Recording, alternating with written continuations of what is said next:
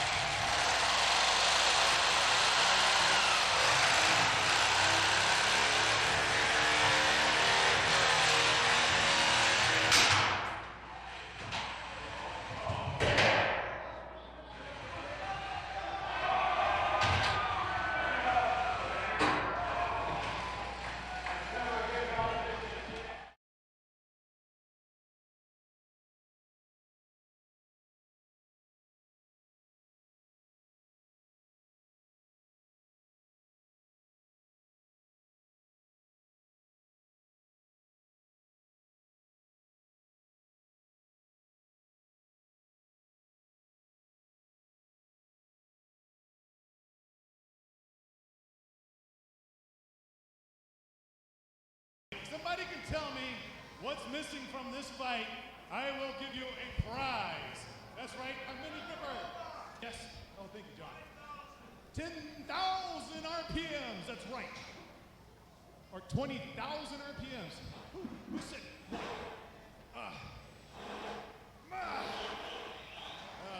your own there, kid.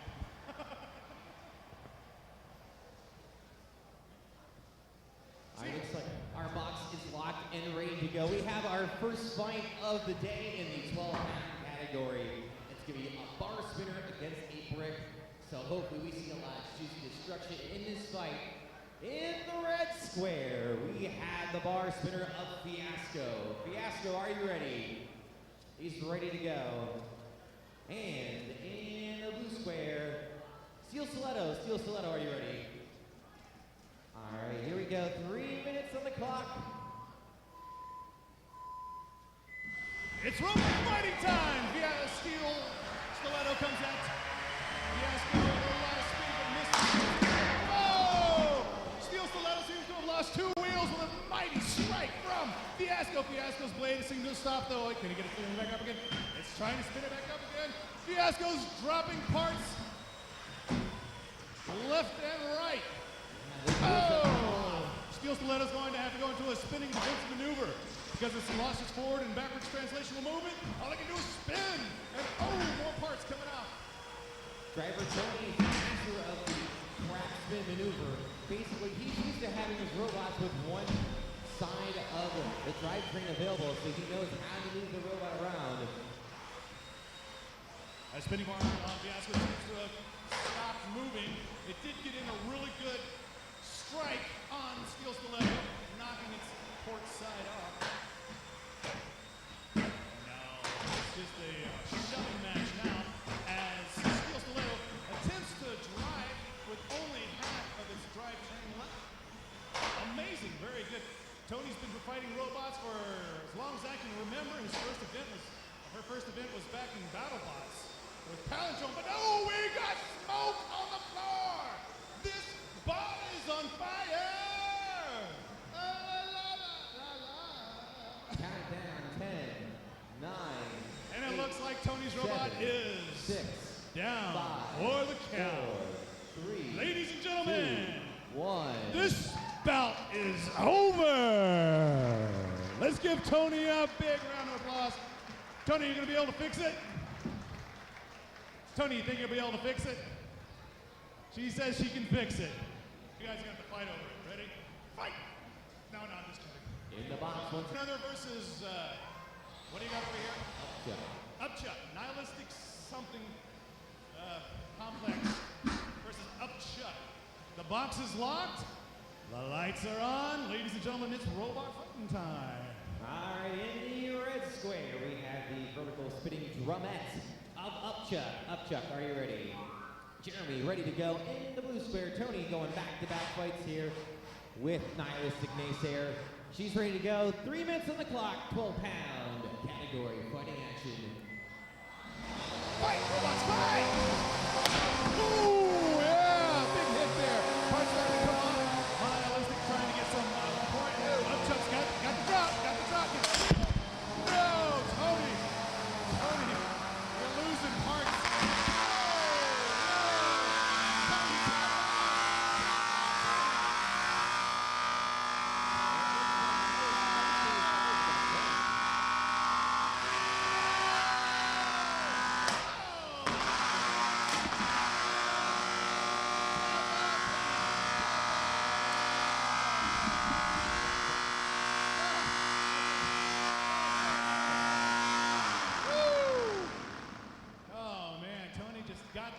Upchuck got the drop on Nihilistic, started taking it apart right away.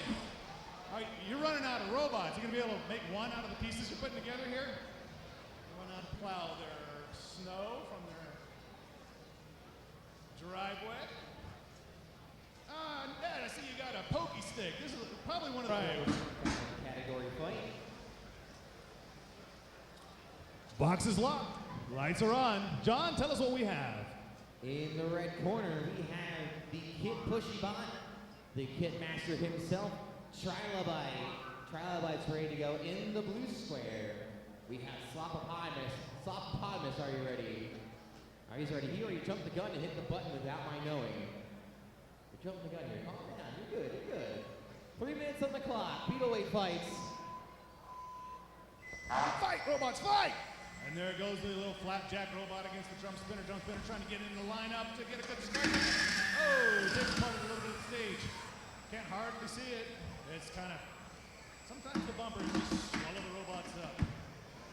All right, spinning drum. Oh, not good. Can he still fight himself? No, he can drive upside down. The flapjack pushing the robot is trying to get underneath the spinning drum. Still dishing out a little bit of damage. Jump upside down. It's going to try to bounce against the curb. There it does. It goes itself right. It's no problem. Right now it comes down to, well, the biggest problem that robot builders have is that they are so intent on building the robot, they never take time to actually learn to drive it. Oh! Nice hit! Nice hit.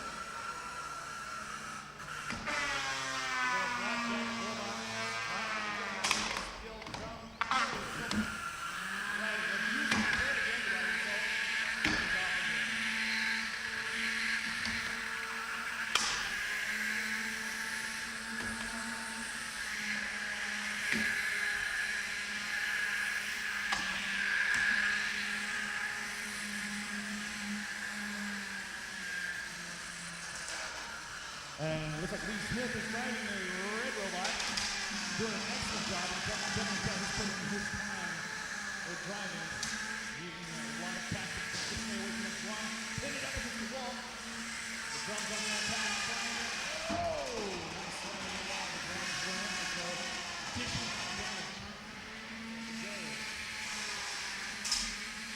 That high density polyethylene armor on the little red robot is a very good source of protection.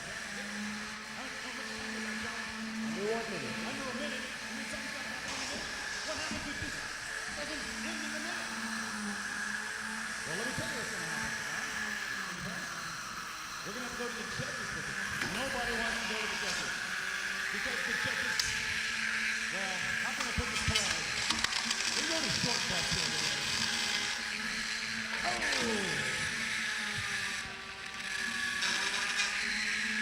Who are our judges today?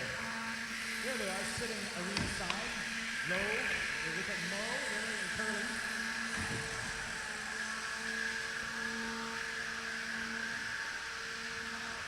Now, give them a hard time. Judging the robot events are very difficult. 10 seconds. 10 seconds!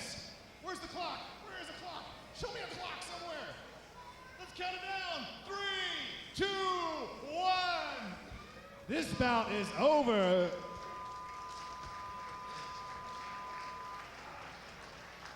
All right, Parallel Greg's using a two-wheel deployed. Weight category. And in the blue square, we have the disco lights of Parallelogram. PG, are you ready? All right, here we go. 3 minutes on the clock, or until ultimate destruction, 3 pounds. Fight, robots, fight! There they go. Parallelogram gets a nice little air as he gets nice hit from, looks like, whoa, Parallelogram, is that all you got? Is that all you got, Parallelogram? You wanna, oh man, coercion, you're gonna finish him? You're gonna He's let him sit there and encouraging get you. counted out? Go ahead, John, go ahead. Come on, fight, robot, fight! Oh, 10, you 9, fight! 8, Come on. 7, 6, One 5, hit wonder. 4, 3, 2, 1. What has happened is coercion was able to get a good strike. Looks like he's using a, Georgia Tech's got a spinning drum fixed. They are both ready, both robots are on. The box is locked. The lights are on. It's robot fighting time. Tell us what we got, John. All right, in the red square, we got a battle of the South going on here. Tennessee versus Georgia. In the red square, we have the shock-mounted brick of Shane Spiral. Shane Spiral, are you ready? He's ready to go. And in the blue square, we have the little mini drum of Dominant Mode. Dominant Mode, are you ready? 3 minutes on the clock. Here we go. Beetleweight fighting. Drum versus Insanely Brick. Hold on here. Stop the clock. Stop the clock. Whoa, that was the shortest bout ever. Wow, those robots Shane are so Spiral fast. jumped the gun here. What We're going happened, to John? restart this. Shane Spiral's going to get back in the box. Okay, hands off.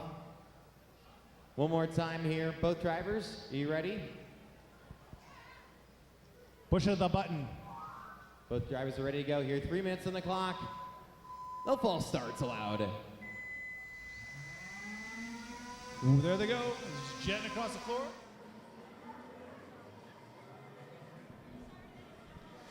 Welcome, internet viewers on Twitch and YouTube. We're getting ourselves set here. Our first fight that you're seeing on the screen right now, Chonky is actually postponed. Those jerks. So we're going to push that fight in. Our next fight will come up shortly on the list here.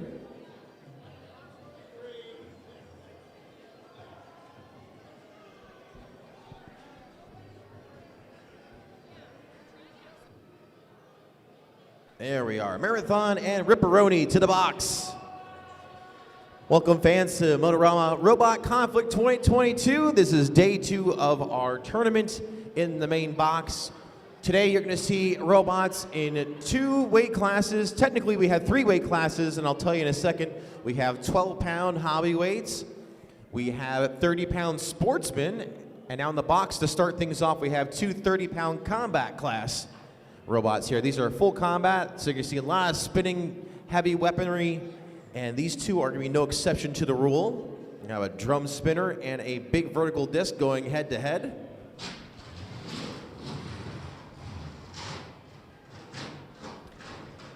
This is in our losers bracket. The winner of this fight will await a challenger from the winners bracket between Beam and Star. Well, we have Beam and Starfather from last night, so that should be Starfather. So the winner of this fight will face Starfather in the next round. The loser's going home.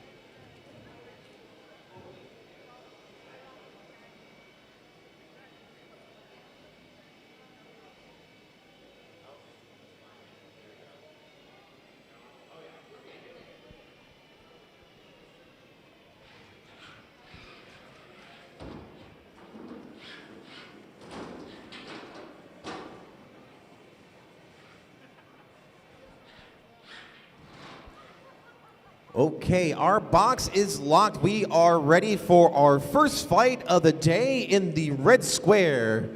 We have captained by Frederick Moore. Marathon. Marathon, are you ready? Red square, ready. Ready to go. In the blue square, we have the deliciously fresh Riperoni. Riperoni, are you ready? Blue square, ready. Ready to go. Let's put 3 minutes on the clock. 3, 2, 1. All right, both up to speed to start. Oh, this is going to be a good first hit. They go weapon on weapon. We'll see. Riperoni right now looks like they have a little bit of drivetrain issues, but they also have a very powerful weapon that affects how they drive. If you ever play with a big gyroscope, you'll understand why. Right now, it's just a good old dance. And Riperoni causing self-harm on the first hit. They're back up again, now taking another hit. There's some packing tape that is coming off. And oh my goodness, Riperoni just got ripped a new one from Marathon. And more pieces just getting shredded off the top and the sides. It's almost like Riperoni's coming apart at the seams. 2 minutes remaining. 10, 9, 8, 7, 6, 5, 4, 3. That's just enough room from Riperoni to keep himself from getting counted out before the 10 count. 10, 9, 8, 7, 6, 5, 4, 3, 2, 1. All right, the judges have called out Riperoni for a knockout. Your winner and moving on is Marathon. Riperoni was hanging on there by a thread. Oh, there are quite a few threads that have already ejected themselves from the robot, but they just could not control the drive anymore.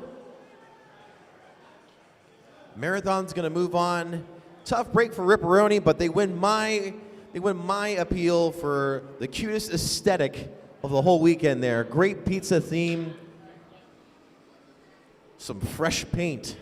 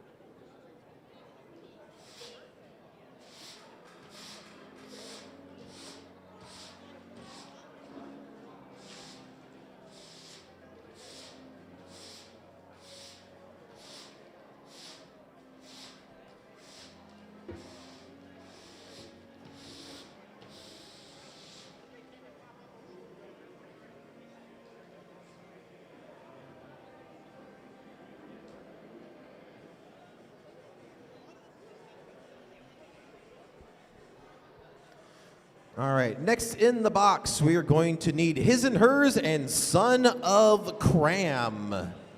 On deck, Nightcrawler and Scorcher. We are moving down to our 12-pound hobby weights. And just because the weight goes down does not mean the hits go down either. Actually, probably get the intensity turned up a little bit. I've already seen some hard-hitting affairs from yesterday's competition.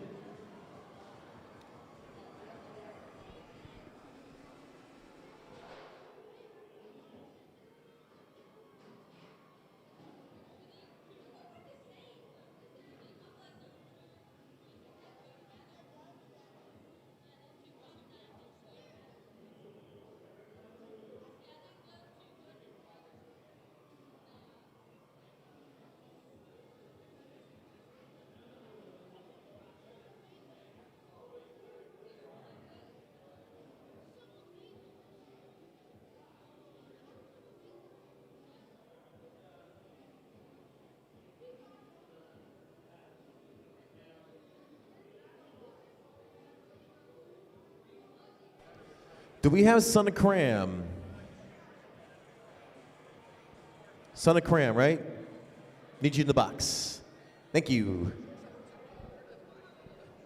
Quit the socializing over there. This isn't a social event.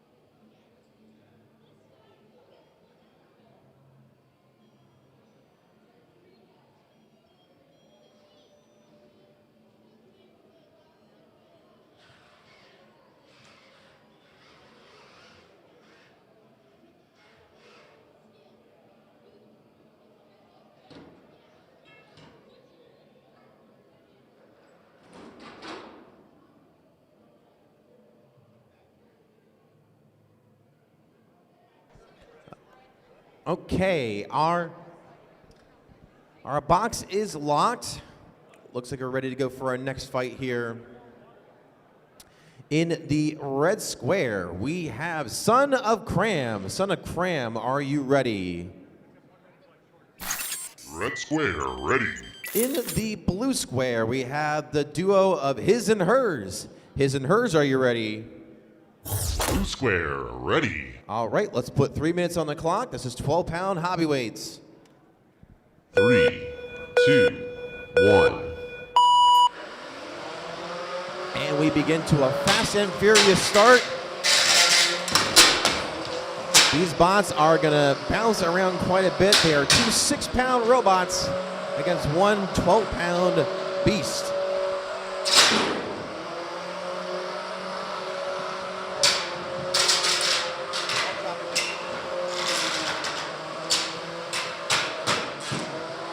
Right now, Son of Kram having its way with His and Hers, although His and Hers still quite mobile and agile.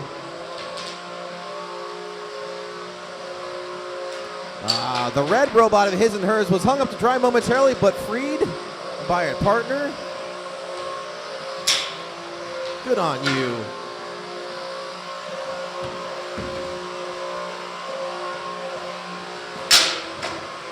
Some solid head-on-head contact from the Son of Kram.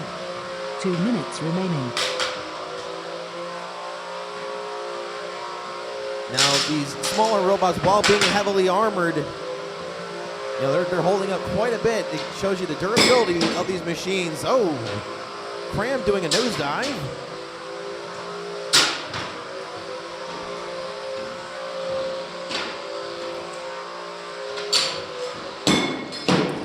Oh, another monster hit. There is a part removed from His and Hers of the Hers portion, it looks like.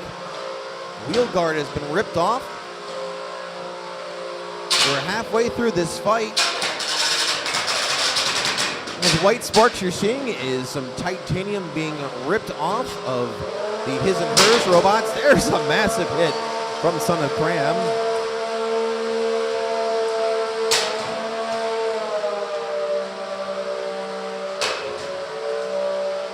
One minute remaining.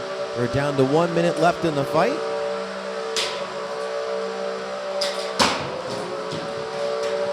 The blue robot from His and Hers just got sent into low Earth orbit.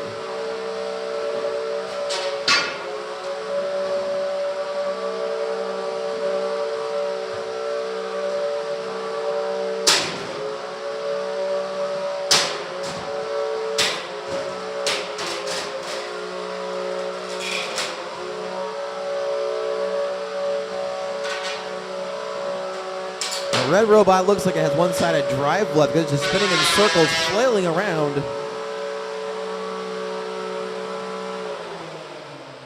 But it has effectively hooked up Son of Kram on itself there. If the robots are still technically stuck together, we might have to remove them, but it doesn't matter. We're down to the last 10 seconds. 5, 4, 3, 2, 1. And that's the fight. This will go to the judges.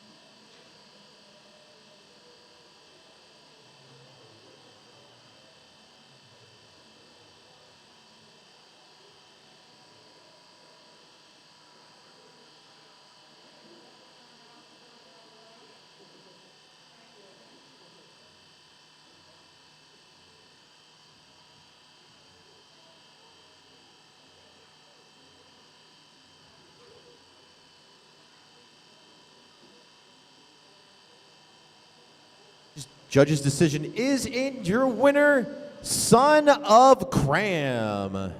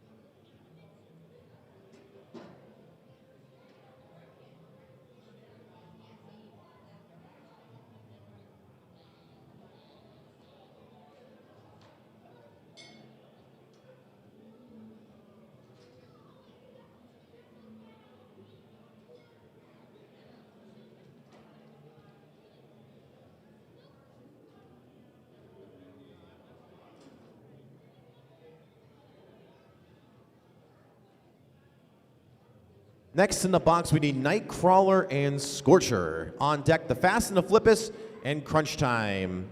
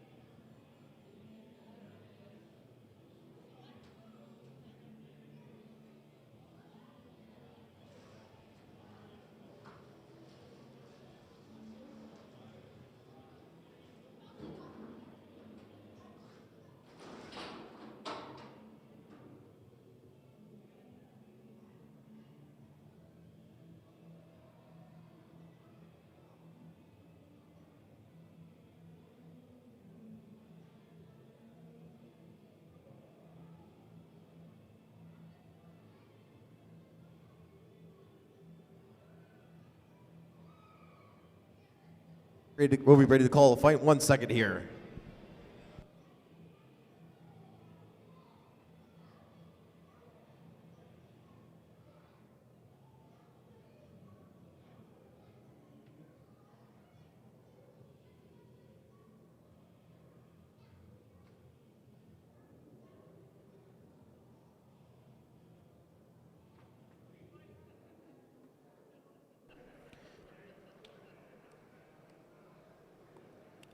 Okay, in the box, in the red square, we have the mini Copperhead robot from the Copperhead team, Nightcrawler. Nightcrawler, are you ready? Red square, ready. Ready to go. In the blue square, we have the little wedge of Scorcher. Scorcher, are you ready? Blue square, ready. Ready to go. Let's put 3 minutes on the clock. This is 12-pound hobby weights. 3, 2, 1. A pensive start, but Nightcrawler's a little quiet to start, and then it'll get up to speed. Scorcher getting sent back into the corner. Oh, monster shot has sent Nightcrawler upside down and Scorcher upside down as well in opposite corners. There we go. Nightcrawler is up and moving again. Scorcher is too, but barely. There we go. Nightcrawler able to flip itself over again, using its weapons force to do so. Now, Scorcher in a very precarious position. They need to get upright to really be helped out, and then they got sent pretty much up to the roof and back, and it has not helped. We have a tap out. Your winner by knockout is Nightcrawler.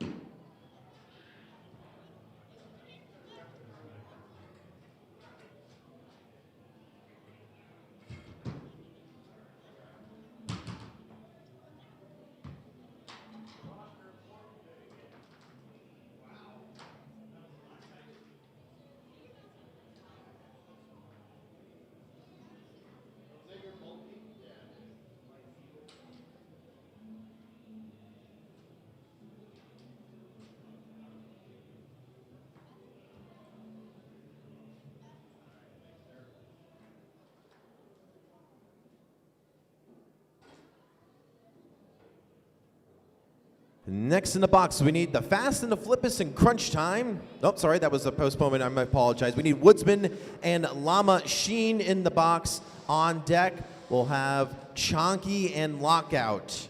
These robots can also get themselves ready. Roundhouse and Marathon, and Warhard XL and Son of Kram. Yes, you're not hearing things right there. Son of Kram was just in the box. We'll be back around again in the loser's bracket. Look at their 20 minutes guaranteed time in between fights.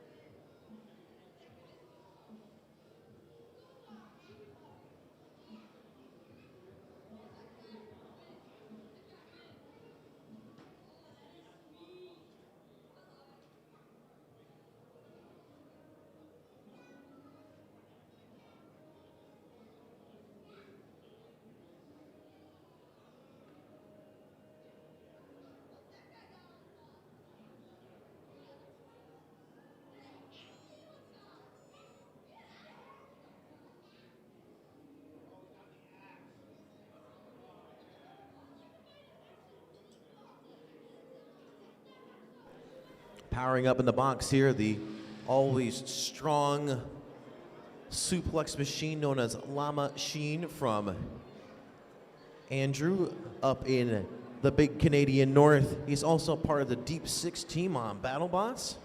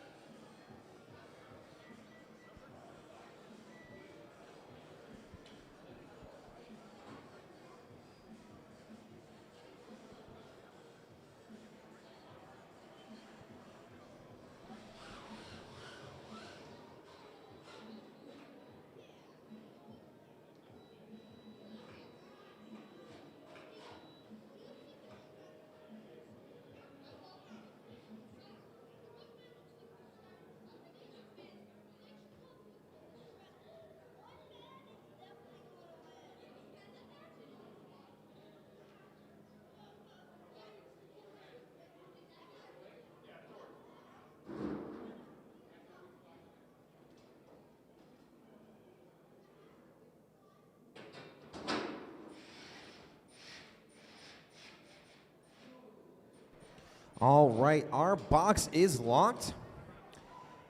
This is a 30-pound sportsman class fight. In the red square, we have the flannel-clad Woodsman. Woodsman, are you ready?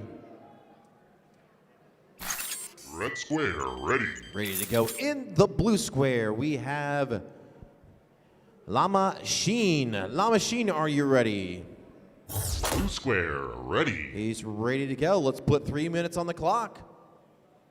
3, 2, 1. Llama Sheen, a very powerful and fast, speedy robot. Woodsman's going to have his work cut out for him, or should I say it's work chopped out for it. Hoping to drop the hammer on that top armor somewhere and hopefully get some of the juicy electronics on the inside.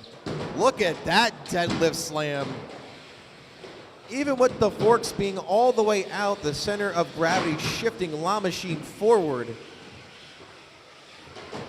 He is a torquey boy indeed. There's a toss from Woodsman over. I'm sorry, from Llama Sheen onto Woodsman over. Being a good sport and putting Woodsman back into the fight.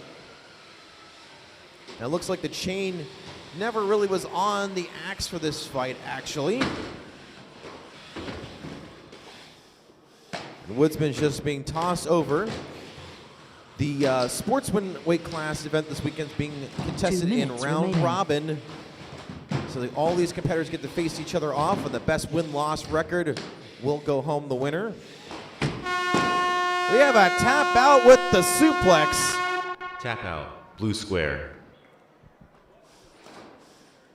Well, I don't think blue square technically tapped out on that one. I don't think that was you. Did you put your radio close to the button?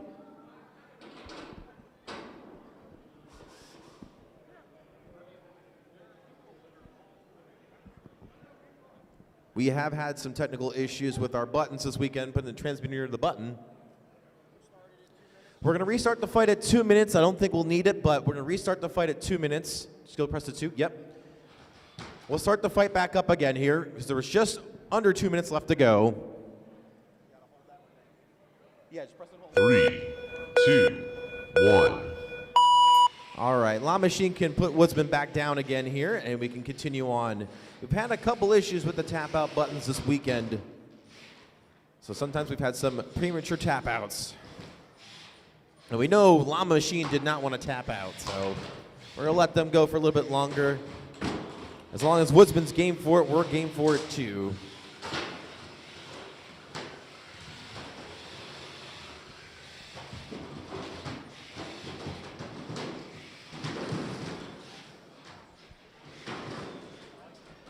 Look at that suplex from Llama Sheen out of the corner onto Woodsman.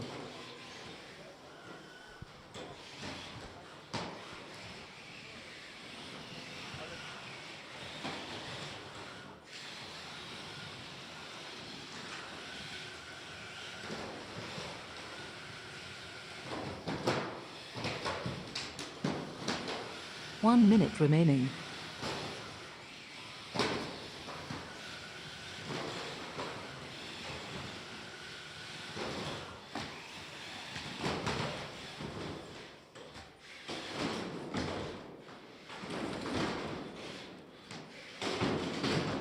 More suplex and slams from Woodsman.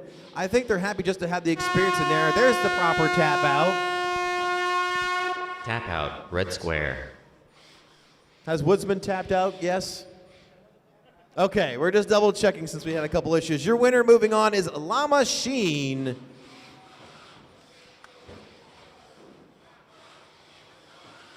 Please stop moving robots. Let our box loader separate you, please.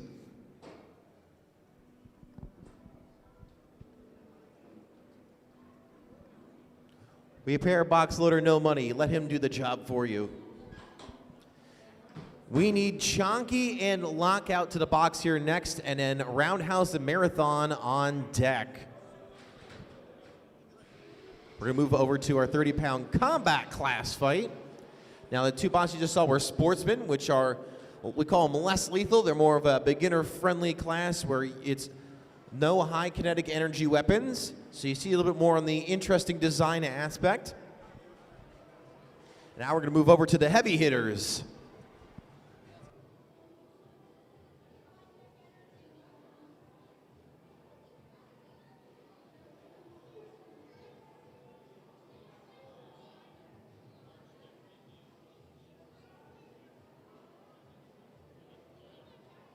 And this just in, Chonky has forfeited.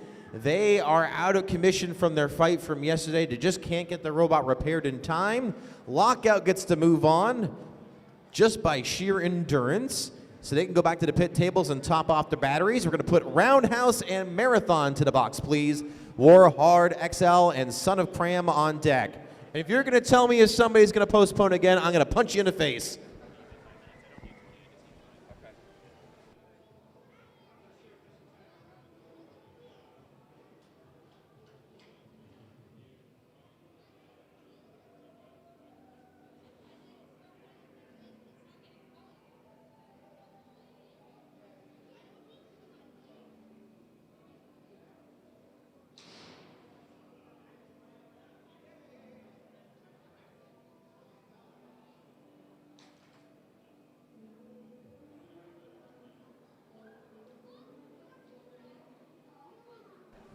While we're waiting for Marathon here, the Lockout drivers, since they won their fight, they're going to just do a quick wiggle check in the box to make sure everything is functional, which is always good to have. We do have a test box in the back here, too, for our competitors. And they're given some time to at least check their robots. You can't really test them in the pit area because it's a little unsafe to do so. So I bring them over to the test box. We power them on. Let them work out every issue that they might have, go back to the table, and make adjustments if needed before putting them in the box for you guys out here.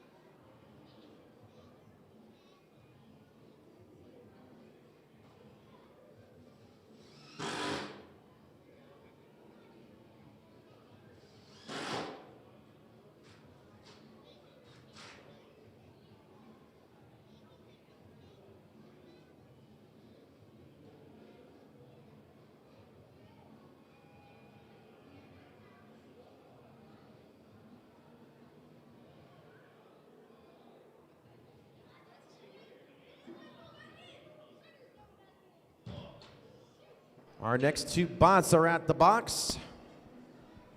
We're going to have Marathon and Roundhouse.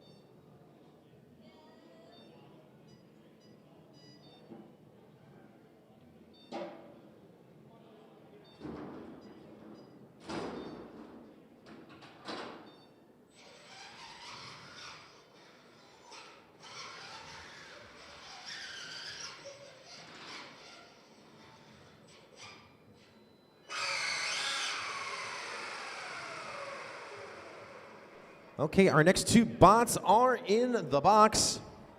In the red square, we have Marathon. Marathon, are you ready? Red square, ready. Ready to go. In the blue square, we have Roundhouse. Roundhouse, are you ready? 3, 2, 1. Very fast start from the judges here, and we are off. Big monster first hit.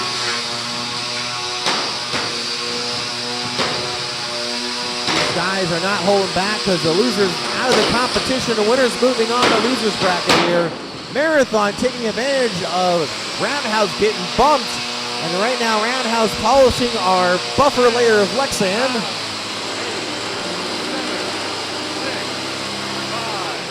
4, 3, 2, 1.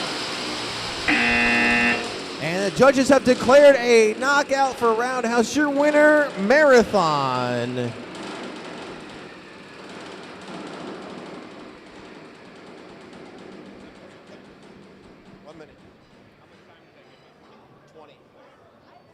All right, so Marathon is moving on. Roundhouse, tough break for them. They got put in a position where they couldn't get up from their weapon bar, couldn't glance enough off our buffer layer of Lexan. We have an air gap wall here to keep us safe. And they could not get themselves free. They have done the thing. So Roundhouse's tournament is done.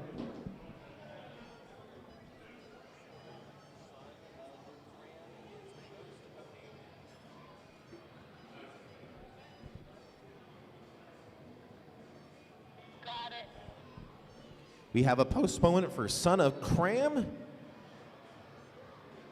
So that next match will be moved into the shuffle later on. We need the fast and the Flippiest and crunch time to the box. On deck, Kitten, Mittens, and Nightcrawler. These robots can also get themselves set. Minor Threat 5 and Disko. Yahoo versus Beam, and Starfather versus Lockout.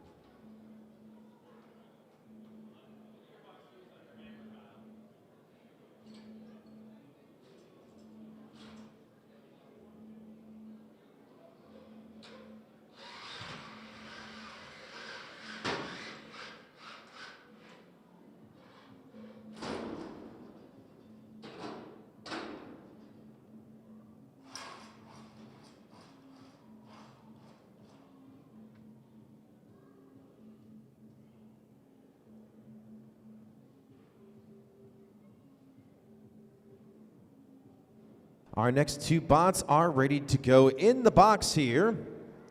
In the red square, we have the Fast and the Flippiest. Are you ready? Red Square, ready. In the blue square, we have the Pincher Crunch Time. Crunch Time, are you ready? Blue Square, ready. Ready to go. Let's put 3 minutes on the clock. 3, 2, 1. This is a 30-pound sports spin fight.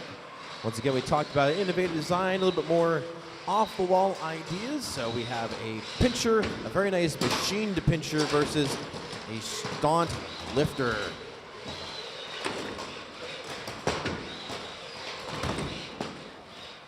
Crunch Time getting dumped up against the wall on its side. Just has enough reach to get itself over. It has to drop its pincher down to pivot itself over, but right now it's just doing donuts in the center here, like an open parking lot out back at night. Right now, Fast and the Flippiest is trying to get Crunch Time back into the fight because he wants to play and have some fun.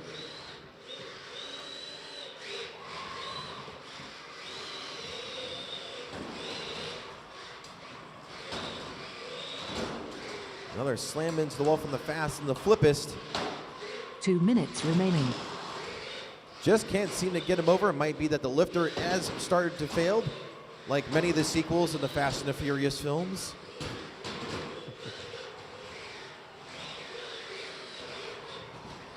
Right now, Crunch Time technically has controlled movement. But right now, they are in a bad position. Fast and the Flip is just having its way with them. There we go. Crunch Time right side up again. That lifter being out of commission, it seems Crunch Time might have an opportunity to take advantage of getting some pinches in. There we go, almost getting pinched down.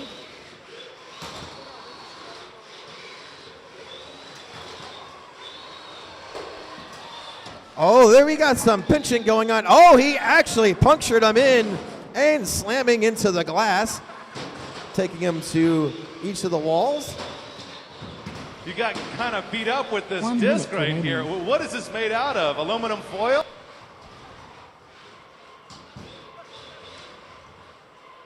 Now Crunch Time gets to pay for it since it's now upside down again.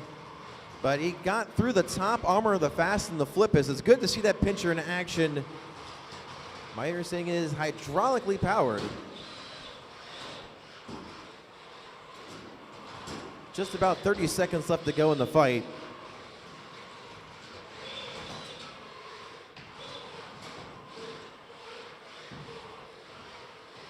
So it looks like a design revision for Crunch Time will be just getting the lifter to work a little bit better. There we go, some traction. It works great off its back, but the sides needs a little bit more of a roll bar. Oh, it's going down again. We're coming down to our last 10 seconds. 4, 5, 4, 3, 2, 1. That's the end of the match. If anything, Crunch Time does put on a good driving show for us when they're upright. They've been doing donuts in between the fights and warm-ups. Can't knock them for that.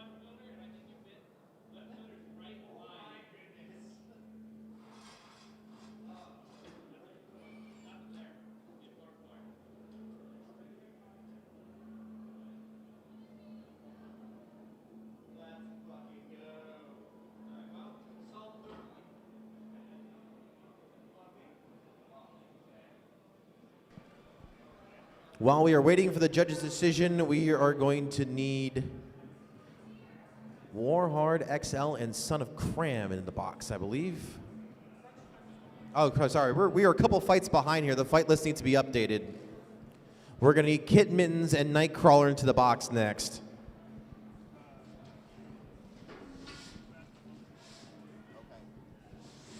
Judge's decision is in your winner for that last fight. The fast and the flippiest, the green robot.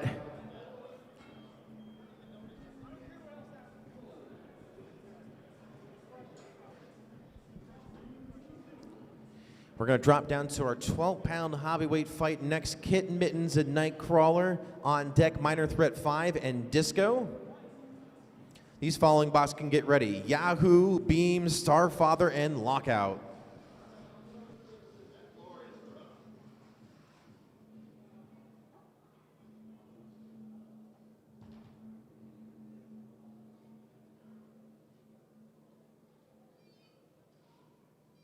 This is going to be some inter-team warfare here. Two members of the Copperhead crew going at it with their own creations. The massive Colorado contingency.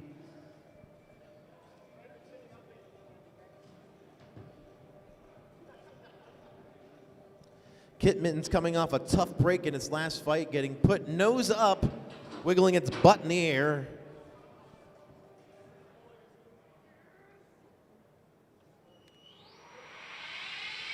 As you see, Kit Mittens has to power its weapon to move itself to its square. That is the uniqueness of Kit Mittens. It is no wheels, so it is double the weight because it gets a non-wheeled weight bonus. And it uses basically an articulating front half to shift the weight of the gyroscopic force of that weapon to move it left and right.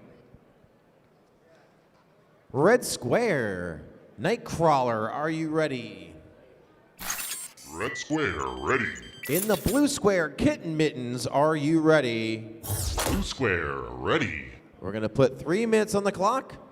3, 2, 1. All right, let's fight.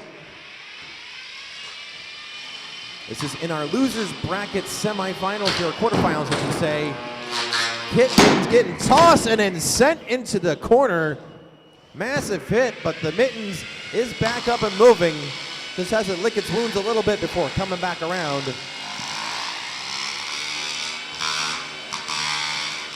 Looks like Nightcrawler may have taken some damage. Kit Mittens upside down, has to wiggle itself around. The roll bar should do its job, and it does.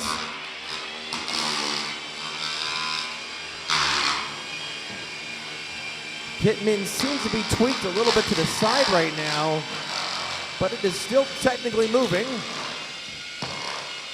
Oh, big hit onto Nightcrawler from Kitten Mittens. Nightcrawler still spinning its weapon, though. That's a good sign. 2 minutes. Big hit sends Kitten Mittens flying, and Nightcrawler is upside down.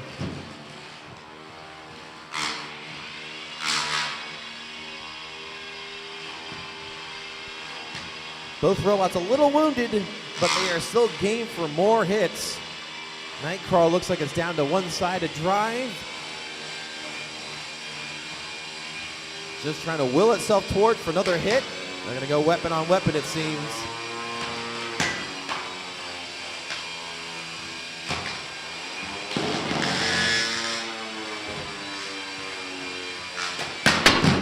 Big hit sends both robots flying back. Once again, Kit Mittens get knocked upside down, but still ready to fight again. Nightcrawler still moving around. The weapon's grinding into the floor a little bit.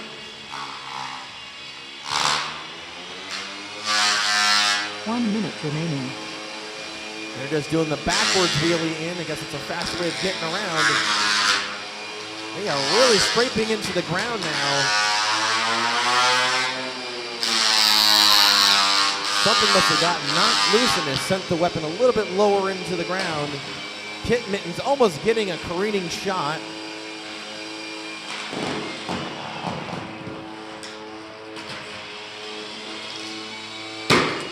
Big hit, about 30 seconds left to go in the fight. Kit Mittens upside down again, has to kind of wiggle itself back upright again, and it does. Nightcrawler upside down, and its weapon seems to be off axis. There's a tap out. Tap out, red square. Nightcrawler has tapped out. Your winner is Kitten Mittens. Nightcrawler is out of the competition. Kitten Mittens moving on. They're going to face the winner of Warhard XL and Son of Kram.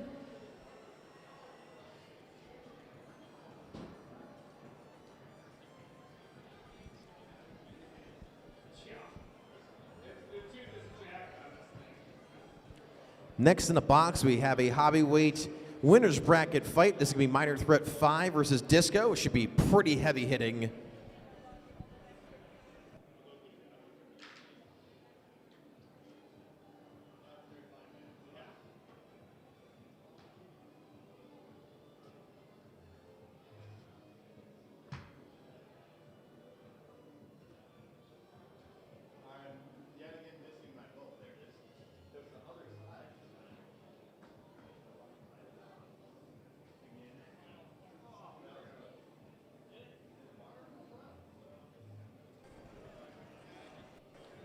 The driver of Nightcrawler surveying the damage. His very, very broken robot.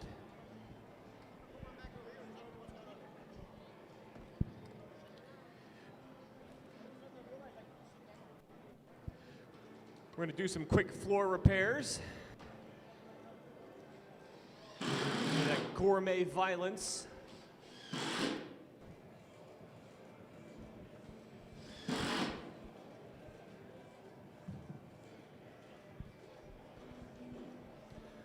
All right, we're looking for Minor Threat 5 and Disko in the box. This is a semifinal fight.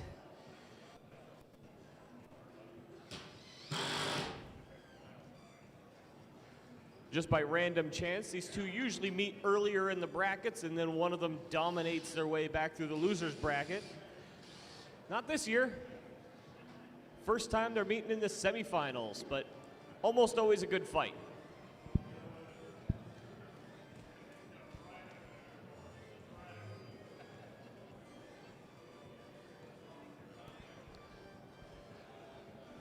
Both of these robots sporting high-speed vertical disc spinners.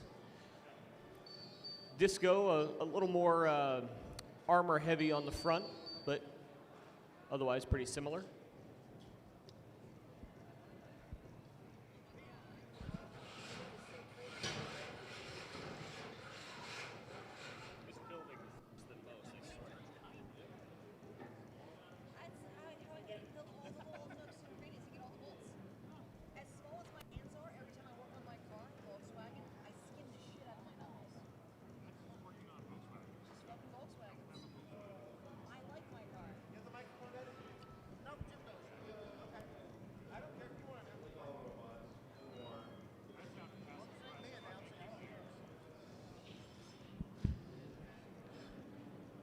All right, so this is going to be a little easy in the beginning. Red robot in the red square, blue robot, and purple in the blue square. The red robot, Disko, the blue robot, Minor Threat 5. The box is locked. Minor Threat 5, are you ready? Blue square, ready. Minor Threat 5, are you ready? Red square, ready. Just a reminder to the builders, try not to stand near the buttons. We've been having radio interference problems. There you go. We don't want this to end prematurely. All right, 3 minutes on the clock. 3, 2, 1. Both robots immediately up to speed, both moving well. Disko a little faster. Ooh, shows his back end to Minor Threat. Definitely neither one of these is spinning full speed yet. Disko tosses Minor Threat to the corner, rips off some of the back up. Minor Threat upside down, trying to dig its way through the floor and not moving. Disko might help him. 10, 9, Uh-oh. 8.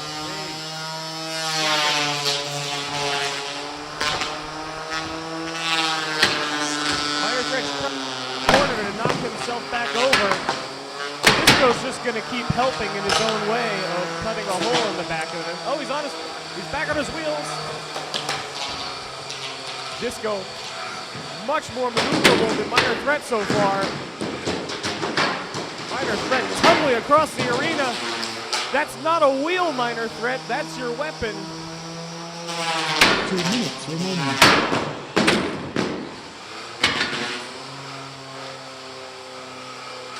Disko seems happy to let Minor Threat fight the arena. I think the arena might be winning. In each exchange, it looks like Disko has just a little bit more reach than Minor Threat.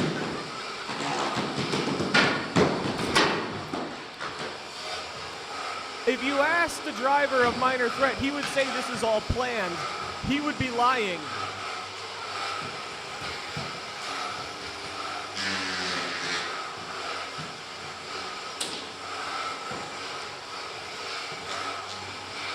You will see in the middle of the arena, or actually a little closer to the judges' table, there's a chunk of hot glued together weights. That was an attempt to keep Minor Threat from falling on its face because of the weight of its weapon. The fact that that's off is the reason that Minor Threat spends so much time running around the arena upside down. Disko's trying to get Minor Threat to show a side that it can attack or to fall over again. Ooh, a little darting attack. Another success. It'll work eventually. Keep trying.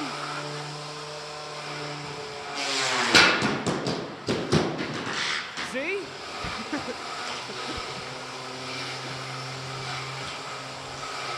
This is 2-on-1. Disko in the arena versus Minor Threat.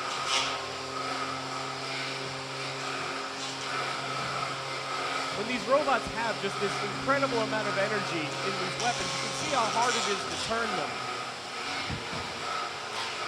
So essentially, they're just trying to line up and dart in. Ooh. Last few seconds, can Minor Threat pull this out?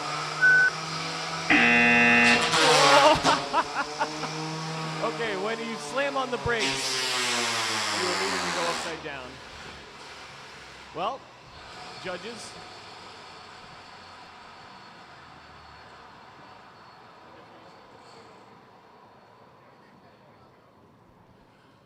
Your winner, Disko and the arena.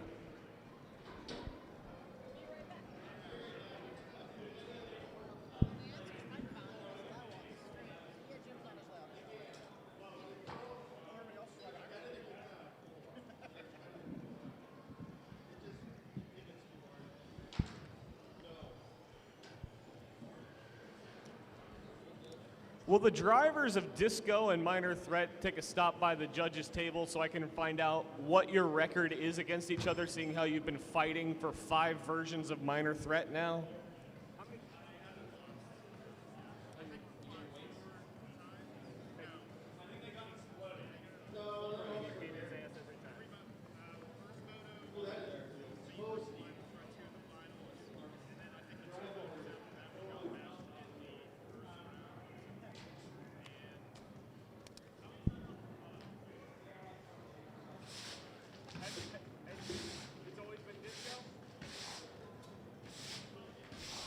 All right, so I just confirmed with the drivers. They've fought 4 or 5 times, and it has been Disko every time because Minor Threat definitely goes weapon heavy. The balanced robot versus all weapon. That's a lesson to all potential builders. Doesn't mean it's not fun. All right, so I see, ooh, looks like we have Yahoo and Beam getting ready to fight.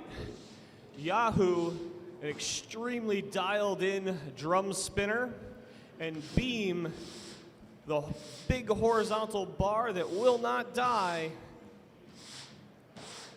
However, the amount of energy in this upcoming fight, I'm not sure these 2 robots are going to be as reliable as they have been.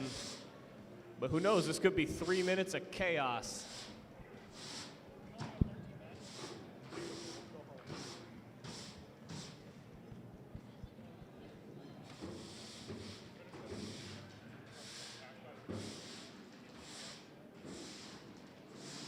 Sounds lovely.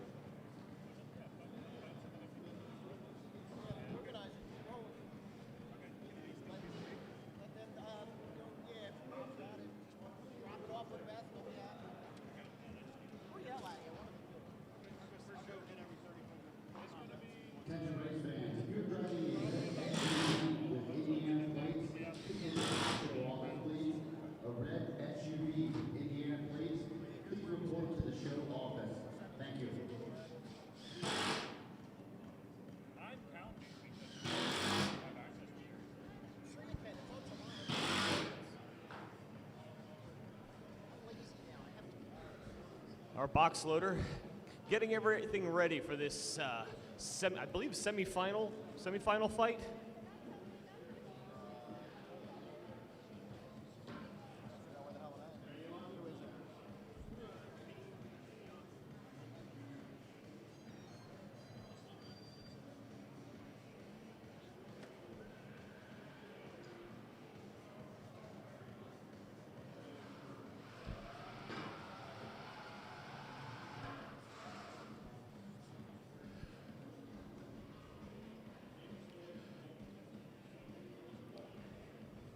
You can see the chunks taken out of the one side of Beam from his previous fight with Starfather. Beam has gone back to his kind of classic, unpainted, square, reliable blade. He's going to need all the reliability he can get in this fight because Yahoo is just one chunk of tool steel.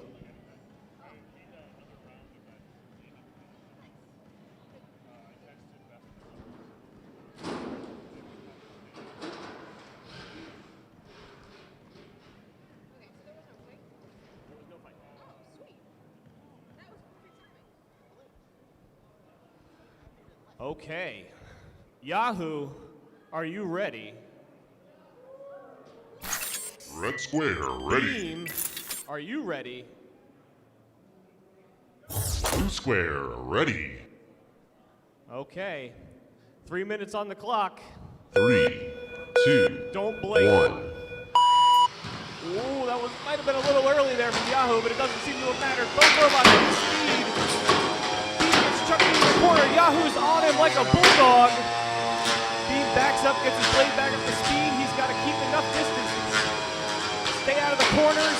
He starts picking away at the front of Yahoo. The hum you hear, I believe, is Yahoo. Beam's blade through the wire, caught the back corner of Yahoo on that exchange. Yahoo on his head. When Yahoo's upside down, he's hammering down with the drum on top of the blade. He's trying to get to the wheels of Beam to stop it from running around.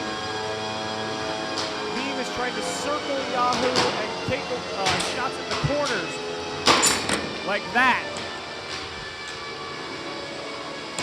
Not sure Yahoo's got all its... Oh yeah, you can see one corner of Yahoo's pulled away a little bit. Doesn't seem to be moving as well. Drum is starting to hit the ground. Beam's still moving well, but any one hit could change the course of this fight.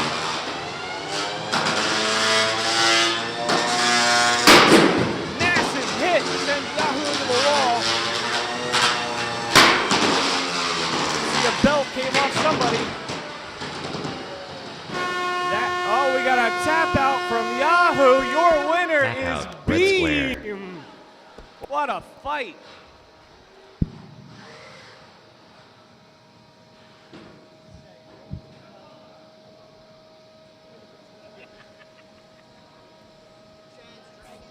For those historians of robot combat, Beam is running basically early 2000s technology, but it is absolutely dialed in and precise.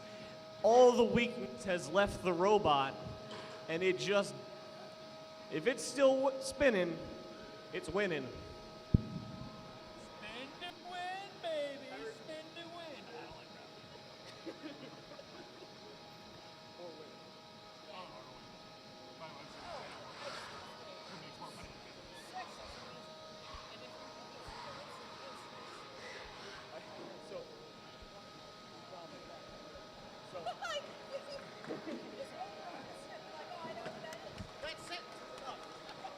So after he's gigabyte fight, I'm like, so how'd you get physics, baby? I'm like, no shit, Sherlock, it's all physics. What specific physics did you use? He's like, oh, sorry.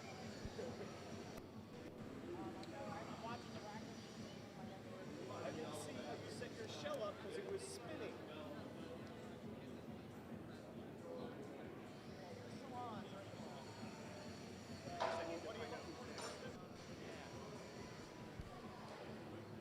Okay, we are looking for Starfather and Lockout, followed by War, Hard XL, and Son of Kram.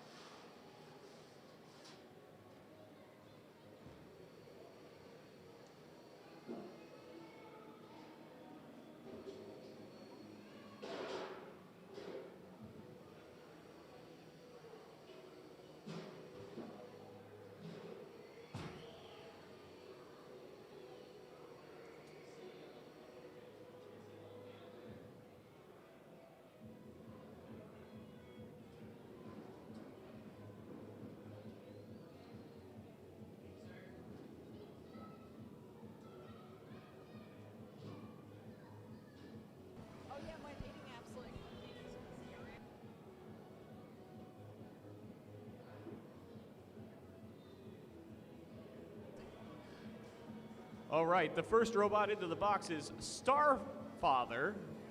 I almost called him Star Daddy.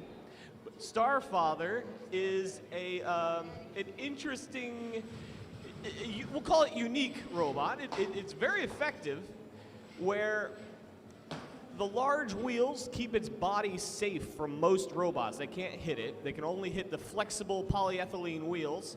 And then it has the spinner on the arm that, as it reverses the drivetrain, comes swinging over the top and smashes into the top of its opponent. Hard to drive, very creative, surprisingly effective. It lost its last fight to Beam, who you just saw how tough Beam was. So this is not going to be an easy lift for Lockout. I mean, specifically, what's Lockout even going to lift?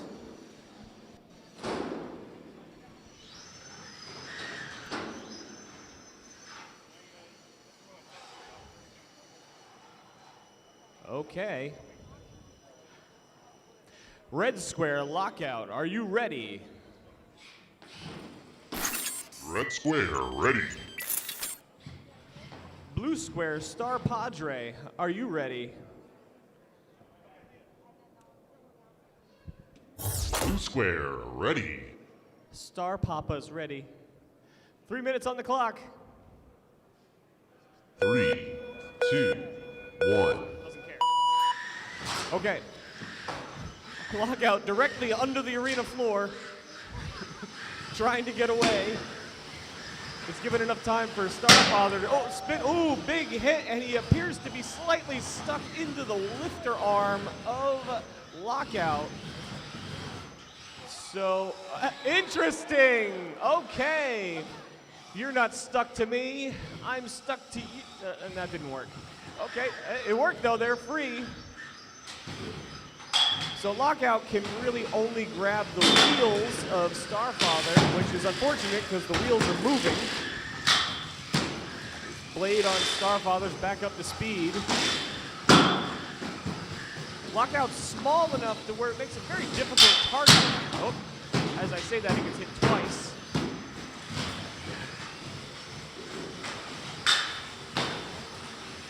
So the similar robot is huge. into Starfather, and the strategy against Huge, if you can stay underneath him, he can't get spun up. The benefit of Starfather is he can actually still hit you if you try to stay underneath him. So the same strategy doesn't work. Oh, good news, Lockout. Right there, you're safe. You're perfectly safe. Right, not there. Not there. That's not safe. Or there. Lockout's just trying to figure out what he can even do to control this fight. He needs to put Starfather in a position where he can't recover. But with wheels that size, there's really not many places in the arena it can get stuck. Although it, oh, I thought it wasn't moving for a moment. Lockout's a tank, though. It can keep taking these hits.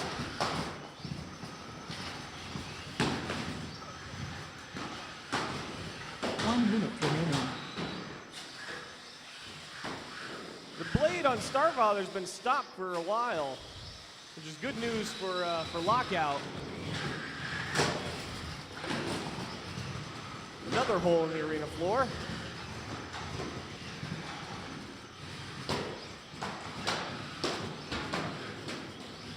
Without that blade, Starfather's relegated to being an old school thwack bot. Not much damage can be done this way. Makes it a little easier for Lockout, but Lockout still hasn't found a spot on Starfather that can really manipulate with his lifter.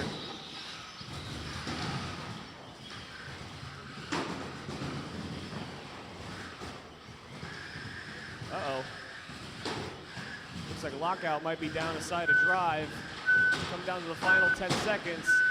Starfather decided to just whack away with its immobile weapon. It's hypnotic.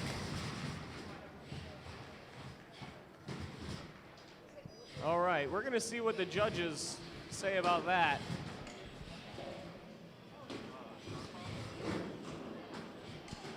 All right, a quick decision for your winner, Starfather. Moving on to the loser's bracket. I have a soft spot in my heart for all unique robots.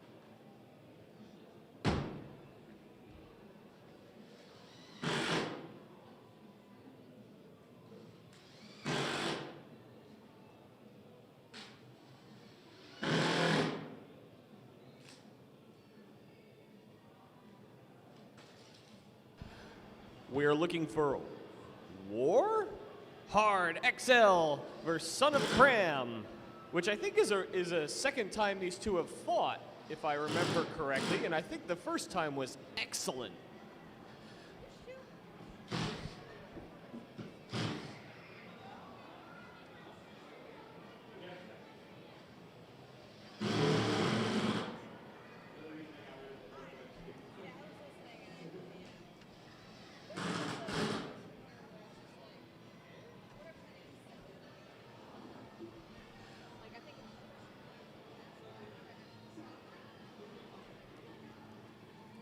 Following this fight, we're going to be looking for Booster and Woodsman.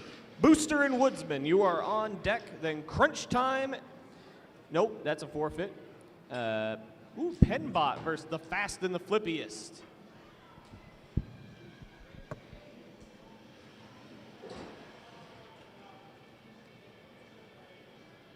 Okay. John, you hear that? What? Chad needs to delay Booster. All right, yes, we've gone back through the records, and These two bots had an absolute crackerjack of a fight yesterday. And a lot of damage was sustained on both of them, but they gave us 3 minutes of fantastic combat. We'll see if they can do it again. I'm sure both of these competitors want it to go quickly.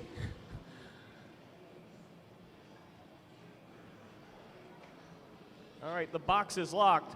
War, are you ready? War is ready. Son of Kram, are you ready? Blue square, Son of ready. Kram is ready. Judges, 3 minutes on the clock. 3, 2, 1. Both weapons up to speed. First contact. War chucks Kram into the air. Kram tosses War back into the other side of the ring. They meet again. Back and forth. This is very reminiscent of the first fight, except the fact that War's blade has already stopped.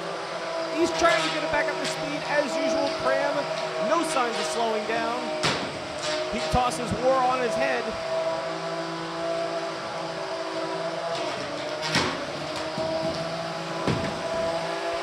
War's in trouble now. His blade's not spinning upside down. Kram on it like a bulldog. Pretty white titanium sparks coming out of every hit. The top and potentially bottom plate of War are titanium, I'm going to guess, or at least enough of it. Maybe just this front plate.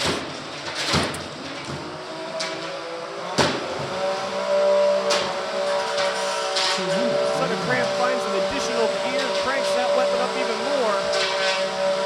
Looks like War might be down the side of drive now, but the blade looks like it's back. All right. It doesn't appear to be going full speed though. Stopped again. Son of Kram just doesn't care. It is just on War. Not giving him an inch. Trying to find something to grab, throws himself in the air. Apparently he was upside down. It's hard to tell with War. It is a completely symmetrical robot. Must be exciting to drive.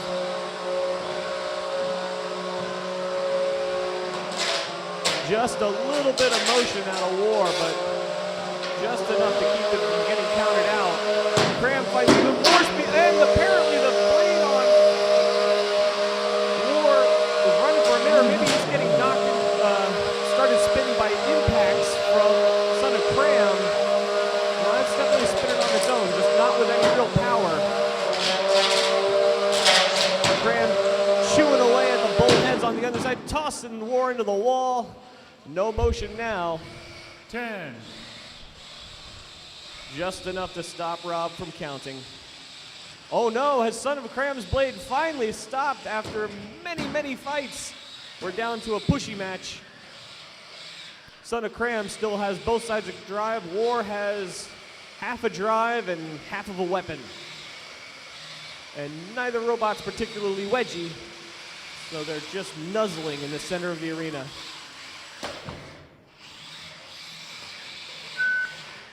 All right, last few seconds.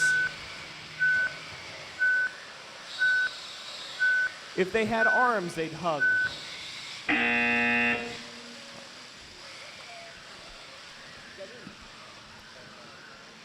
Quick decision for your winner, Son of Kram. When you design your robots, design for reliability. That will usually get you about 80% of the way there.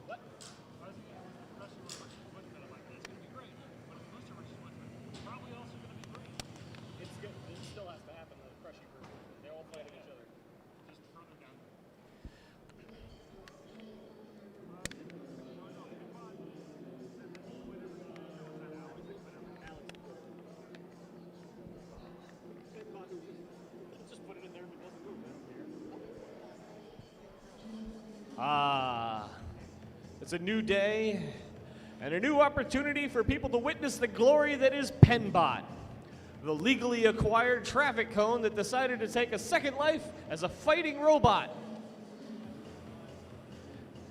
I would say don't turn the robot on outside, but Pennbot's the one robot that I will fight with my bare hands.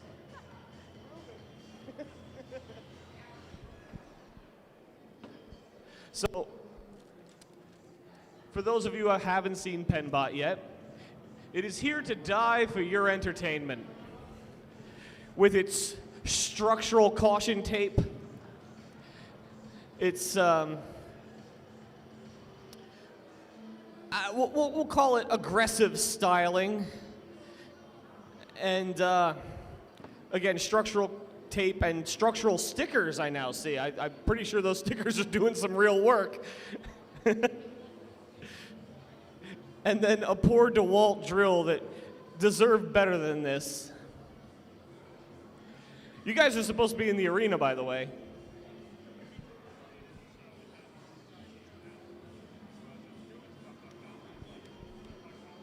The judges are distracting the builders who are supposed to be in the arena. Trying to tell Mike you should have put more effort in, which is not going to happen. No, I told them they had to make an mount of this animatronic. No, I know, that's more effort, which isn't going to happen. I would think I should. No, seriously, you guys are supposed to be in the box, aren't you?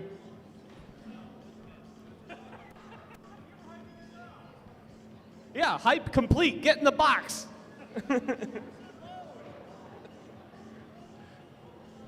These people want to see a traffic cone die. You ever been driving along and just wonder what would happen if you slammed into one of those things? You're going to see. Oh, yes, he has to arm it with his compensating drill bit.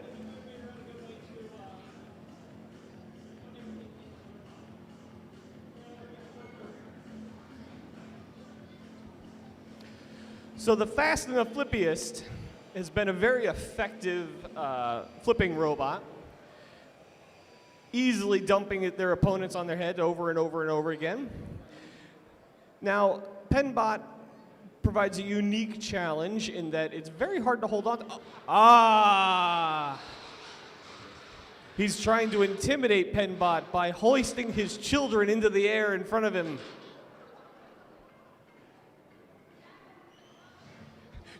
Don't you ever touch my son again.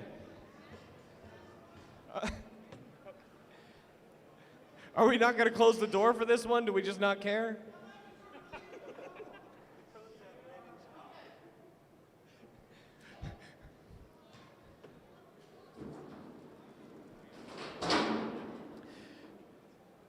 Fast and the Flippiest, are you ready?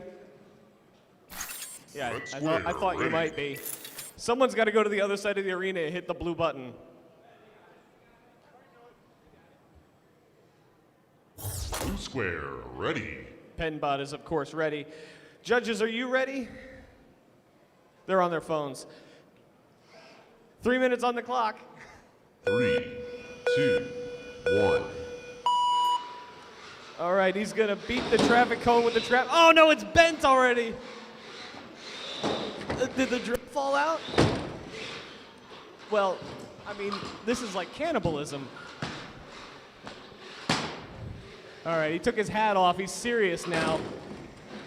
Now, how high can you lift it is the question, Fast and the Flippiest. He's more slippery than he looks. Yay! Boo! Clean up your toys. Thank you. Now put it away. Oh. You broke the light. No, the light is okay. No, the light is not okay. The light is the only thing that's been consistently working. Don't break that now.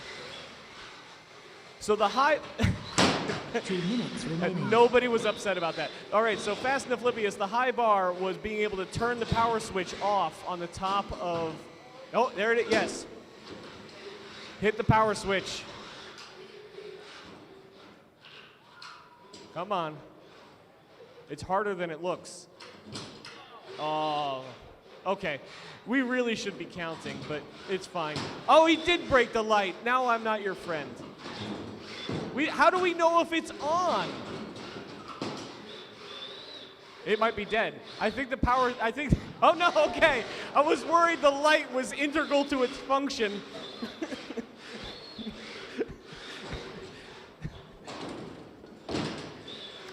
The motors were series wound with the light.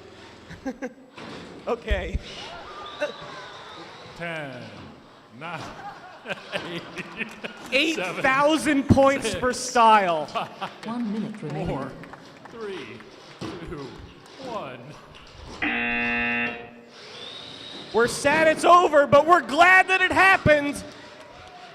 Your winner by domination, the fast and the flippiest. You feel free to just let this keep going till the batteries die. He put his own safety cover back on, except for the fact that now we can't open the door. Move your robot.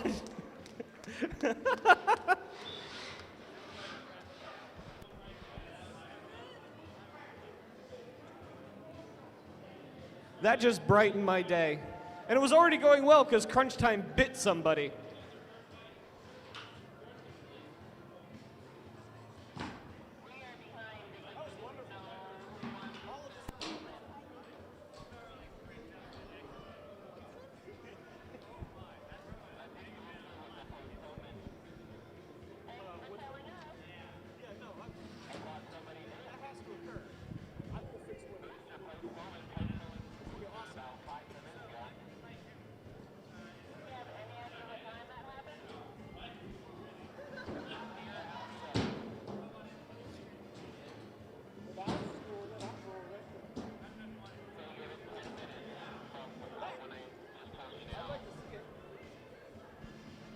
Well done, Fast and the Flippiest. So much style. Pennbot died an honorable death.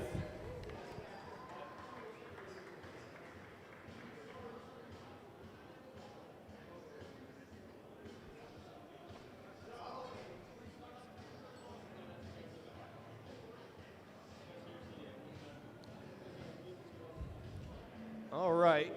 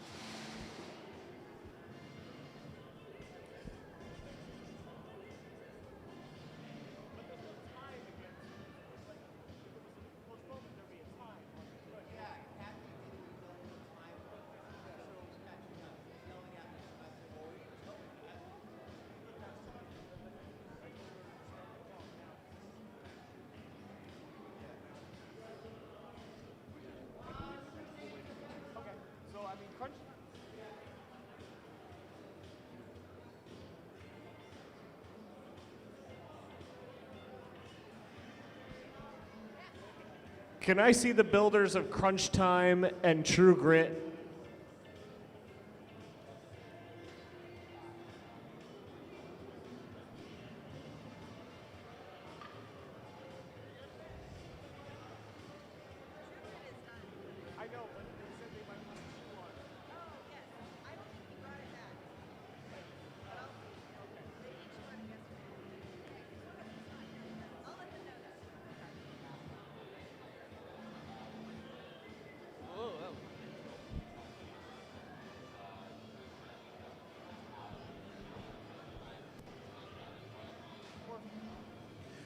Or Crunch Time, if you just want to chew on stuff in the arena, I'd like to watch that. maybe masticate on a toolbox.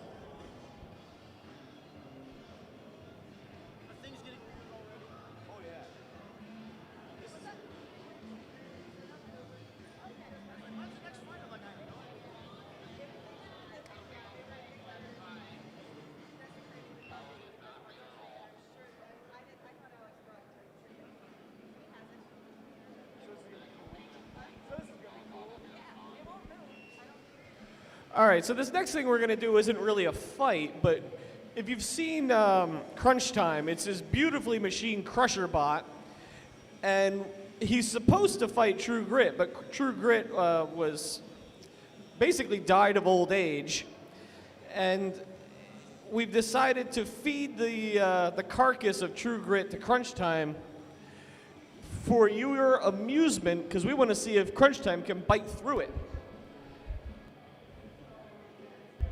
This is how we put old robots out to pasture. Oh, it's not gentle. This is not a gentle sport. This is Viking funeral stuff right here. Not even. Nah, that's got nothing on this. I mean, come on, we have purveyed the style of cone abuse over the years here. Just throwing some chew toys in the arena.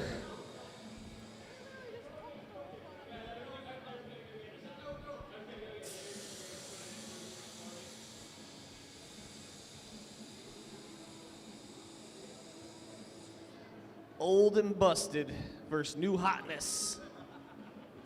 We're looking for Crunch Time. Entertain the people.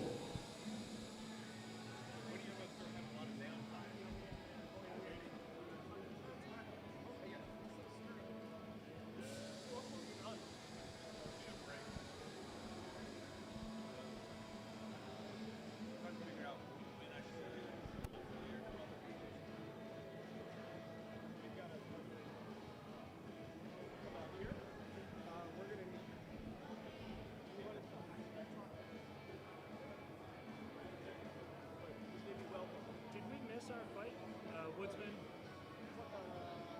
I thought we were on the list and then we moved. Okay. All right, good. Thank you. They got their ass kicked by Bean with Yahoo. So they had a ton of work to do. Who was fighting? Oh, they're fixing Bean. Okay. They're fixing, yeah. Gotcha. All right, cool. All right, here we go.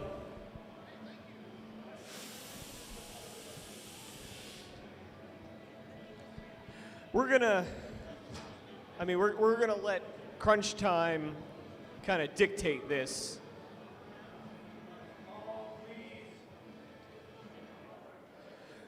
So who thinks he can bite through the top of True Grit? Yes? Let me hear it if you think he can bite through the top plate of True Grit. It's harder than you think. I mean, True Grit's not built lightly. I actually don't know what the top of it was made out of, but it's been fighting for years. Yeah, the judges are going to pay a lot of attention. I'm going to take a nap. You guys want to hit the buttons or you just want to go? It doesn't really matter. All right, they're just going to go. Eat him!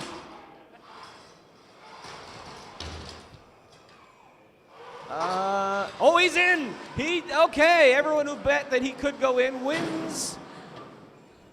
I don't know, honor. Okay, so we're doing this basically because the person put so much effort into Crunch Time that we just want them to get the opportunity to justify their extravagant CNC machining purchases.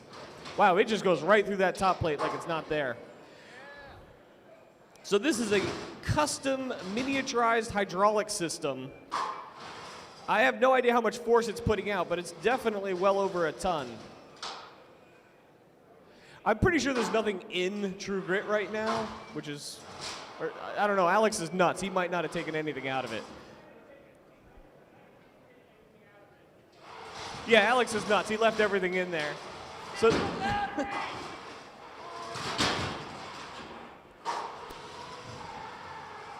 Okay, Crunch Time, can you bite through the drum? Yeah, we've established the top plate is no resistance at all.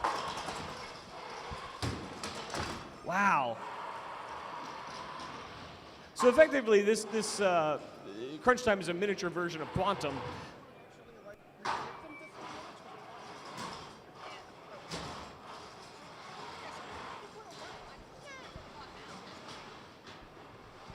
Buttons. We gotta kill time. Okay. So apparently it's just too hard to line up on the. Oh no! It went right into the drum. Wow. That is just a solid chunk of polyethylene, went right through it.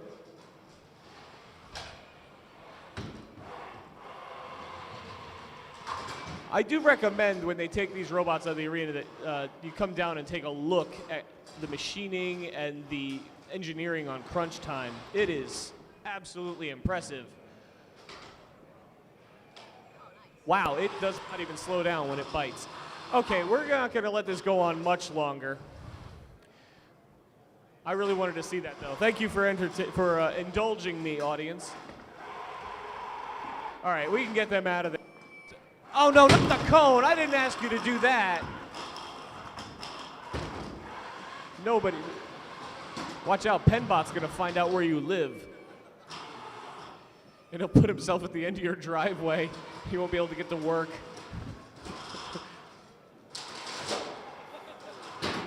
Unnecessary.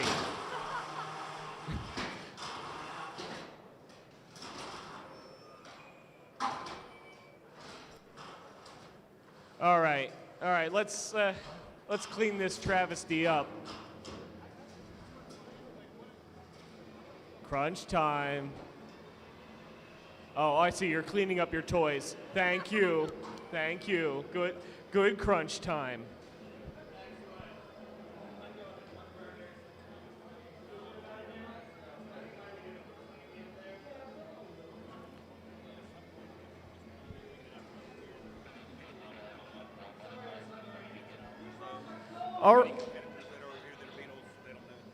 All right, Beetle competitors, Beetleweight competitors, we are getting a rumble together. You will be fighting, I believe, in the 16-foot box. As many Beetleweight competitors as we can get, we will throw them into this arena and let them fight to the death. For those of you who don't know, Beetleweight competitors are 3 pounds, so I think we can easily fit about 20 of them in here. All right, so we're going to mark that down as a True Grit win, right? That was definitely a win by True Grit.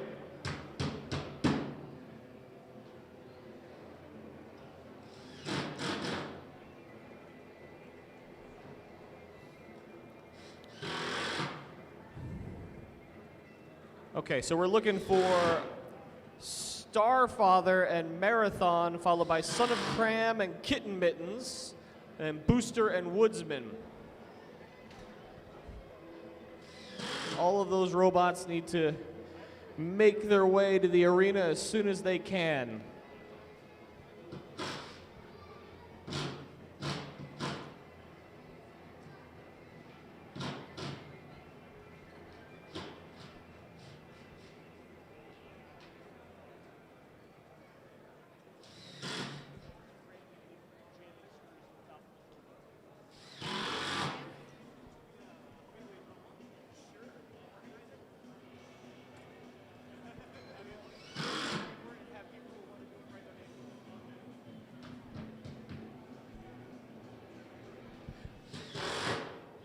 I had just announced the Beetleweight Rumble. Hobbyweights, also, if you want to have a rumble, go find the driver of Drunken Peasant who just volunteered himself to help organize that.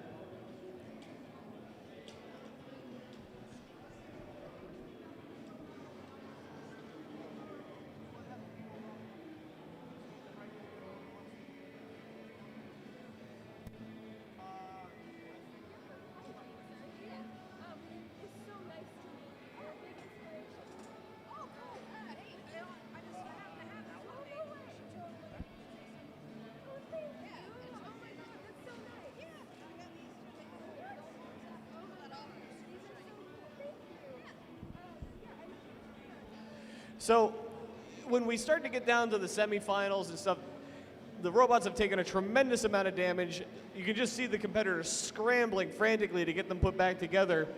We try our best to give them at least 20 minutes in between fights, but it does tend to slow down a bit at the end. Flippy, please bear with us.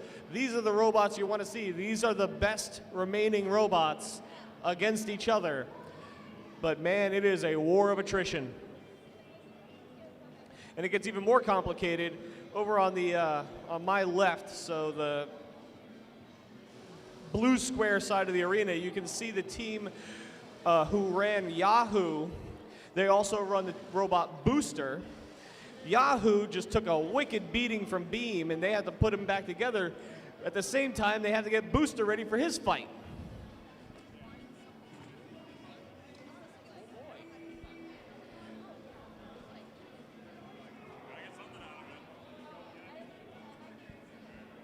I see some competitors lining up here for our 30-pound Rumble. Oh, apparently we're throwing stuff out in the... No, I don't know what's happening. Oh, we're playing the vaunted game of Who Wants It?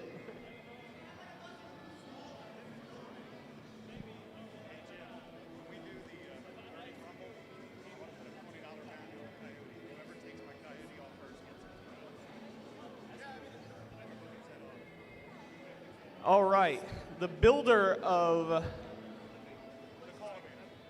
Cultivator has been riding around with a with an advertisement for his farm assistance deer scaring robot. It is putting a bounty on whoever takes the coyote advertisement off the top of his robot first. In the arena, not now. Don't attack Earl. Wins the $20 he's put on the table. Yeah, don't attack Earl. He's huge. Earl's a normal size.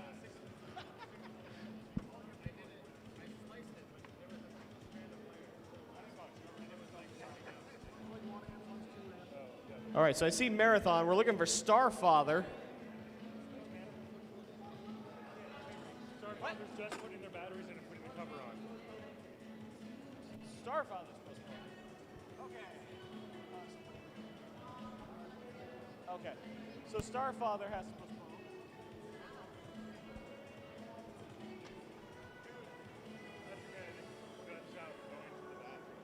Oh, okay.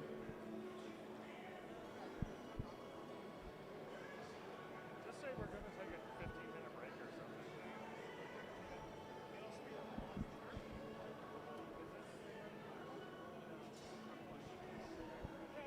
I mean, we just don't have any robots. All right, we're going to have to take probably a 10, 15-minute break as we wrangle up who's actually ready to fight. We just have had a slew of postponements hit us. So give us a moment. We'll figure out who we can get in this arena to fight.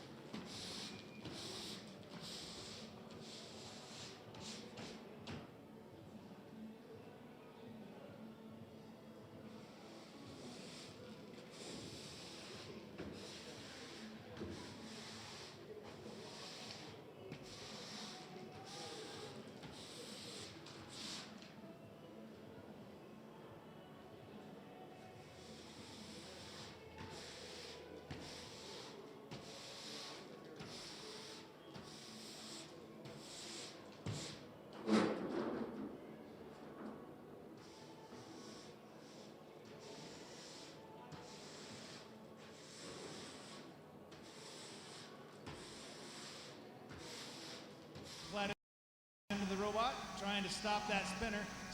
Boom! That's what I'm talking about. Nice strike. A lot of damage being dealt out. They can only take so much. The spinner is going to continue to put in another good blow. We can get it turned around. You'll notice that the drum spinner goes up on 2 wheels. Every now and again, don't you worry, it's a self-riding robot. It'll right itself. There you go, back up on its feet. Ready to start doing some damage again. Boom! Both very good drivers, very technical. Another good hit by the drum. Oh! Nice hit by the brick, the black brick.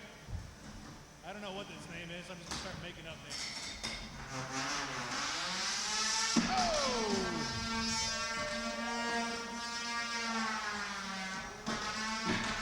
1 minute down to fight, 2 minutes to go. You'll notice that drum spinner goes up on 2 wheels. The reason it does that is through gyroscopic precession. Gyroscopic precession is an unseen force that extends from the center of the mass while angular acceleration is in place. Have I lost anybody yet? Good, because I have no idea what I'm talking about. Oh, another good hit. Upside down, still making a move on the brick.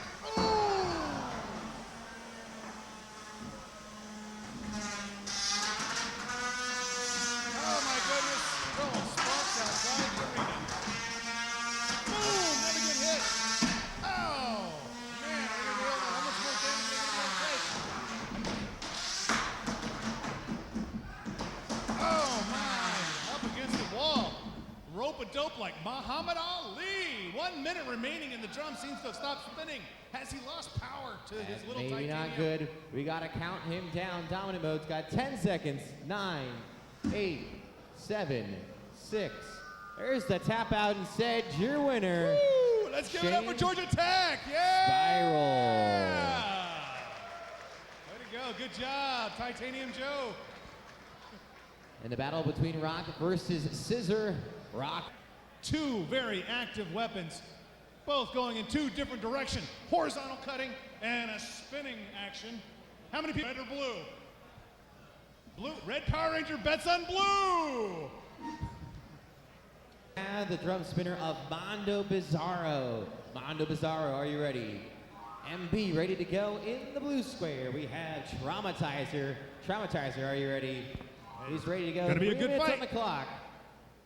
This is going to be a good one, ladies and gentlemen. Here we go. Fight, robots, fight!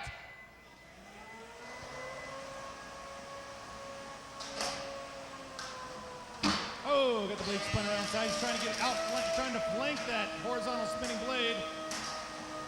Both weapons colliding with some sparks. Oh no, he's got him outflanked. All it's going to take is just one really good whack, and you're going to see parts fly. Robots die. Oh. Whittling away at each other like George Washington's teeth. Uh-oh. Not looking good now. 1 wheel down. 1 down, 1 to go. Oh, bringing it on! And that's how it's done. Complete the wheelectomy there. Your winner, Mondo Bizarro. Let's give it up for Mondo Bizarro. Red Power Ranger, you were right. Blue won. About the 12-pound category. Is that right, John? Are we fighting 12-pounders here? Not yet. This is actually still in the 3-pound category. We have a record number of 3-pound entrants this year for whittling through the first round of the brackets. And it's going to be a really good fight. Make sure you pay attention. There's going to be parts. At the egg leader of El Destructo. Destructo, are you ready? He's ready to go. In the blue square, we have the horizontal bar spinner of Scrambles. Scrambles, are you ready? Oh yeah, confident slap of the button there. He's ready to go. 3 minutes on the clock. 3-pound Beetleweight category. First round. Fight, robots, fight! There they go. Both weapons spun up to full speed, trying to get the drop on one of another. And, uh-oh, he's got him outflanked. Couldn't get a good strike in. The pressure, the bar's coming around to the flank side of the pressure. Pressure is trying to get a good drop on the bar. Good whack there as he see weapon on weapon. Oh, the pressure's got underneath him. Oh, he's doing some damage now. He Something done bumped up under his undercarriage. Looks like it might be a little bit of wheel damage on the horizontal spinning bar. Ooh, having some trouble driving. The Thresher's getting lined up for another strike. You'll notice he'll turn his weapon off when he's not actually fighting. That's to conserve on battery. We have a tap out. What? The What Anteater happened? quit on us here. Oh, come on. What? Oh, really? You just want to tap out? Is that how we're playing today? Oh, no, my robot. Precisely, exactly. No, really, what's the concept of this? It's a spring-loaded hammer powered by a servo, spinning 360, geared down, overvolted, geared up. It's all over the place. That is amazing. So it's a hammer. You're going to trap the robot onto the flat. Tell us what we got. All right, in the red square, we have the ratchet hammer action of Manglecore. Manglecore, are you ready? Buttons on the center side there. There we go. In the blue square, we have Thunderchild. Thunderchild, are you ready? He's ready. Let's put 3 minutes on the clock. Beetleweight action, first round. Fight, robots, fight!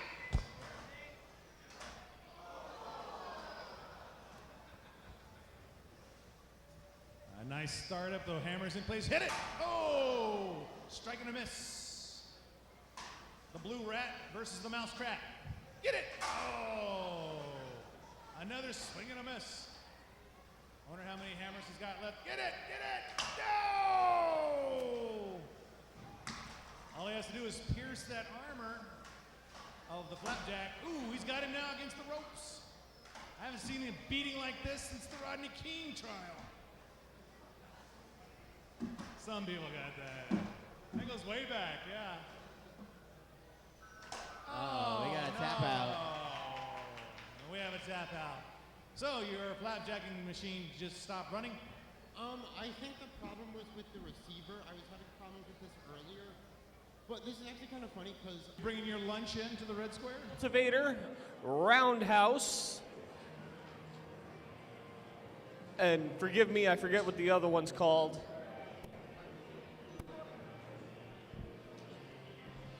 It's a shell spinner made out of a car rim.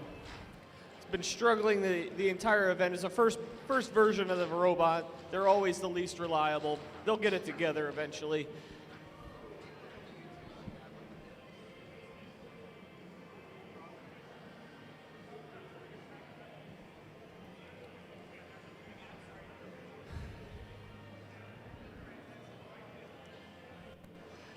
Rumbles are also usually 5 minutes, so it's always interesting to see if spinners brought enough batteries to go for 5 minutes. Other unspoken rules of Rumbles: if you're out, get to the edge of the arena and usually no one will bother you. Okay.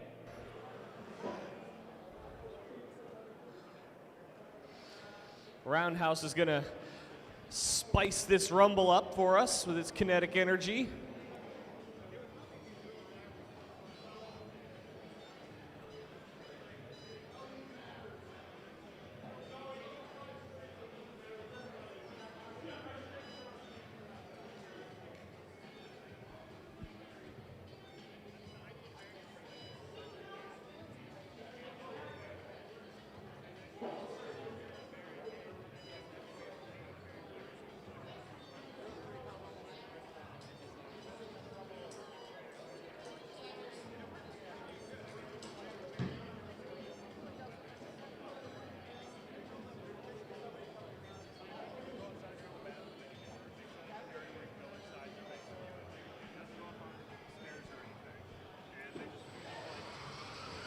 All right, Roundhouse.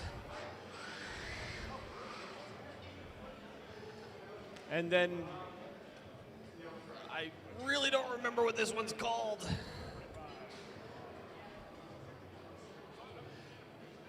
Can someone remind me what the full body spinner made out of the car rim's called? That's why I can't remember it. Okay, I can't remember it because it's weird. Beeson and Bursa. But that's it. The full body spinner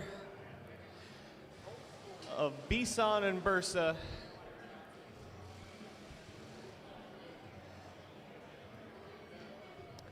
So the question is how many of these robots will Roundhouse kill before they manage to pin him in the corner?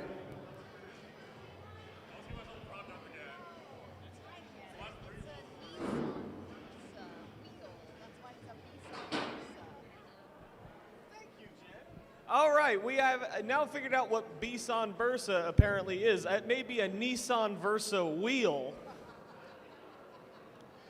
which that will stick in my memory. I was today years old when I learned that. Okay, well, the box is locked. One of the competitors is going to have to hit the button on the red square, and the only one over here is Roundhouse. Cool. Red square, ready. Roundhouse is ready. How about the rest of you? You're all ready? Blue square, They're ready. ready. Hey, let's put 5 minutes on the clock. 3, and do some 2, silly things. 1. Oh, Roundhouse immediately up to speed. Cultivator and everyone forms a pile in the corner. Woo! That's the sound when you kick a Nissan rim. All right, the Coyote is still on. Remember, we got the $20 bet for whoever can take it off first. Looks like Pigeon's going for it. Roundhouse is trying to get back up to speed. Oh no, he is he's doing some programming on his remote. Something is out of the bottom of the Nissan. Someone shove that back in there for him. Whoa!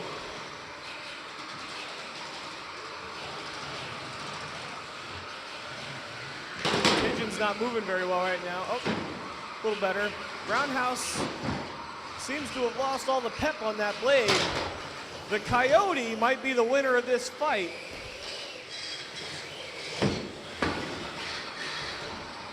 Okay, good. The wheel fell completely out of the Nissan. I hope he didn't need that. He's still moving. Cultivator and Pigeon are bumping into each other. Roundhouse is trying to figure out, oh, his weapon was working. Everyone's giving Roundhouse plenty of time to spin back up. Cultivator and Pigeon just hopping around the arena. I don't know if Pigeon's arm is stuck or if that's helping him balance drive better, or if he's hoping that that will allow him to knock the Coyote off. Ooh, a successful clamp. Don't let the Pigeon drive the bot. For all you parents out there. Okay, looks like the wedge on Cultivator's a little loose now. Roundhouse running about, I want to say like 10% speed of normal.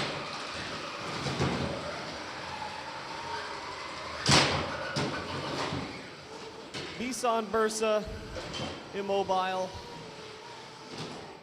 Making up two separate piles in the arena. Oh, okay, he's going for the Coyote. He's hugging, he's just petting it. Warning, it's a coyote, don't pet coyotes. Desperately trying to knock the Coyote off. Roundhouse appears to be down a side of drive now. Oh! 2 minutes remaining. Oh, uh-oh. One side of Cultivator's hanging off now. Now here's the question. If Pigeon picks up Roundhouse and feeds him into the top of Cultivator, who gets the $20?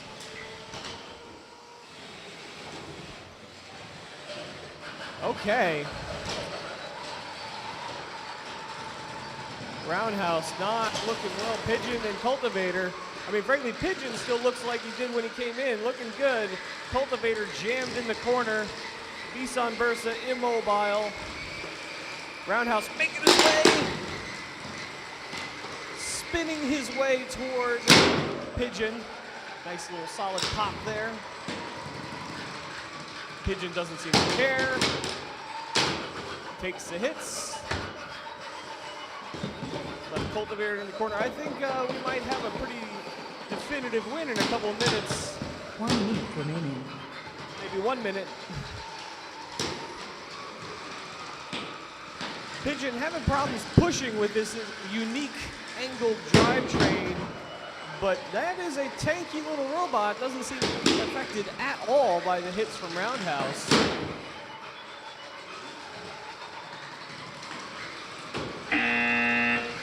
Oh, I guess we have a tap out? Or somebody got too close to think, okay, whatever. We had 30 seconds left, or we could just end it.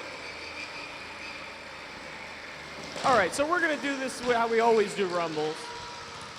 Who thinks the winner was the Nissan Versa, the car rim, the Nissan rim?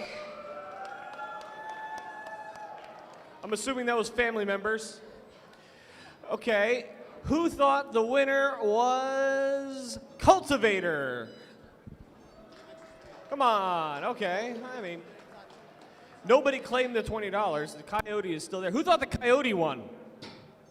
Nobody. Nobody likes Coyotes. Okay, who thought the Spinner Roundhouse won?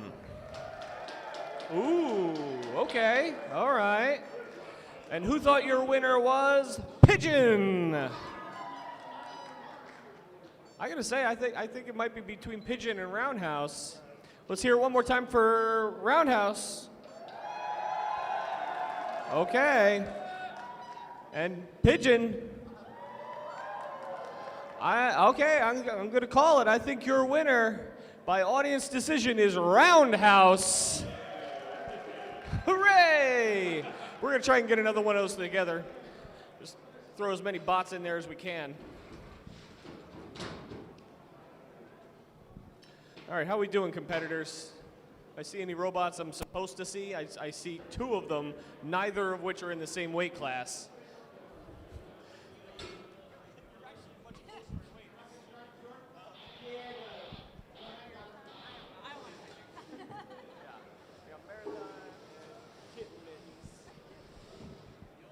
I see a pile of beetles building up over there.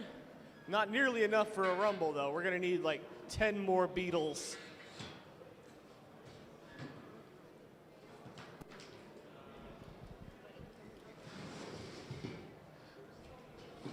Booster, I'm looking your way.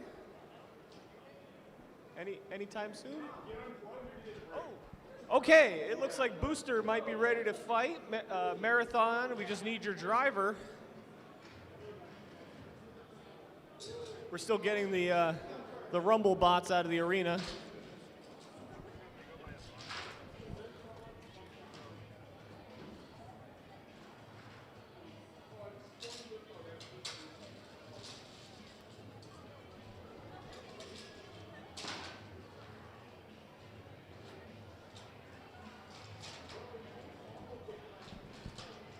Oh, that's right. So it was Booster and Woodsman. Booster and Woodsman are going to be who we're looking for. I know Woodsman was up here earlier. I just saw the drivers go back to get the robot.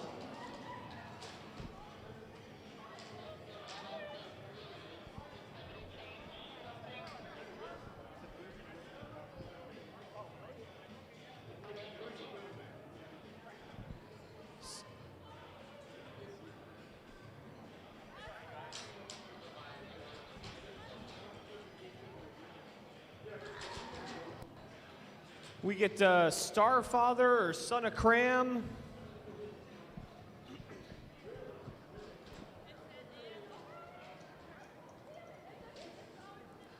I see Brandon furiously working on Starfather.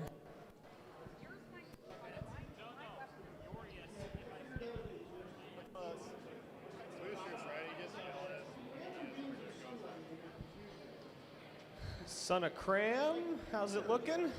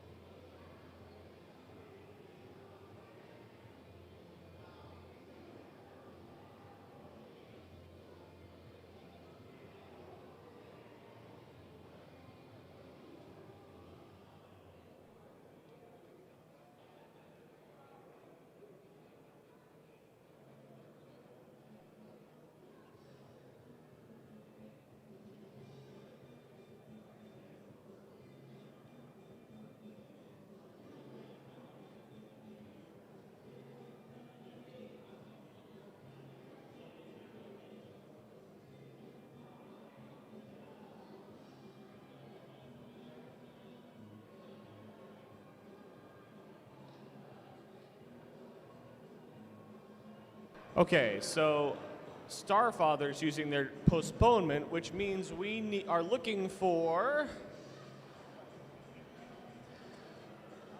Son of Kram and Kitten Mittens. Kitten Mittens has been ready for about an hour. I see Son of Kram all back together. You know, I just said Kitten Mittens was ready, but they appear to be, you know, working on it with a phone light. We'll give them the benefit of the doubt because they've been sitting here for a while. Okay, so you guys can load as soon as they're out of there. Good work being ready on time.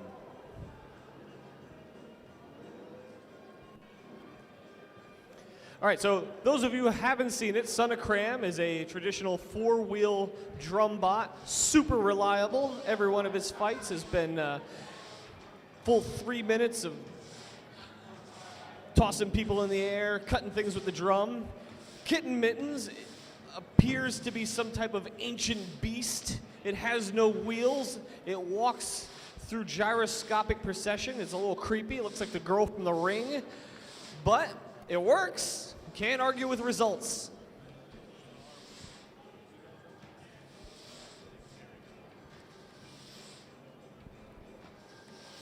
All right.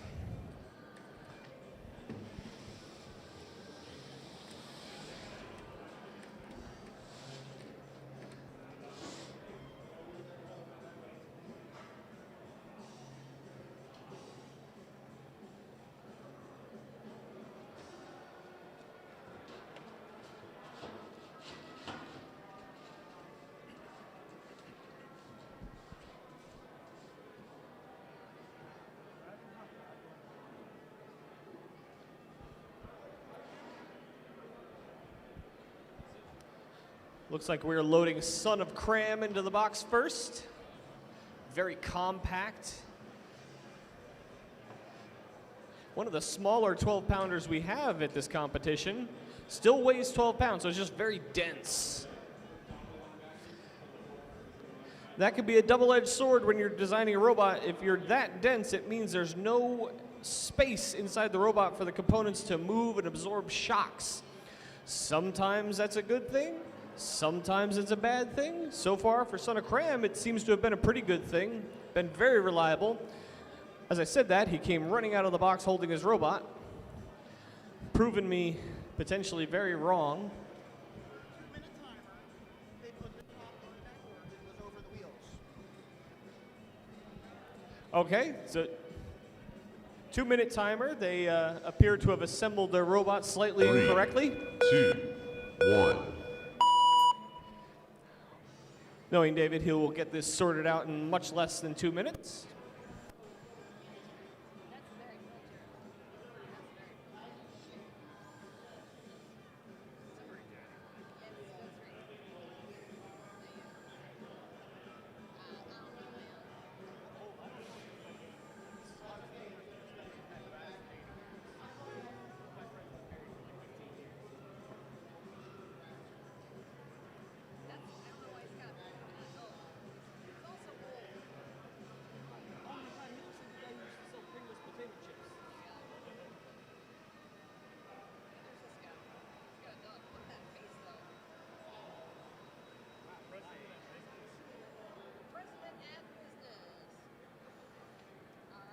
to a strong start.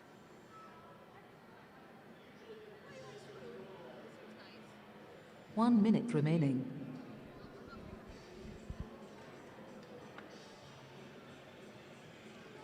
You can see the builders of multiple teams coming together to get Son of Kram back together. Everyone wants him to fight. We got builders of Minor Threat, Son of Kram, and the Physique team from the Beetleweights, all helping out. Team Brutus and Canadian Carnage looking on. And Kyle's eating lunch. I think we're going to make it.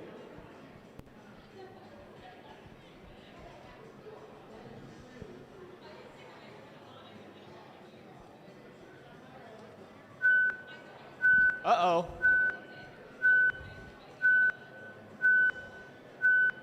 Three, two, he's there! He's walking up. I'm going to count that as good. There's a bunch of extra screws, though. We're hoping those aren't important.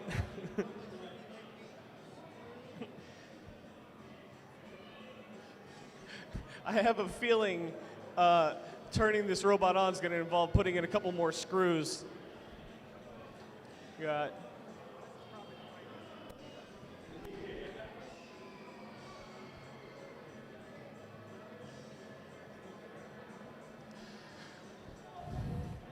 It's all about how you thrive under pressure.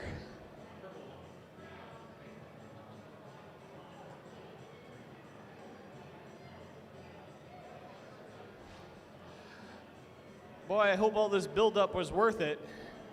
I think it will be. Kitten Mittens stores an incredible amount of energy due to the fact that it has what we call a walker system, where it does not use drive motors. We give it a weight bonus, so it actually weighs 24 pounds versus the 12 pounds of Son of Kram, so it has quite the punch in its weapon, throwing either its opponent or itself around the arena. Either way, it's all fun.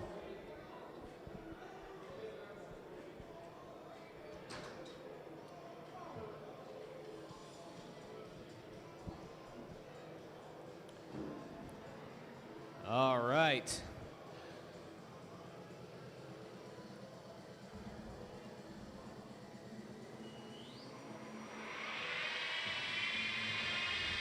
Now we wait for Kitten Mittens to walk over to the red square.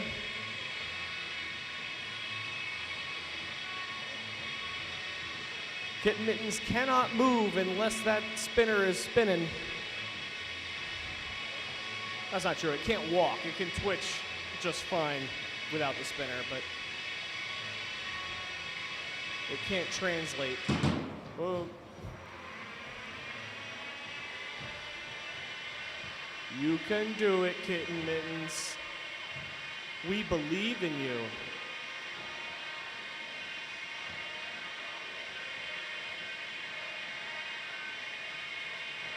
Hey, there we go. Nope. Nice. Perfect. No notes. The box is locked. Son of Kram, are you ready? Blue square, ready. Kitten Mittens, are you ready? Kitten Red Mittens square, is ready. ready. 3 minutes on the clock. 3, 2, 1. Okay, Son of Kram, fast moving, super aggressive, but with the amount of power in Kitten Mittens, let's see, the maneuverability of Son of Kram let him get right behind Kitten Mittens. I'm noticing Kitten Mittens doesn't appear to have a side panel. I thought it used to have a side panel. Oh no, it's been flipped up by Kitten Mittens. I see. Uh-oh, Son of Kram stopped cold.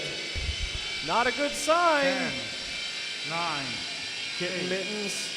7. Is he walking 6, towards Son of Kram? I see a 5, lot of wires hanging out of 4, Kitten Mittens. 3, 2. Oh no! All that rushing for Son of Kram, something must have broken loose. Your winner by knockout is Kitten Mittens.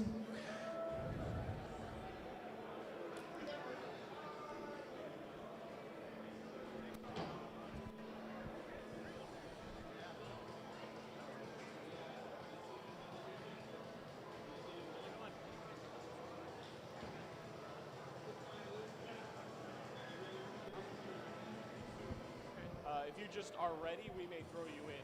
All right, cool. Okay? Who's next?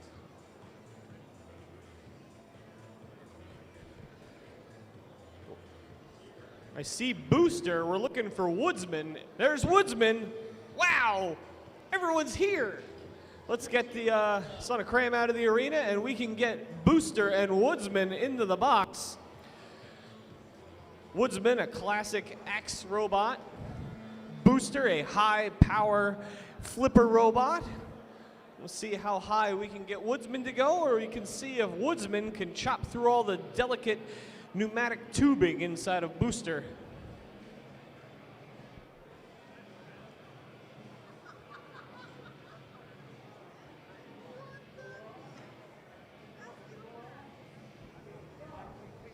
What we're doing for grudge matches is just no. We're just put them there, and we'll see what if we have downtime. We'll throw you in. Excellent. Okay.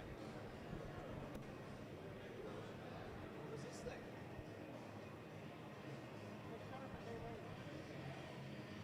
See this old.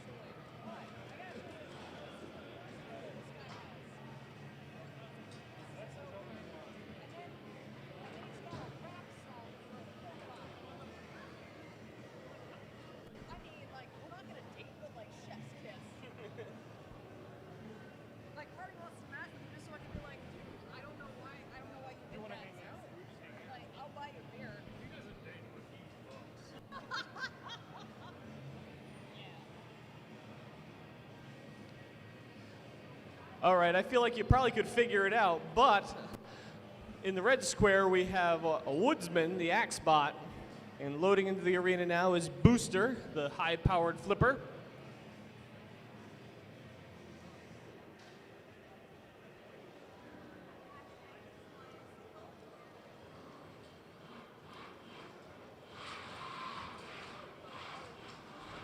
Uh-oh.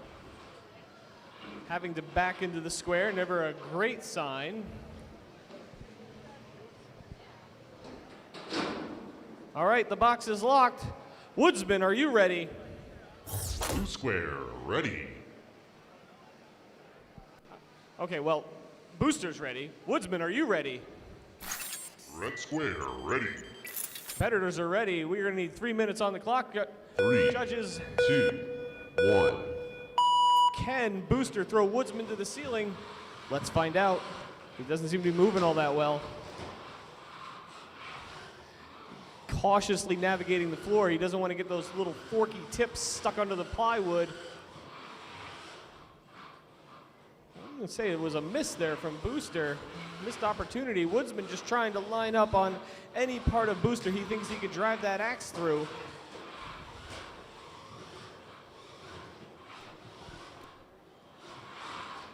There it is! Better. At this point, I think Woodsman wants to go for a flight. Looks like the axe might be stuck forward on Woodsman. Booster, why don't you help him out? Oh, okay, we got a tap out after 2 flips, but they were 2 good Tap out, flips. red square. Your winner, Booster. Whee! Some celebratory acrobatics from Booster.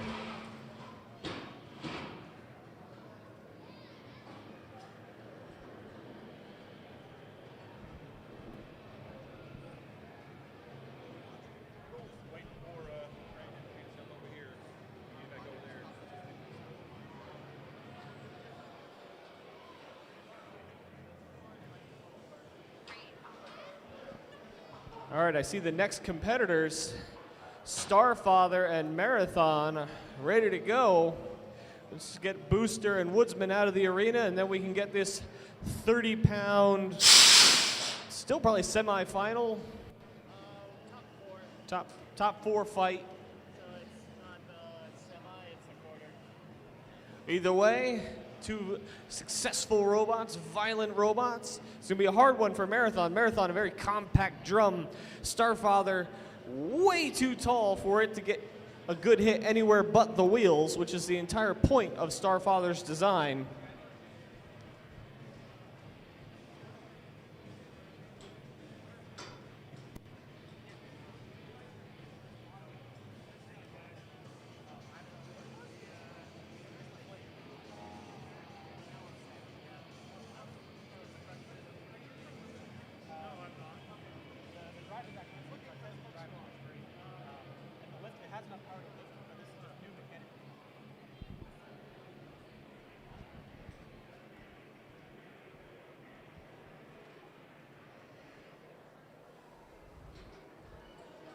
It's convenient. When you use a commercial axe as your weapon, you can get all sorts of off-the-shelf safety covers.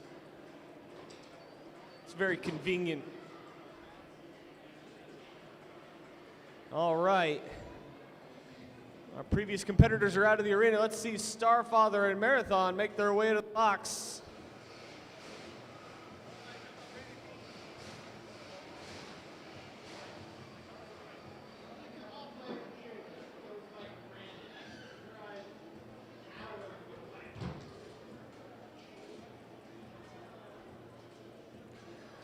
Marathon, so dense it's basically the size of a 30-pound weight. Just a chunk of steel.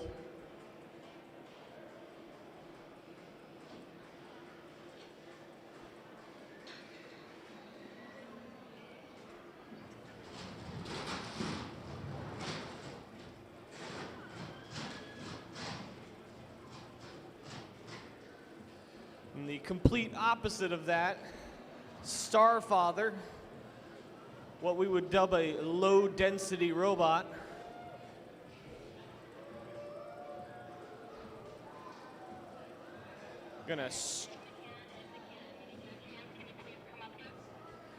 Gonna straddle over top of Marathon and rain down blows with his disc weapon.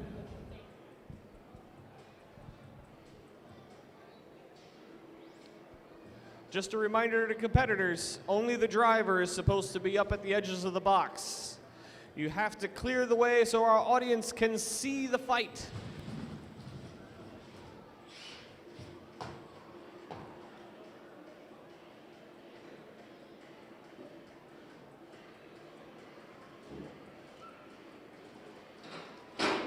All right, the box is locked. Starfather, are you ready? Blue square, ready. Starfather is ready. Marathon, are you ready? Red square, ready. The robots are ready. Judges, put 3 minutes on the clock. 3, 2, 1. Fight, robots, fight! Both robots immediately up to speed. Marathon gets a little pop on the wheel of Starfather. Another pop. Starfather having a hard time lining up. Marathon's very fast. He's trying to get Marathon to stop underneath him, although the blade on Starfather has stopped. That's not a good sign. Marathon zipping around trying to beat up my arena. Tears a chunk off of the little fingers that keep Starfather's weapon from hitting the ground. No motion still out of that weapon. Going well for Marathon so far.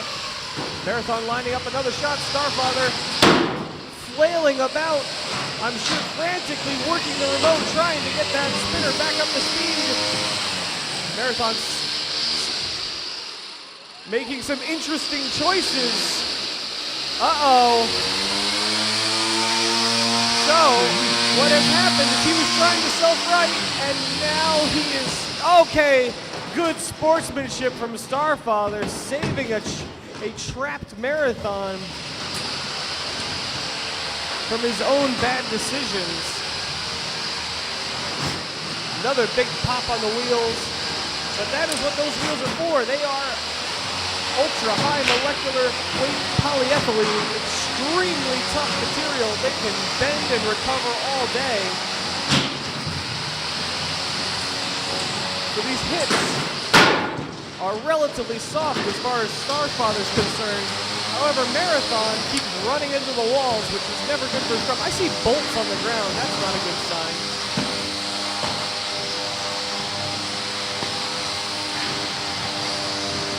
Marathon again trying to line up a hit. Oh, it looks like the blade on Starfather's working again. I don't know if something came free. I don't know that it's going full speed, but it's moving. So he needs to sit on top of Marathon and drop that blade down onto his top plate. Marathon is not complying. Attacking the wheels, the sides of the wheels, never really sitting still long enough for Starfather to line up a shot. The blade is stopped again on Starfather. Less than a minute remains. This has been all Marathon so far. I think Marathon is baiting Starfather at this point. being underneath him just long enough to get Starfather to the swing, but Marathon's gone by the time the weapon comes around. Nice hit from Marathon there. Last 10 seconds of the fight. Starfather never really got that weapon into play. Nice little chips missing. Okay, that is it. Well, we're going to go to the judges, but I think we know what's going to happen here. All right, your winner, Marathon. That's the drum. Just checking.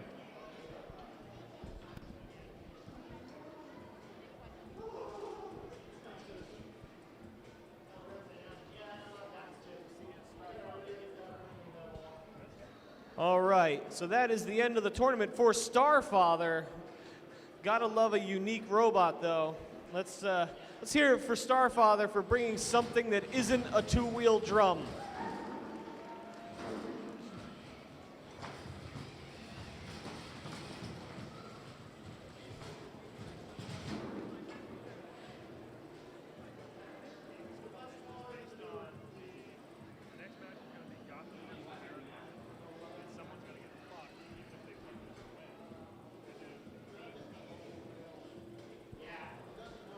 All right, so on my sheet here, it says Beetleweight Rumble.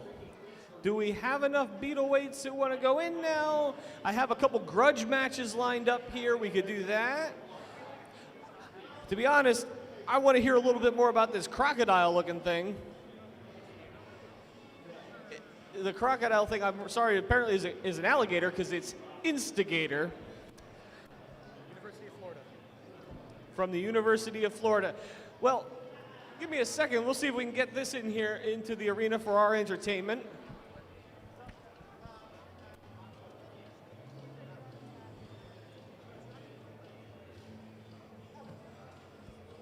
All right, we're going to do a grudge match. So it looks like we have Instigator and Drunken Peasant. Is that right?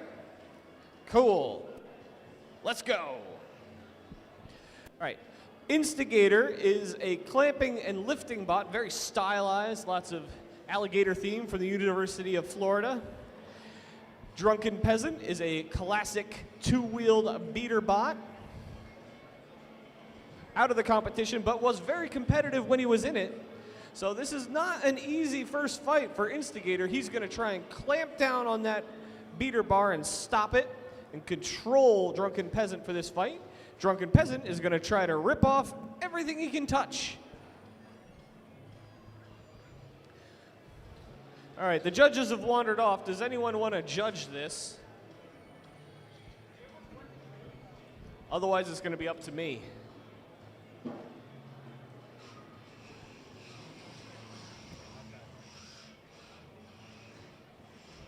There's no actual grudge here. It's just the competitors have come a long way and they want to fight more.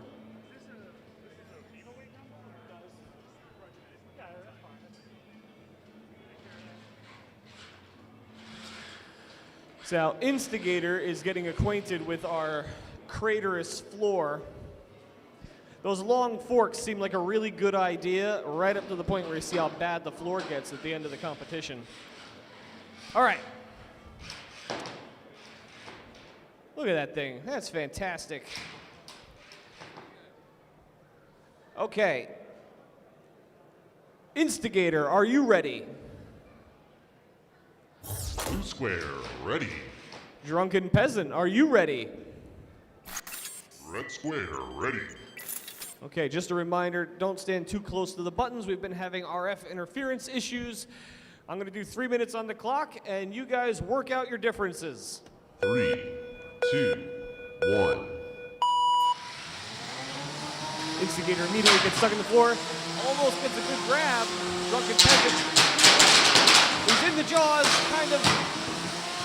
Instigator's in the air. The jaw is a lot more open than you would expect. One of the forks is bent up. Almost got a good flip there. He's in the air. Yes! Temporary grab. Things appear to be quite broken on the front of Instigator. Drunken Peasant's a little stuck. I don't see any motion from Instigator. Uh-oh. 10, 9, gentle push. 7, 6, 5, 4, 3, 2, 1. All right. Instigator was a game opponent, but Drunken Peasant's a scary little robot. Your winner, Drunken Peasant.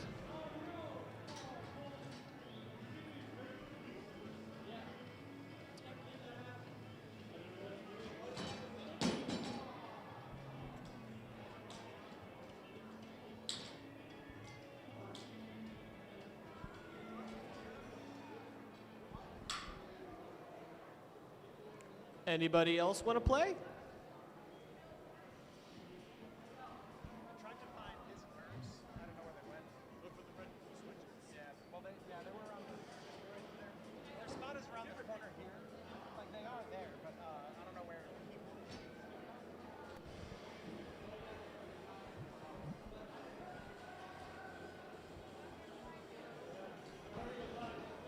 I'm going to wander my way over to these Beetle competitors who look like they might want to fight. Not yet? Okay, we're going to give that a little longer. We can get some more Beetles. We want as many as possible in the arena. If any of the competitors want to fight front towards enemy, it's a 12-pounder. Any 12-pounders want to jump in the box?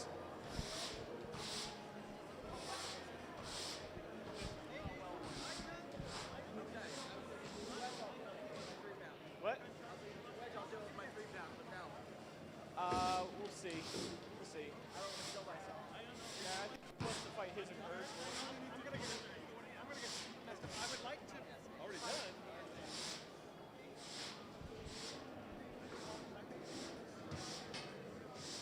Looking for a 12-pound opponent for front toward enemy. Vertical disc. Was going to be Omni Wheels, isn't Omni Wheels.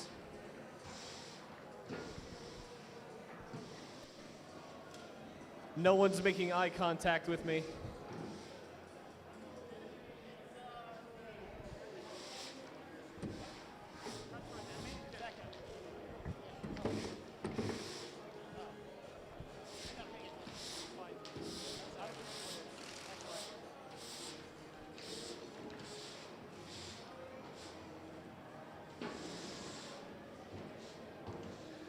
So on deck, we're looking for Minor Threat 5 and Kitten Mittens.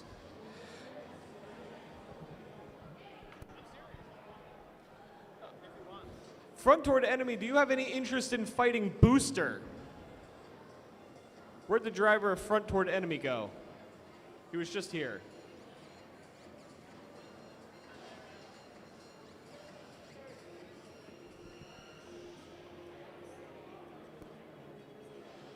There he is.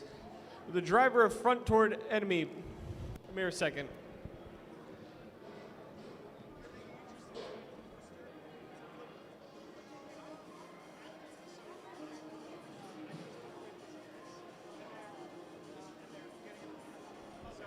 I'm waiting for them first because I have a feeling they've been wanting to find me since yesterday.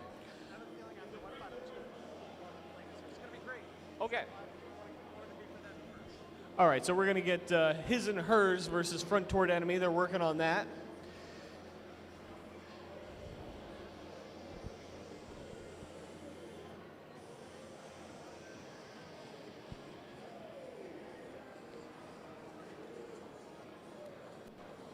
I don't see the driver of Minor Threat. Oh, there he is. He was behind Mike, putting his top on. See the driver of Kitten Mittens furiously screwing things into his robot.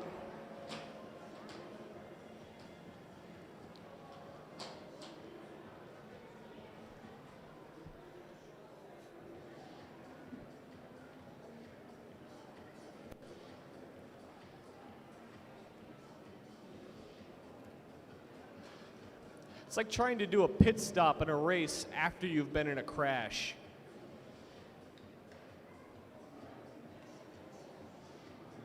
and everything's made of armor.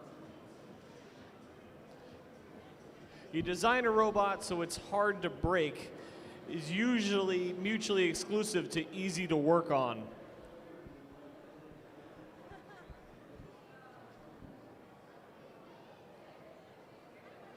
Yeah, tape and zip ties to keep things together. Not so nice to work with. We'll see if his battery survives. His batteries have been. Which one? Minor threat. They're dyno team ever. I checked it to them. They're not great.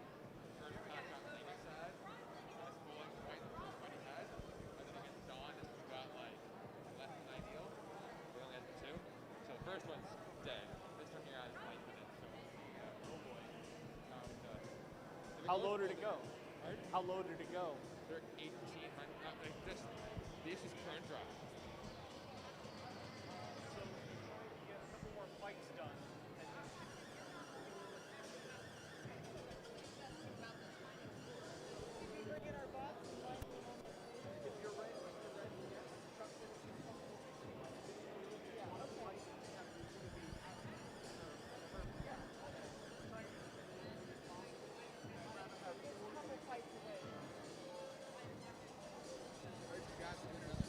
Featherweight Rumble.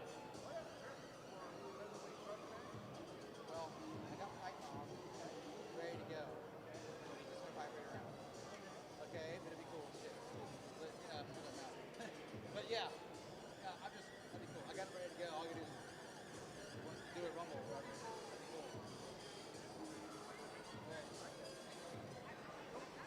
I think Woodsman's dead. He's dead, Jim. I think he's dead.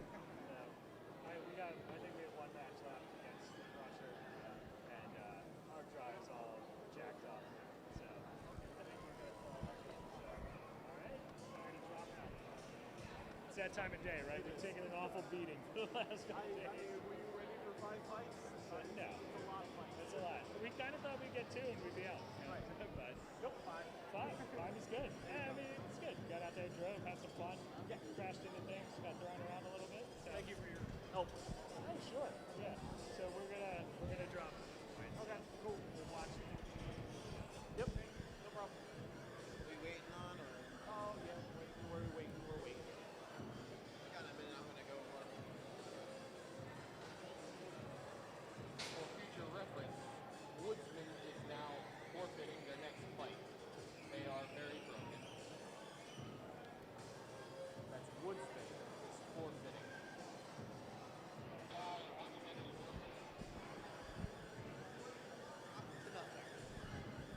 that is big. One more again. Oh. Yeah, it's basically the 2 working bots. Yeah. They've both been defeated, so. There you go.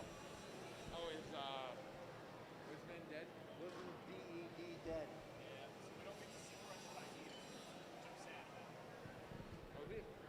Crunch. Oh, he also, yeah. He had Sorry, Booster Crunch and Time's technically active, yeah.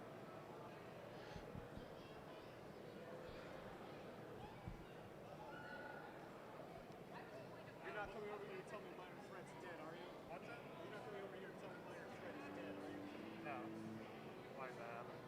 I don't want to find Mittens yet. No. So question. Looking at the challenge bracket, it says that the final is 1 and done. Is it? Can I get your shoe in a really ugly colored hat? So everything's double elimination.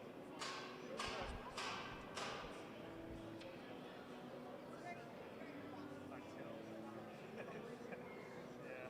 I didn't know that was the previous year. Oh. Huh.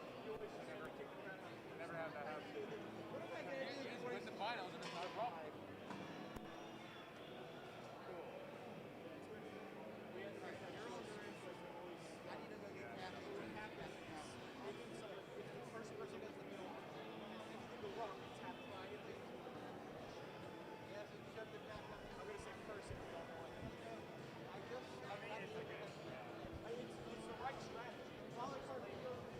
Do you want some trivia? Because we fought 2 times before.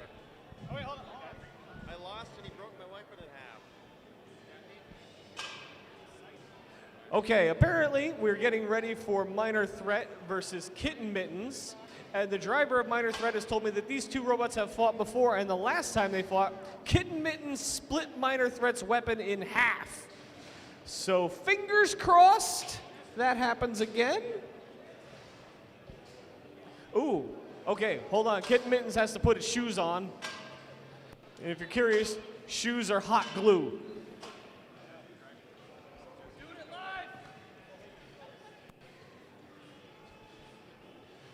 Do we have a team member to blow on the hot glue to cool it off?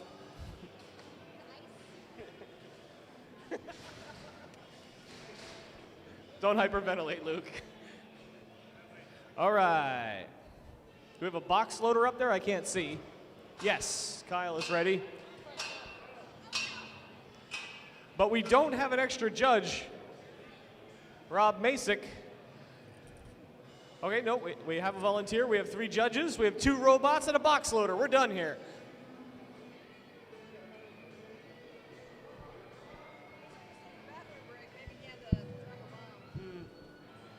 That might take a while.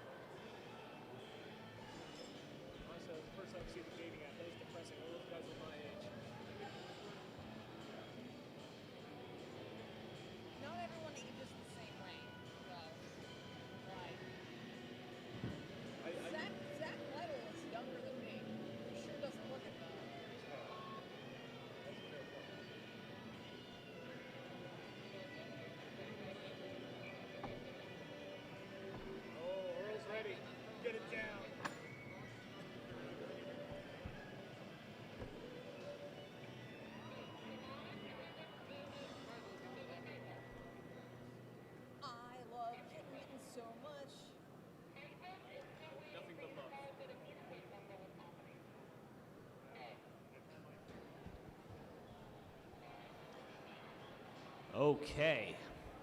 In the red square, we have Minor Threat. Lumbering its way over to the blue square is Kitten Mittens.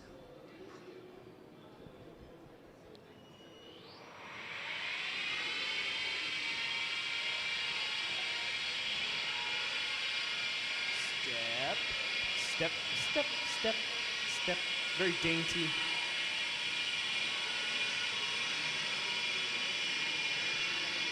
Okay. We're just going to wait for Kitten Mittens' weapon to spin down. We started with Minor Threat. Are you ready? Red Minor square, Threat ready. is ready. Kitten Mittens, are you ready? Blue square, ready. Kitten Mittens is ready. Jen, if you could help us by hitting 3 minutes on the clock. 3, 2, okay. 1. Both weapons immediately up to speed. We'll see what Minor Threat can do with the lumbering Kitten Mittens. Minor Threat has been struggling with mobility, but he has managed to get into I was going to say a safe spot on Kitten Mittens, but Kitten Mittens manages to punt him back. Minor Threat's being very cautious against that huge spinner. He's exposed back. Minor Threat trying to capitalize while Kitten Mittens is upside down. He got caught while Kitten Mittens was tumbling. Now Minor Threat is upside down. His patented spans out the self-right maneuver. The problem is he's going right for Kitten Mittens. Oh, driven to safety by his own weapon. When you rely on chaos as a tool, it can come back to bite you. He's still upside down.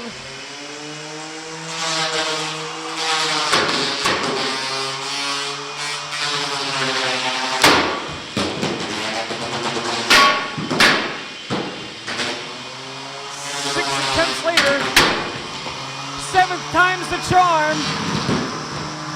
And now Kitten Mittens does it.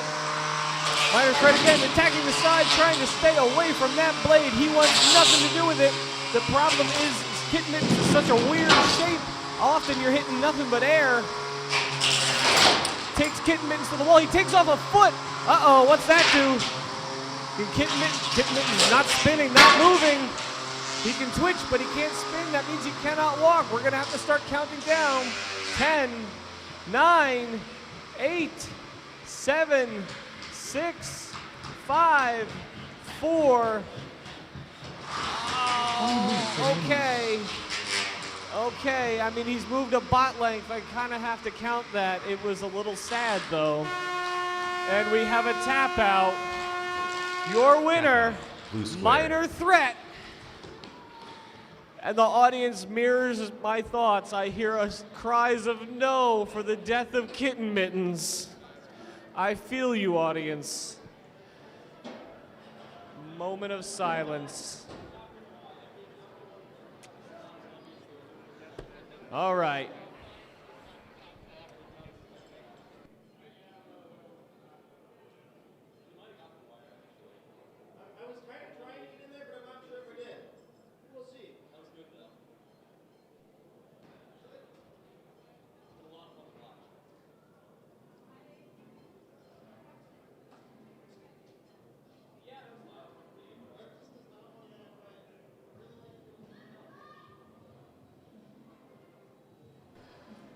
All right. Yahoo is due up in the box in a minute. Fighting Marathon. Our two successful drum 30-pound spinners are going to go head-to-head for the privilege of getting punched in the face by Beam.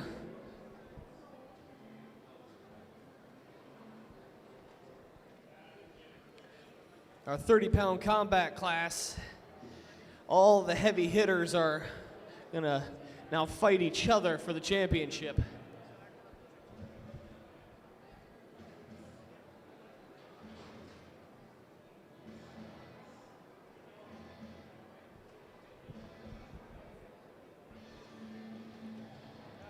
Oh, I see a bunch more Beetleweights on the Rumble ready table, and we'll do that soon.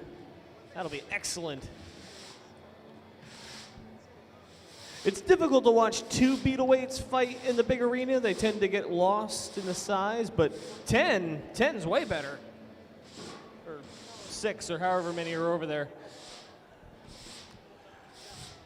I can see the Yahoo team frantically reassembling their robot. I can also see the Marathon team frantically reassembling their robot.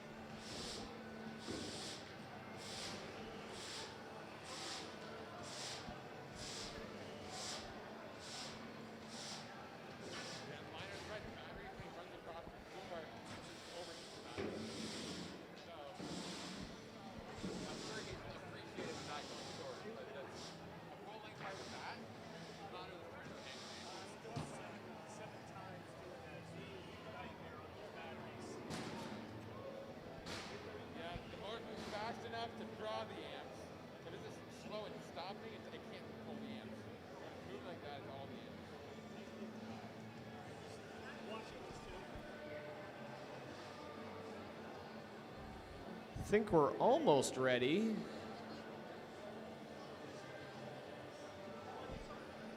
All right, I got a 5-minute symbol. I've got a couple bots sitting here that look like they might want to fight each other.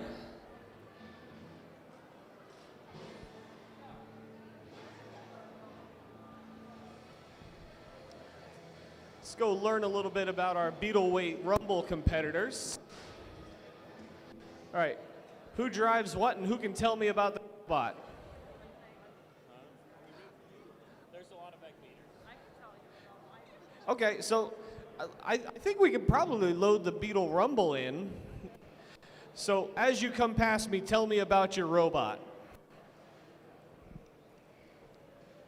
Beetleweights, for those who haven't seen, are 3-pound robots. Red Square, ready.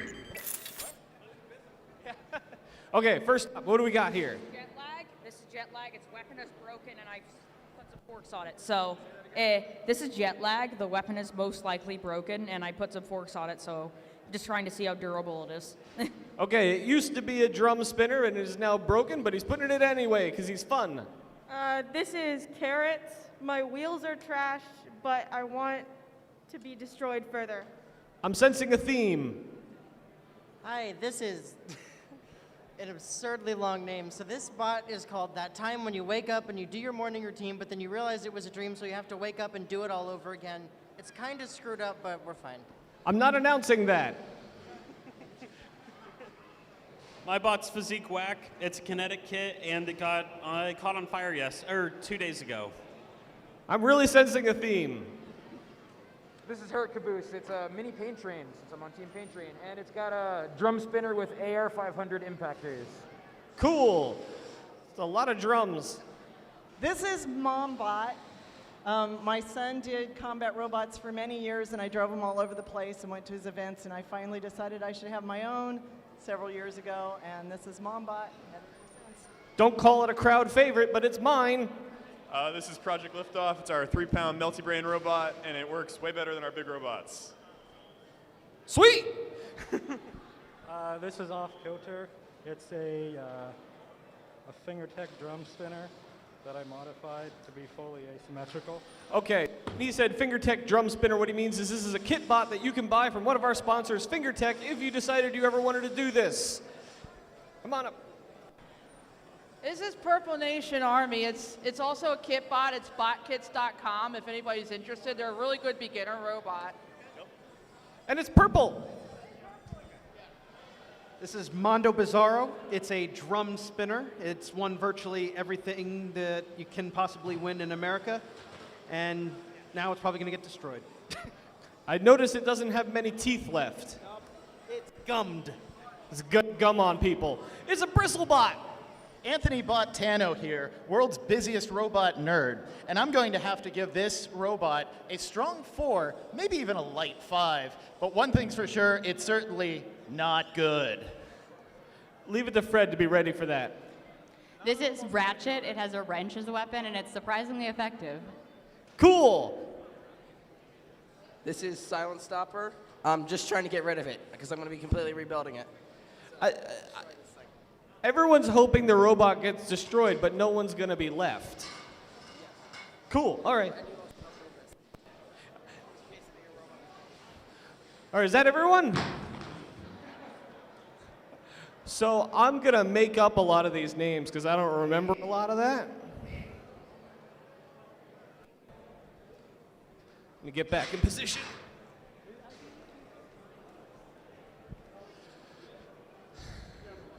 I remember MomBot.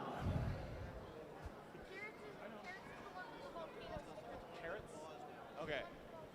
I'm getting names yelled at me. So Carrots is the one with the volcano sticker. MomBot is the pink wedgie one.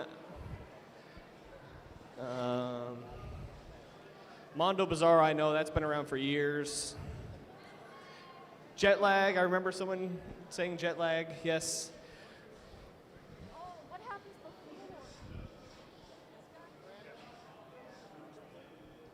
Just a reminder, if your robot's weapon lock is out, don't pick it up.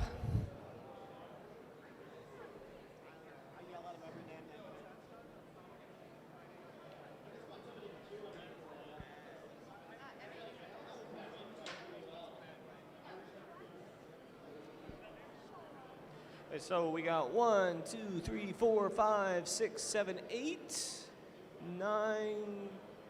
Looks like we're gonna have 10. That's fun. Just because they are small does not mean they are not mighty. So expect these robots to go airborne, although a lot of people did say their weapons were broken, so I don't know how many are going to go airborne. The Bristlebot is interesting. Bristlebot is relying on the fact that its drum is not balanced to shake the robot, and it has little spines that are angled. So as the robot bounces up and down, it moves across the floor. But the robot can actually change the angle of those bristles so it can go forward, backward, or turn. Very clever. Also gets a small weight bonus. Not small, it's about 50% weight bonus. So that robot weighs, in theory, 4.5 pounds, or be allowed to weigh 4.5 pounds. At the sacrifice of it is not going to be nearly as fast or maneuverable as its competitors.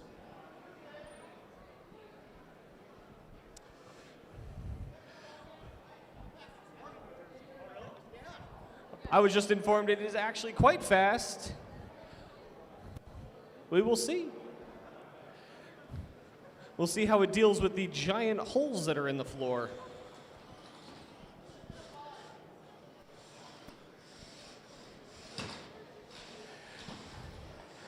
So the person you see manning the door right now as the competitors load in is Chuck, our beloved king of Beetleweights, responsible for all the carnage at the small arena, keeping all of these competitors. Beetleweights have turned into the most competitive class. It's easy to build an 8-foot arena, so there's lots of competitions. They get a lot more fights than most of the other robots. They tend to be more reliable. I don't remember that robot. Neat. We got extras.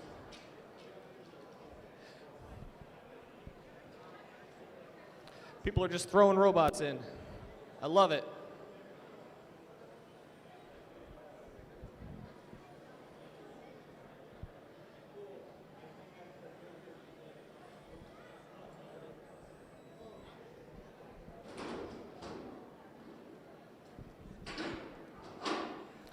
Okay, the box is locked. Someone gets to push the button. I will remind those of the Beetleweight competitors who haven't been out here, we've been RF issues with the tap-out buttons. Try not to be close to the tap-out buttons or the tap-out wires. We have had them go off unexpectedly. We are set. We're going to put 5 minutes on the clock.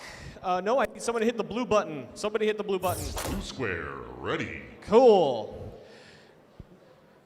Let's put 5 minutes on the clock and cause some damage. 3. All right. 2, 1. Chaos! All the spinners up to speed immediately. Wheels are off. The wrench bot not having a good time. The bristle bot spinning around in the middle of the arena. Silent stopper feeding. Oh my goodness, what was that? I think that was jet lag. There's another wheel on the floor. Is that the same wheel? Project Liftoff trying to get up to speed, but the D2 Kitten is shoving it into the corner. We got jet lags also missing a wheel now. 2 bots are down a wheel. The drums are going.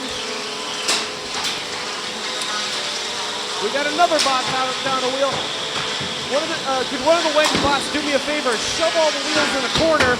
Whoa! Okay, Project Liftoff just hockey pucked off 3 walls. I count 4 wheels and just an absolute first snowstorm of the year collision in the middle of the arena. You know, the first snowstorm where no one remembers how to drive, that's what's happened. Wow. This is like a medieval war where the lines have broken and everyone's fighting each other in chaos. The shield wall is gone. Oh my goodness, the wrench is out. I repeat, the wrench is out. We've got at least 4 of the drums are still working when the D2 kit wheels is off. Just robots flipping through the air. Sparks and violence. The bristle bot goes up. People are still beating up on the poor wrench bot that doesn't have a weapon or one-sided drive. I just saw a hub go flying. Woo! Project Liftoff still trying to get back up to speed. It looks like its top plate is split open, and the top plate's split open. The Zeke flag is grinding away on the side of Mondo Bizarro. Silent Stopper stuck up on its own wedges. Wow. Project Liftoff got up to speed. There we go. Looks like we got a D2 wedge stuck in the floor.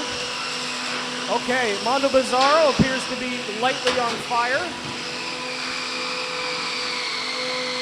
We'll see how long that lasts. All right, so if we see actual flame, we will have to stop this and throw Mondo Bizarro in the trash can.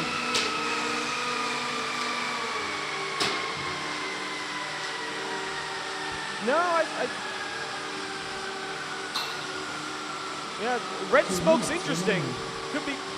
It could be speed controller. Purple smoke often means speed controller, but that thick, soupy smoke sometimes means battery.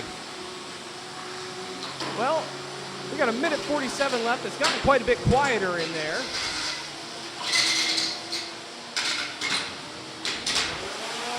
Physique Black still full speed, kicking butt.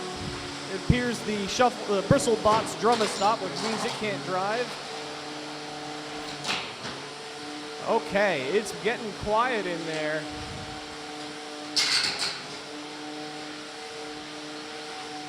Broken bots strewn about the arena.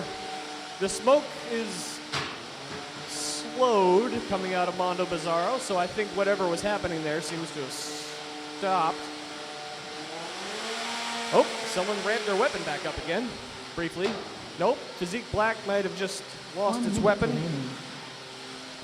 1 minute remaining. Everyone's limping around the arena. A lot of people got their wish to get their robots broken. Many a wish was granted. I don't think I remember seeing the ring spinner spin this whole time, but I might have just missed it.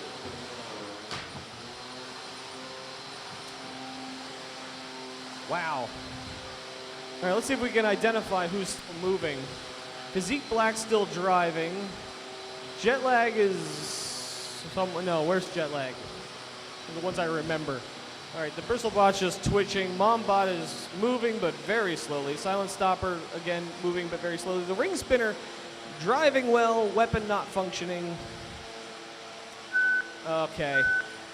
Well, I promised chaos, and it was chaos. Let's hear it for the Beetleweight Rumble and all the people who broke their toys. Okay. As the Beetleweight competitors unload, please join me back over here where you entered the arena so we can figure out who won. Okay. Remember, as you are unloading these, do not grab your weapon. Make sure you put your weapon lock in first. There you go, exactly as Fred did it. Weapon lock in, power off. Make the robot safe before you go and try and collect any broken parts. Okay, Kyle's gonna handle this with a broom. Just get the dustpan. Nice, nice, very. Well, if you're worried about how delicately we're treating your fighting robot, you might not have built a tough enough robot. But it takes a certain amount of guts to put your toy, the thing you worked so hard on into the arena and let it get trashed like that.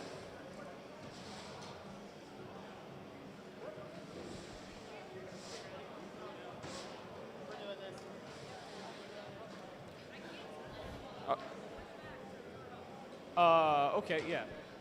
Turn it off. Wait, so we're gonna do a quick thing to see who won.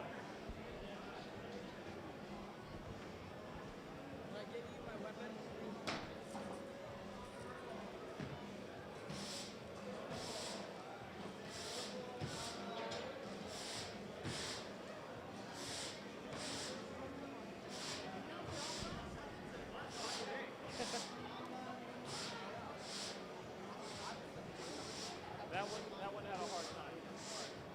I just don't know what happened to the weapon. That's just like in my head, not type it. Because it just fell out. Like, so I saw the bolt, I thought it was space in it. So it just came off. And this isn't sports badly enough, but I feel like it should have held up pretty good to getting beat up.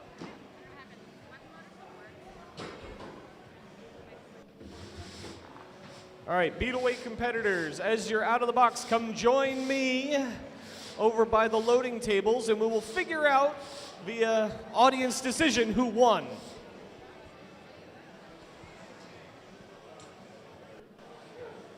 Or if you don't think you won. All right. Yeah. Okay, do we have, oh no, we're still got a couple more to go.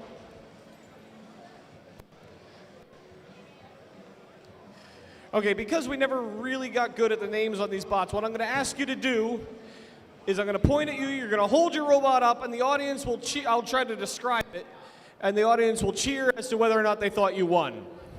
All right. I got like two. I got two more.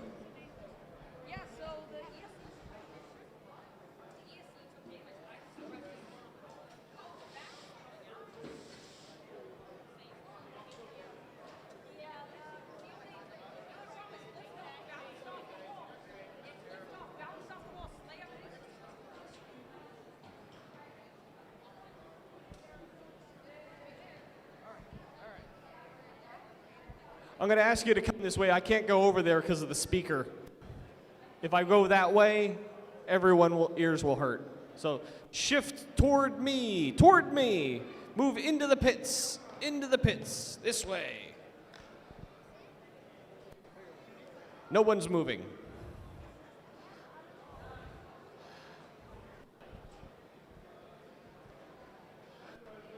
Okay, we're going to get this started. So this one I know, Project Liftoff, the melty brain spinner. Hold it up over your head, okay? We look like the hockey puck. Anyone think Project Liftoff won? A couple, all right. Moral victory. The mini pain train, this is the caboose. What? The Hurt Caboose. Hold up the Hurt Caboose. It is the drum spinner, black sides. Did a decent amount of damage, yes, no, maybe so. A little bit, okay. Then the D2 kit that is now down a wheel, up, the really long name, yeah! Red one, no, maybe, yes? Okay. All right, this one's a little more identifiable. This wrench used to be attached to it. Did anyone think that one won? Yes, definite moral victory. The Bristlebot.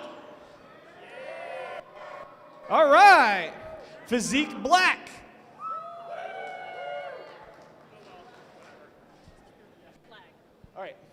Jet Lag, which is another one of the drum spinners. There should be a wheel here.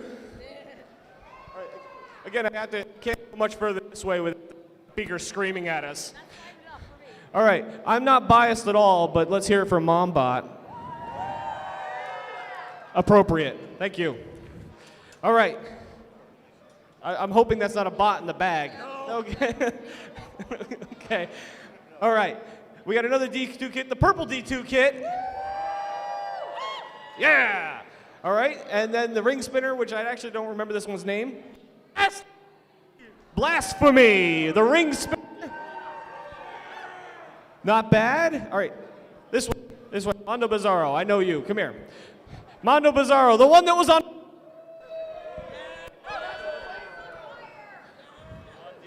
Okay.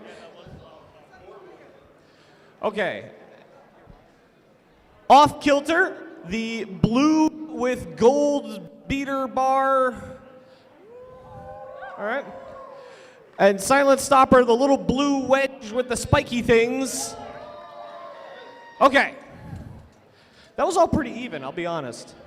We're going to call victory and let you guys fight each other outside the arena. Go! No, okay, never mind. All right. Just not him. He knows jiu-jitsu.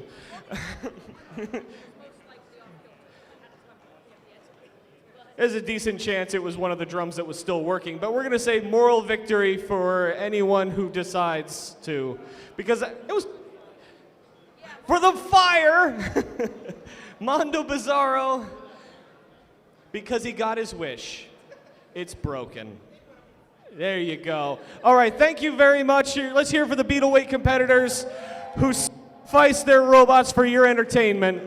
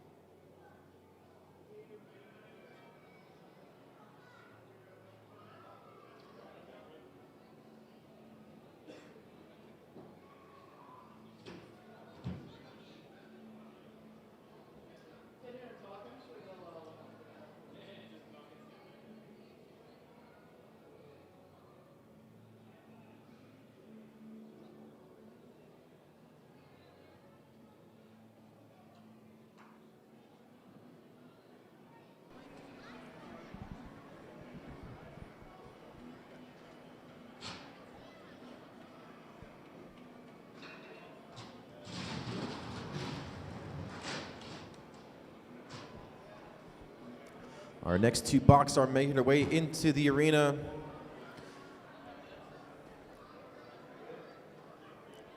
Looking at the brackets here.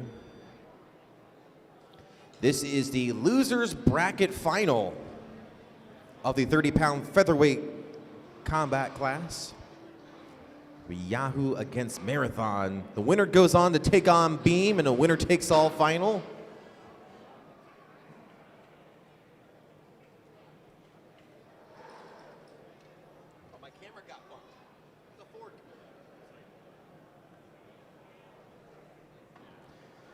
Okay, in the red square, Marathon, are you ready? Red square, ready. In the blue square, we have Yahoo. Are you ready?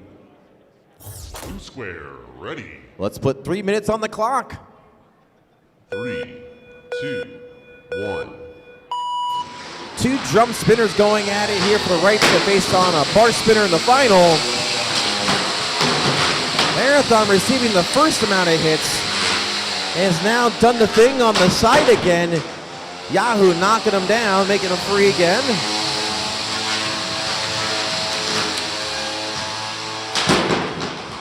Yahoo taking advantage of Marathon, getting spun up on its side again. Just so much power being delivered from these robots. It's just throwing them off the axis easily.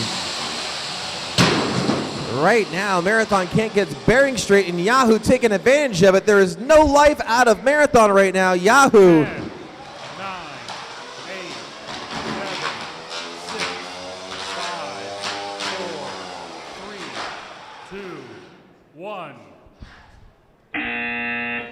The judges have called a knockout for your winner, and moving on to the finals, Yahoo. Looks like there's no life left in Marathon. They got knocked senseless in that fight.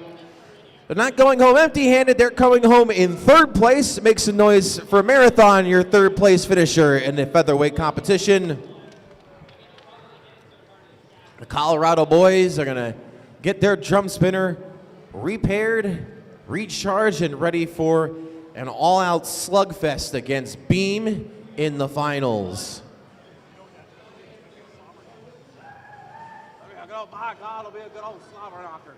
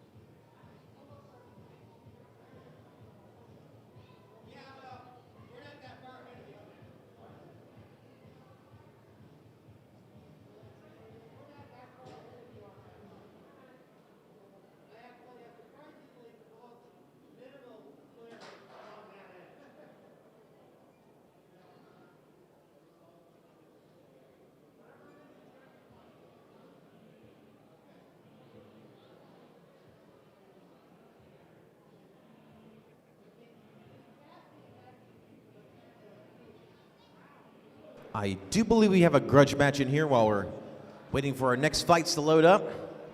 I see his and hers.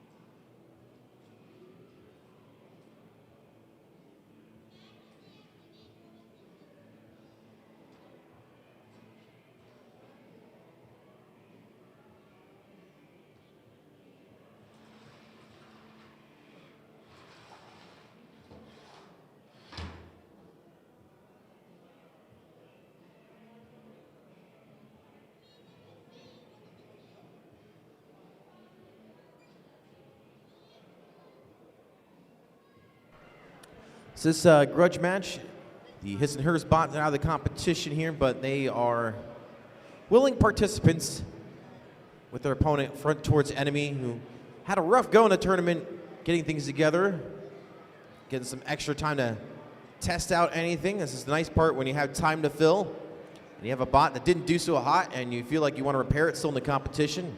Gives you an ample opportunity to get everything fixed up and try it out.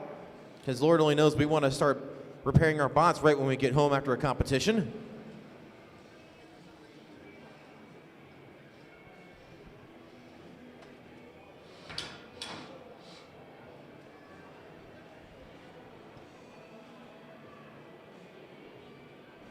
So grudge matches really aren't grudges, but it's just a one-off match, exhibition. It's nice seeing front towards enemy with a top plate on this time instead of duct tape, which we saw yesterday. This should go hopefully a little bit better than yesterday's affairs. It was in the actual competition. They thought it would be completely done, and boy were they wrong. It was still getting built Saturday morning, Saturday afternoon. I think it finally got built this morning.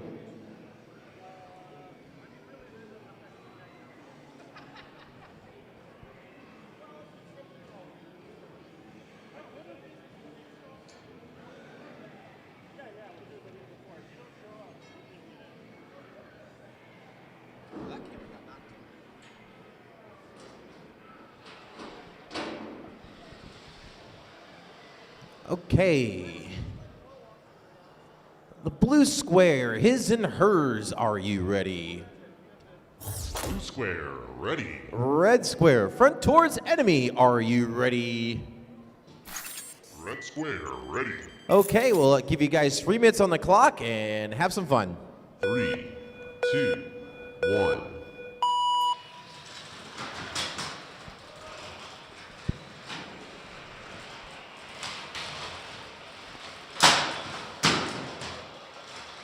There we go, some hang time. It's nice when your opponent has two bots that are half the weight of yours. It may go flying further up when you do hit them. Although that hit may have been one and done from what it looks like. His and hers is doing a demolition derby drive and slam.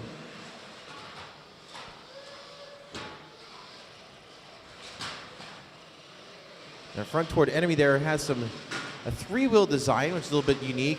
I think they're probably supposed to have Omni wheels on there to help them drift around better, but I think for this competition they just are sticking with wheels.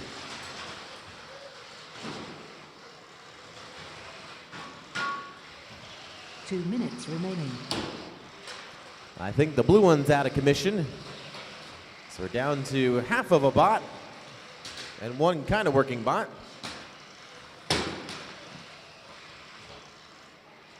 As the big robot is just getting stuck in all the gouges in the floor.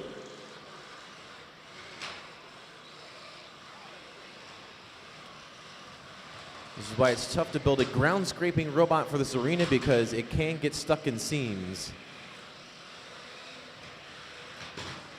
Hey, Hey, both of the mini bots are active again.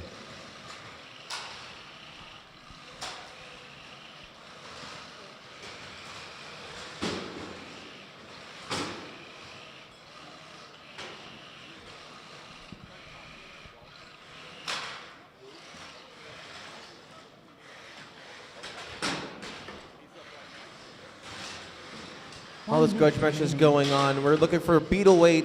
Walter, you are due in the Beetle box. I had the EO come over here and tell me to yell at you. You're up in the Beetle box.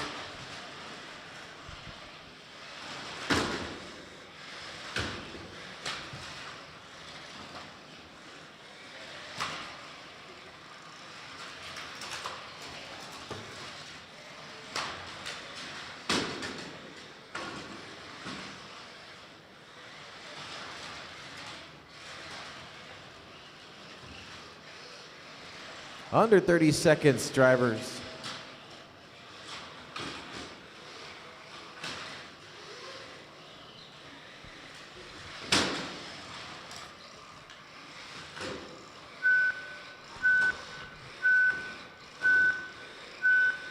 Five, four, three, two, one.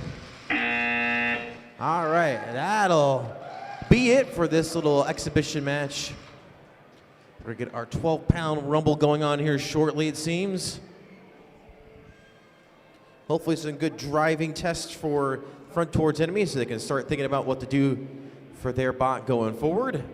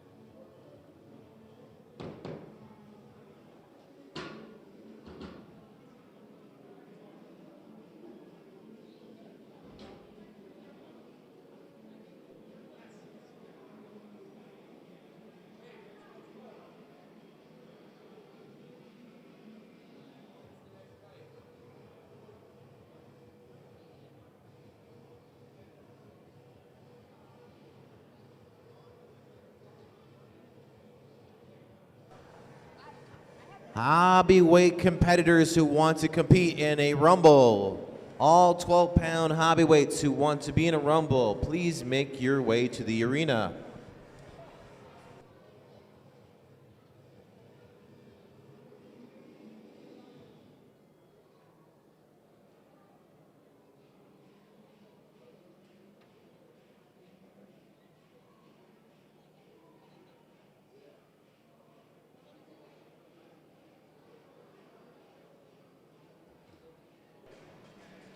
Once again, any 12-pounders who want to compete in a Rumble, please make your way to the box.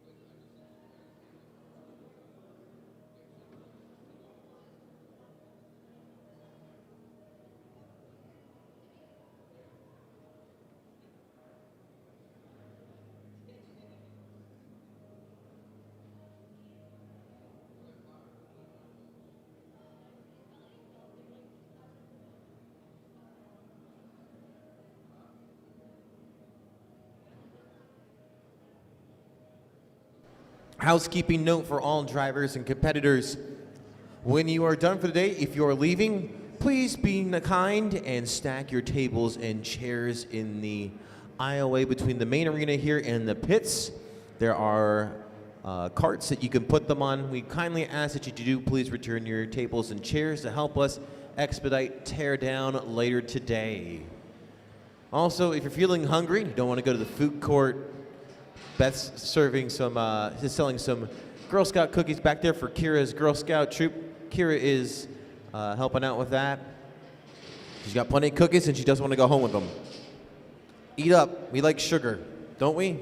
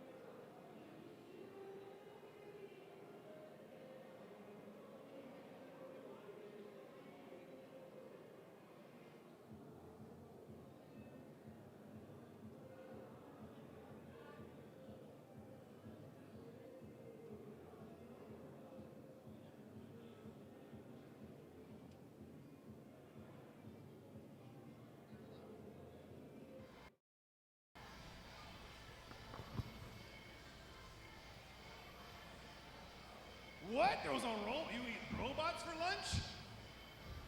I know quite a few robots that have robots for lunch.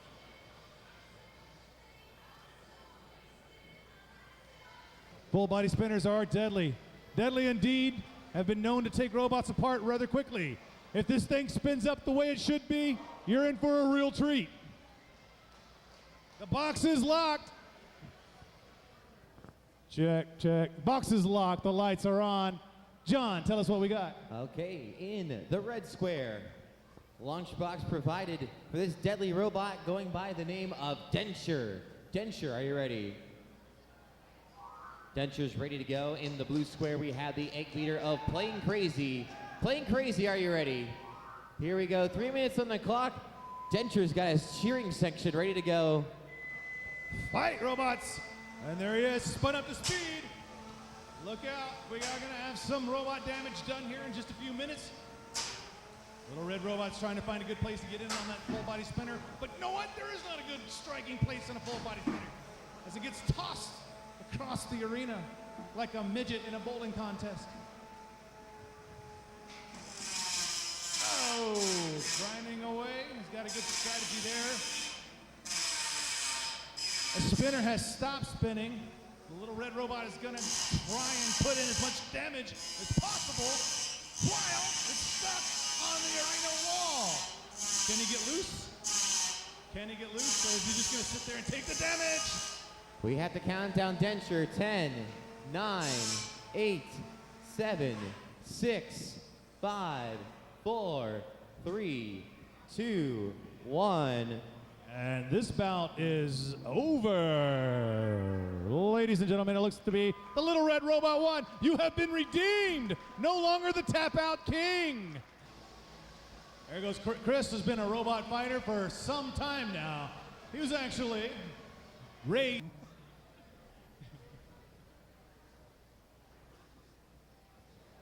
All right, the box is locked. The lights are on. John, tell us what we've got. Ready to go in the red square, we have the egg-beating green robot of Devastating Moment. Joey, are you ready? Joey's ready to go on the green machines. In the blue square, we have the always consistent top-ranking Revenge of Dr. Superbrain.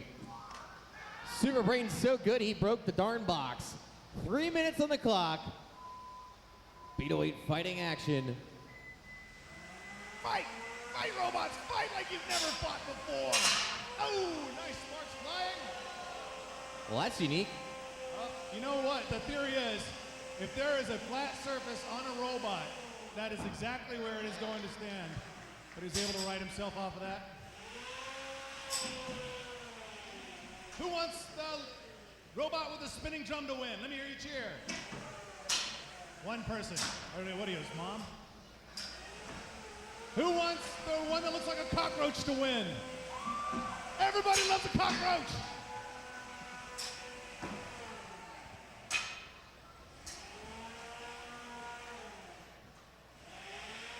That looks like the spinner, the thrasher. Oh my! Nice move, Chris. Very good. Nice tactical move, trying to put him up on the bumper, incapacitate him from moving no more. That's how you win fights here today. Isn't that right? That's right. 1 minute down the fight, 2 minutes to go.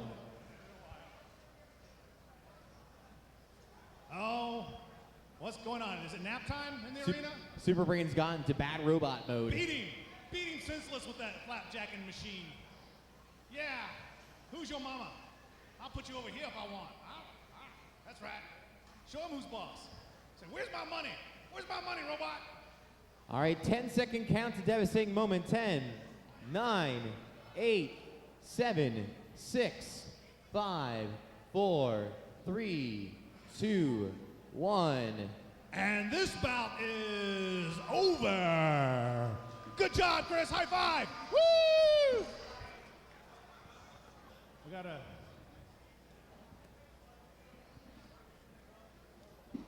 She's gone out the window. Just come out of retirement after 6 years of not announcing robot events. So I have to, excuse me if I get all my robot terminology incorrect. Communication issues solved. squared I away. think we're ready to start fighting some robots. In the red square, we have Chobum 2.0. Chobum, are you ready? The button, please, sir. Hit the button. There we go. In the blue square, we have Mulcher 2.0. Mulcher, are you ready? Oh, you're such a smart young kid there. He knows how to hit the button. 3 minutes on the clock. Beetleweight action. Fight, robots, fight!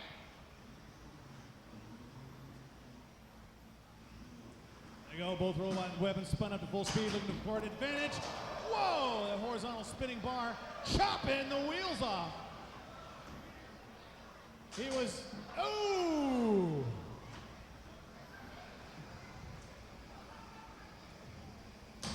Whoa! Dropping parts like an X-Lax eating rabbit.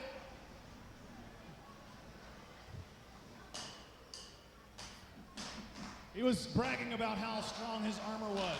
Well, we forgot about the wheels, didn't we? What? Ladies and gentlemen, this bout is over. Your winner by knockout, Mulcher 2.0. Now, you were commenting on how strong your armor was. A polycarbonate flim-flam, and yeah, did we forget to put some strong wheels on? Yeah. That he did. Players of Who Wants It today. On deck, we need Dick Dasserly and Weta. Please get your in the brackets.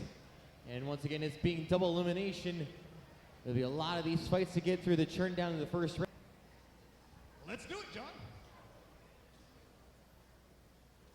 In the red square, we have the vertical spinning drum of Grande Tambor. Tambor, are you ready? Tambor is ready to go. In the blue square, the undercutter of Slugger. Slugger, are you ready? He's ready to go. 3 minutes on the clock, Beetleweight fight.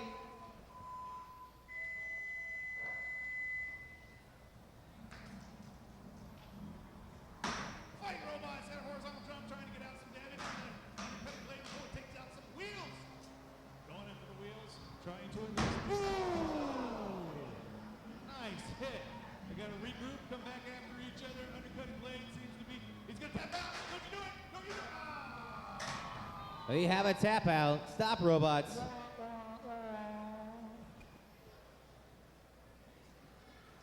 You tapped out, and you tapped out early. What's the strategy behind Your winner by tap out. longer of a actual. Oh, it looks like these robots are ready, so I can stop making stuff up about Kyle. The box Keep is going, locked. The lights are on. John, tell us what we got. Right, I wouldn't mind it. Keep on going. We can rip into Kyle all he wants. That's fine. He loves it. But here we go. We do have fighting to get underway. 3-pound category. In the red square, we have Weta, God of Ugly Things. Weta's ready to go. In the blue square, we have Dick Dasserly. Dick, are you ready? Oh, he's ready to go. 3 minutes on the clock. 3-pound Beetleweight category. First round action. Fight, robots, fight. Boom! One big hit right out of the box. Followed by another. And another. This bout is not going to last too long. Oh, wait, the Thrasher. Boom! Nice hit by the Thrasher.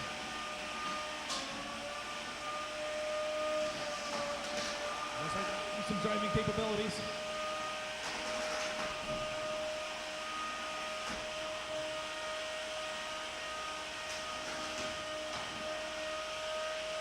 Lining up another hit. There it is! Ooh!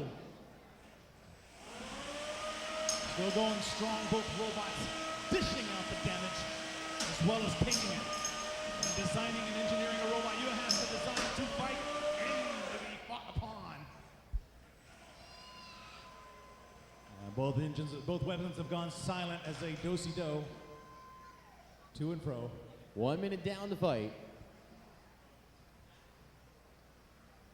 They'll break apart here. They may be just conserving energy. No, it looks like the undercutting blade belt has come off. It has. So now he's having to just fight it out with no weapon.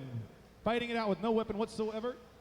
Both robots seem to have lost their weapons, so it just turns into a shoving match now. Who wants Red Robot to win? Let me hear you cheer. Who wants the Silver Robot to win? Just the driver. That's the only person here wants to roll only. Let's try it again. Let me hear for the Red Robot. Let me hear it for Silver Robot. Who wants to see more parts fly everywhere? 2 minutes down, 1 minute to go in the fight. 1 more minute of this mating ritual. Didn't I see this on the Discovery Channel? I see one robot will circle the other robot in hopes of enticing it into making other small robots.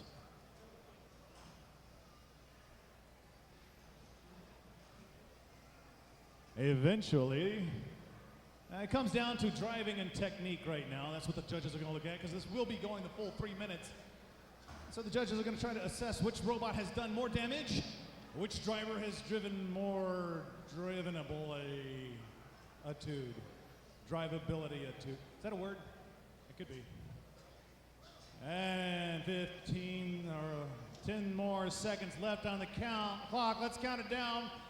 7, 6, 5, 4, 3, 2, 1, and this bout is over.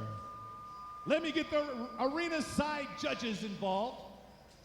How many people think Red Robot should win? How many people think Silver Robot should win? Just plywood. My bad. We're cheap, what can we say? Looks like our robots are in the box locked. This is a match that was postponed earlier from Mobot. In the red square, we have Chobum 2.0. Chobum, are you ready? Chobum 2.0, ready to go. Mobot in the blue square, the bar spinner, are you ready? He's ready. Don't break the box. 3 minutes on the clock. 3-pound Beetleweights first round. Fight, robots, fight! All right, the black cockroach trying to line up on the horizontal spinner. Earlier he had to take a pass or a buy. His robot wasn't ready. Doesn't look like he quite has it ready still. The weapon just does not seem to want to engage. Engage, number 1. I must go number 2. Uh-oh. Ooh. Oh, no. That looks like a speed controller. There are laws against smoking indoors. This bot is on fire. We have to count down Mobot here. 10 seconds. 9, 8, 7, 6, 5, 4, 3, 2, 1. And this bout is over, ladies and gentlemen. It looks as though the little silver robot that could just could not. Did you know that all electronics that is a massive horizontal spinning drum you see over there in the red square that will dish out To hit every time he collides with the other robot. Oh, box is locked. Lights are on. John, tell us what we got. We're bumping up to the 12-pound category as we're entering into our first round action for these Hobbyweights. In the blue square, we have the drum of Cataclysm. Cataclysm, are you ready? That's Cataclysm. I'm sorry here. Yep, that's right. I have my squares confused here. Red square, Cataclysm. He's ready to go. Blue square, Ripto Ultimate. He's ready to go. 3 minutes on the clock. 12-pound category. Woo! Fight, robots, fight! This is going to be a good fight. Keep your eyes on them. They're going to hit. They're going to hit big. Oh, pieces going everywhere. Whoa! Move! Hooray for Lexan! Oh, man, that's some big hits. Horizontal spinning drum trying to get lined up to get another strike, another vertical spinning blade. Ripto Ultimate, you have 10 seconds. 10, 9, 8, 7, 6, 5, 4. Well, you're going to get counted out. He didn't want to hit the tap out button. He broke the button. Fantastic job. Fantastic job. These bouts don't last too long because the robots, they hit hard, they hit fast, and they do a lot of damage.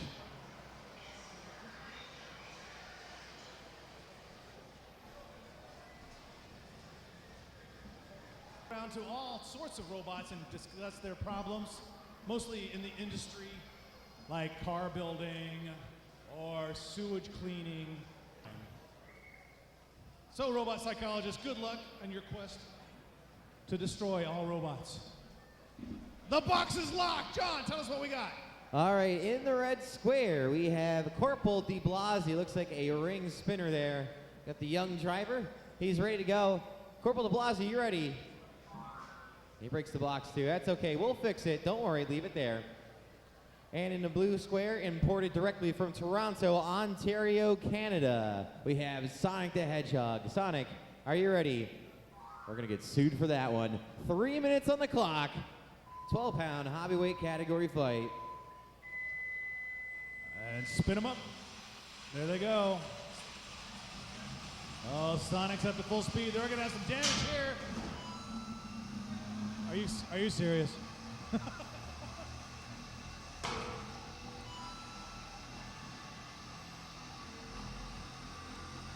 Oh, Sonic the Hedgehog.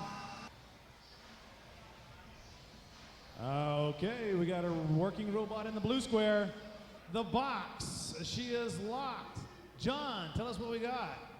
We have two 12-pound robots in the arena ready to go. In the red square, directly imported from Canada, we have Placebo. Placebo, are you ready? He's ready to go. In the blue square, we have from Georgia Tech, the drum spinning robot known as Attrition. Attrition, are you ready? He's ready to go. 3 minutes on the clock. 12-pound. It's robot fighting time. Fight, robots, fight. And there they go. The drum up full speed coming at us. Undercutter. Oh. The undercutting blade. Nice hit. Ooh, that's what I'm talking about. Upside down, Kenny Wright himself. It's not looking good. 10 seconds to Placebo. 10, 9, 8. Oh, Placebo's back. He's still moving. Now he's not moving. Now he stopped moving. 10, 9, 8, 7, 6, 5, And a big wave to the 4, crowd. 3, 2, 1. Woo! Good fight. That is a good fight. Your winner by knockout, Attrition. Georgia Tech takes another one.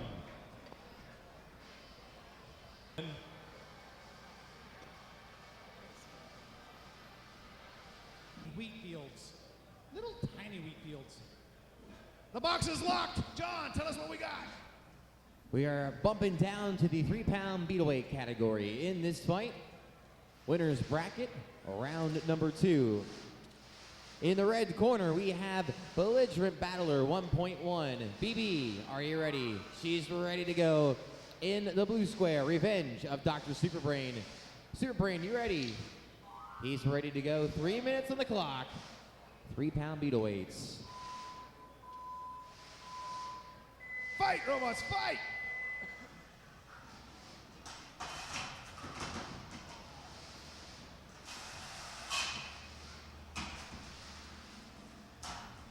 Away they go. A thrashing unit on Tony's robot. Going to town, not able to get a good strike on the cockroach. Chipping away. Nothing coming off yet, though. Ooh, almost got a good lift. He's got him now. Put him against the wall. Oh, near a miss. Wow, nice lift and a throw. A sumo backflip. Chris makes it look easy, just driving up on a robot and lifting it like that. Actually takes a lot of practice. And a do-si-do.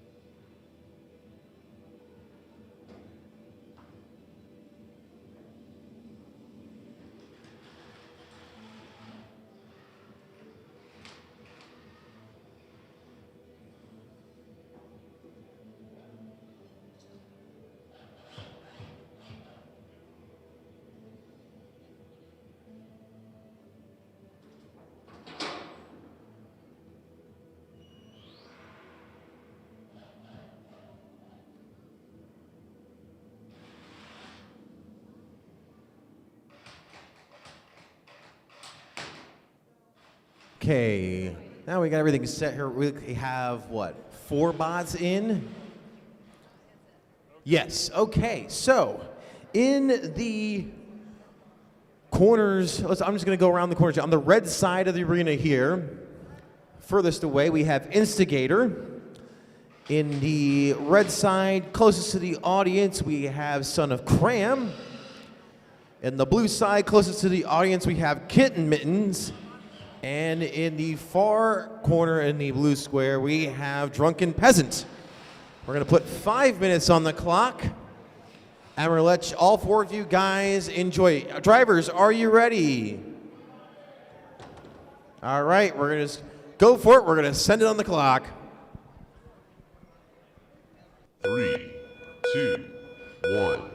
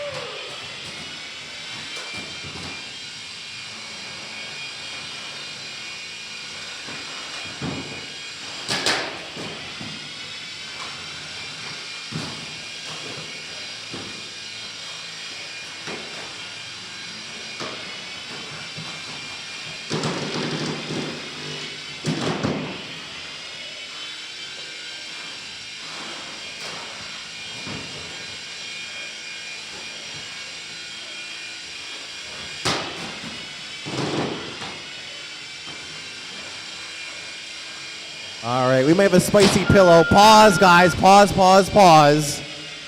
We do have a possible spicy pillow. What we mean by that is a swollen lithium polymer battery. We at least have a battery ejected from Drunken Peasant, it looks like. We are going to de-escalate that situation before it becomes a hazard. Just remember, Kyle, the lights are still on the inside there. Be careful.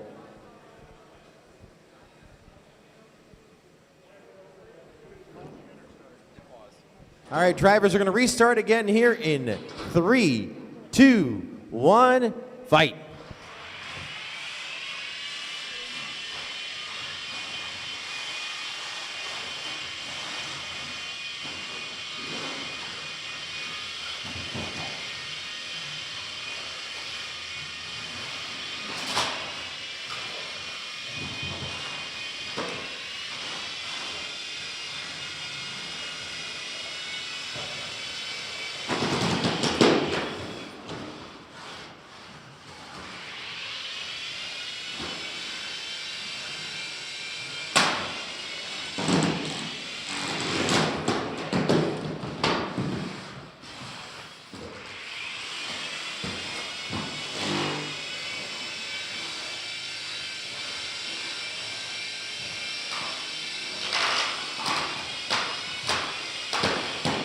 You live by the forks, you die by the forks.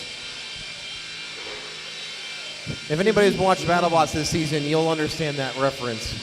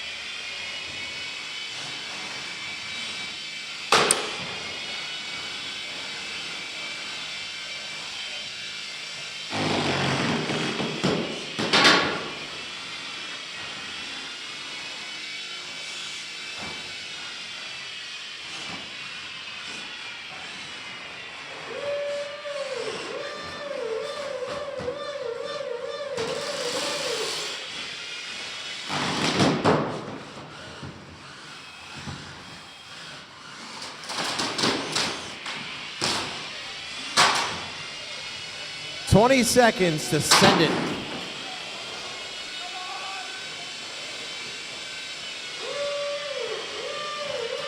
Ten seconds.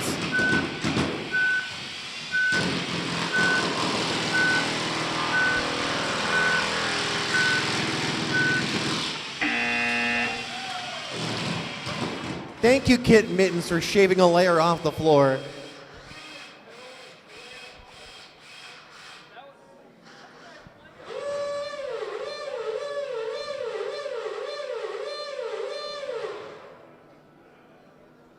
I'll say the humming is nice.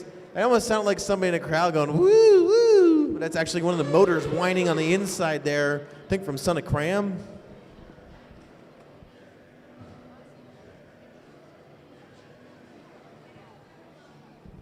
That was an entertaining 5 minutes there.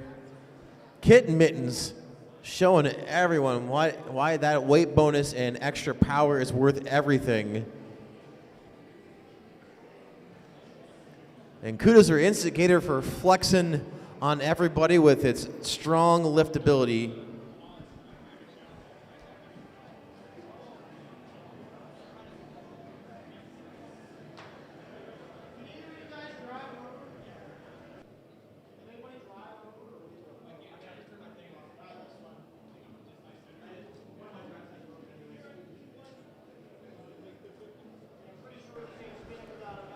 So we are going to do featherweights next in the Rumble again. We've got at least 3 staged here.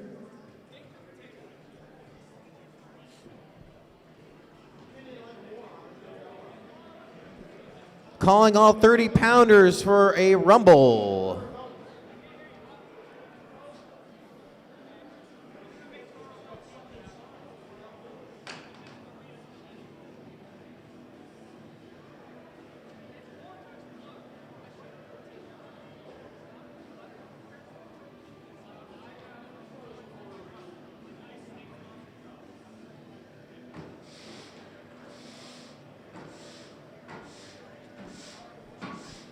We've got at least 3 30-pounders set for Rumble here. Where you're looking for more. Anybody want to get in on a 30-pound Rumble, please do so. Then afterwards, we're going to have our finals.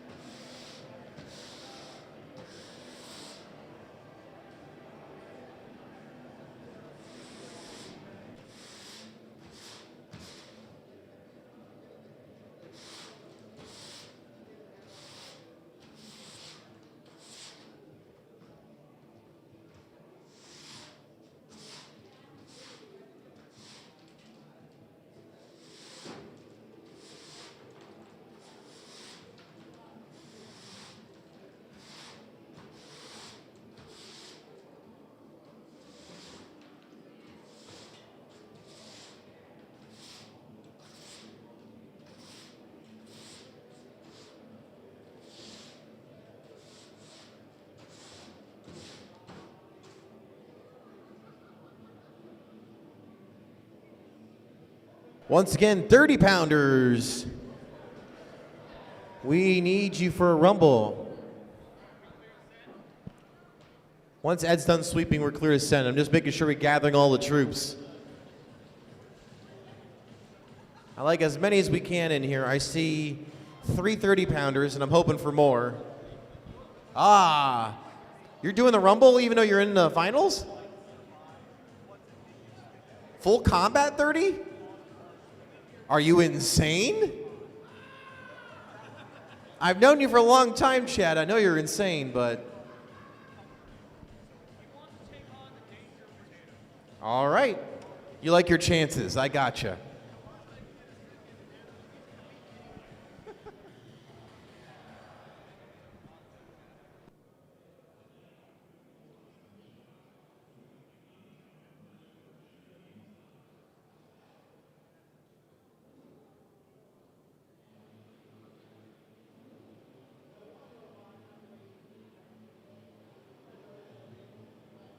All right, 30 pounders, let's send you into the box here.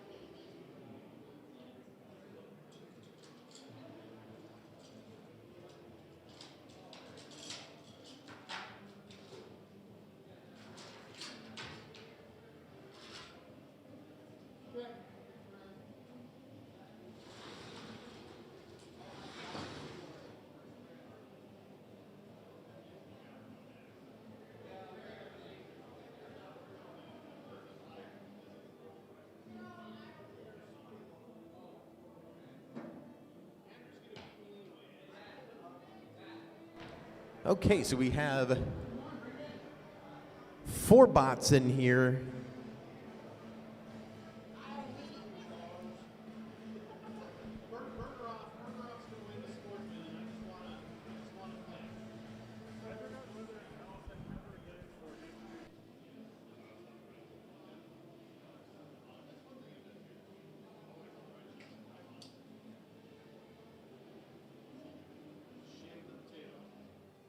What is that?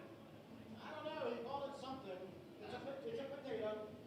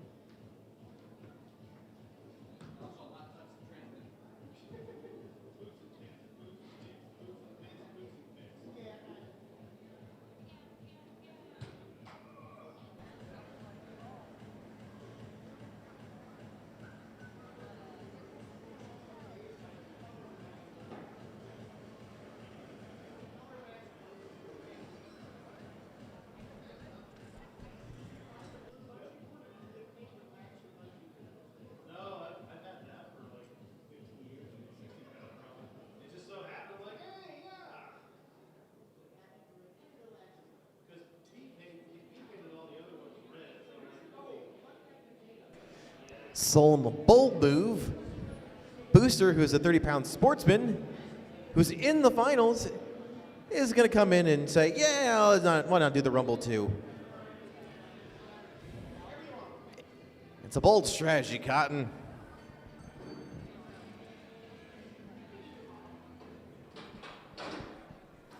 Okay, so let's go around the box here.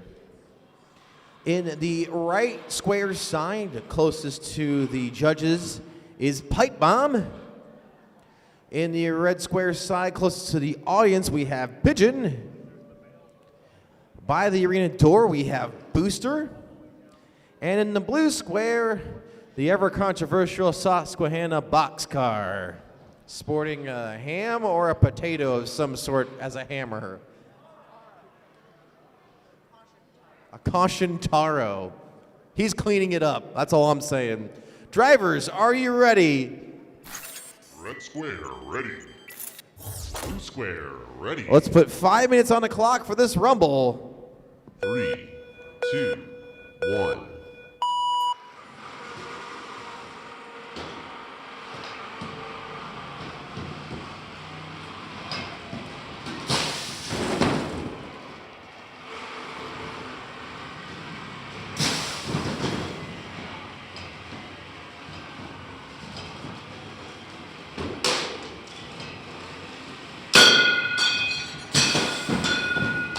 You got kind of beat up with this disc right here. What is this made out of? Aluminum foil?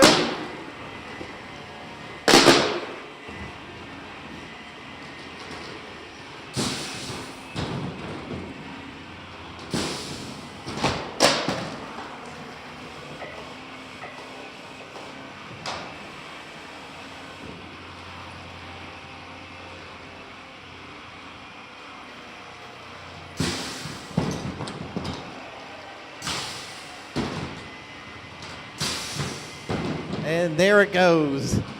That safety thingy.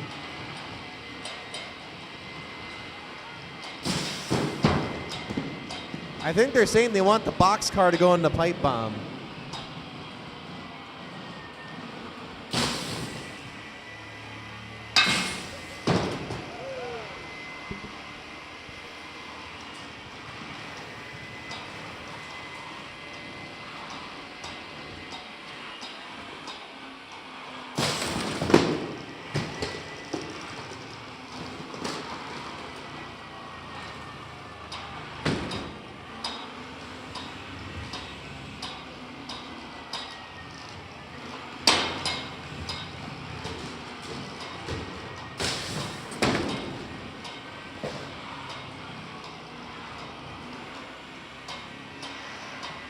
We're gonna change name of Pipe Bomb to DK, Mr. Drift King. You're just showing off now.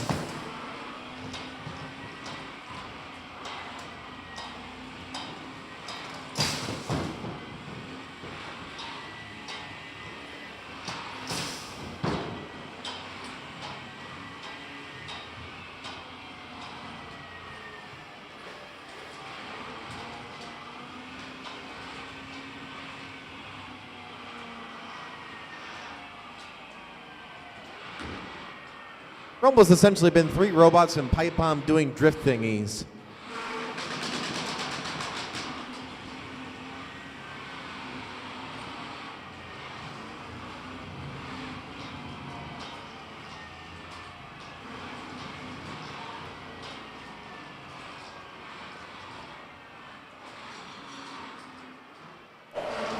That smoke is purple.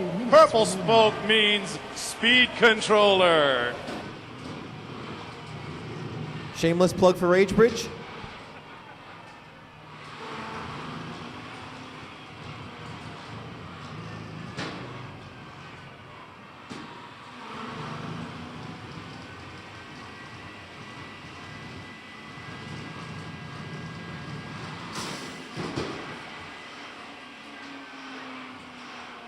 The hard part when you're tossing something spinning is it's going to tend to stay flat when you get it in the air.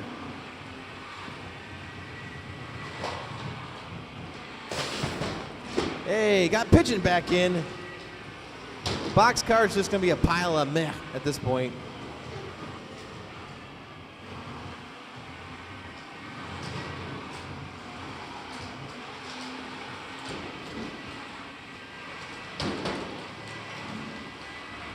1 minute remaining.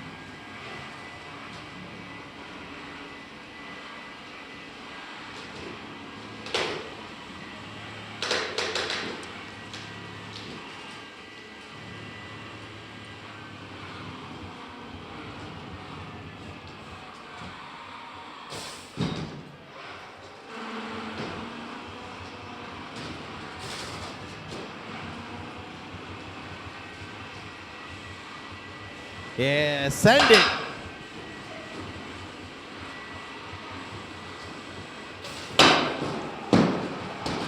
Hooray for Lexan!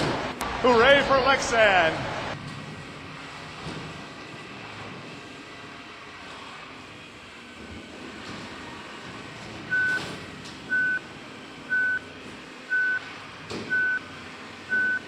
Four, three, two, one. Hey guys, an entertaining 5 minutes for you folks out there.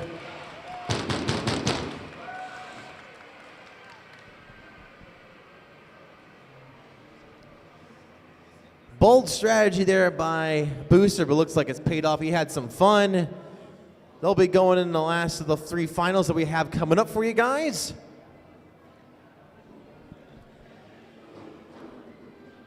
I think it's pretty obvious we're going to give the win in that Rumble to Booster. Hands down, just having a field day in there and setting some height limits while we're at it too. But kudos to all the drivers there. That was fun seeing Pipe Bomb just do Pipe Bomb things. Charles advertising his speed controllers very well. And Pigeon being the unknown variable.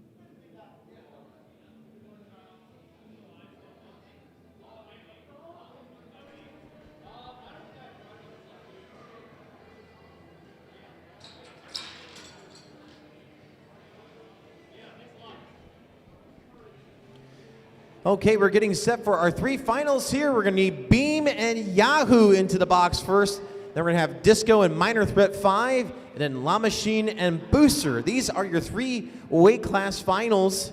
Getting down to nitty gritty here, and they should be pretty violent affairs. I'd say the Hobbyweight and Featherweight combat classes, the 2 that are in the finals for each, have been very destructive this whole weekend. And we just hope that they are running full steam ahead and give you guys an explosive 3 minutes or less.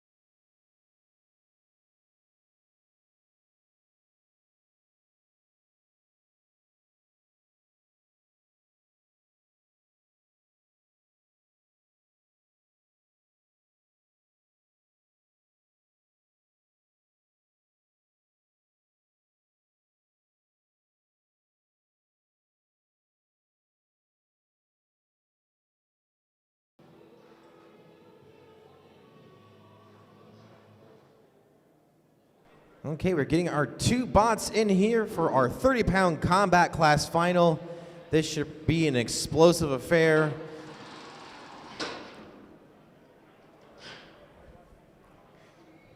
In the red square, coming through the losers bracket, it is Yahoo. Yahoo, are you ready? Red square, ready.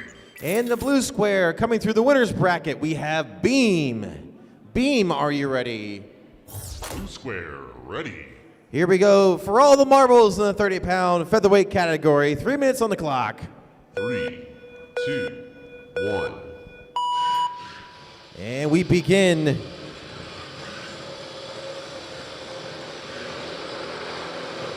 Looks like Yahoo's going in backwards, absorbing some of the blows. They don't have their drum spinning. Now they do.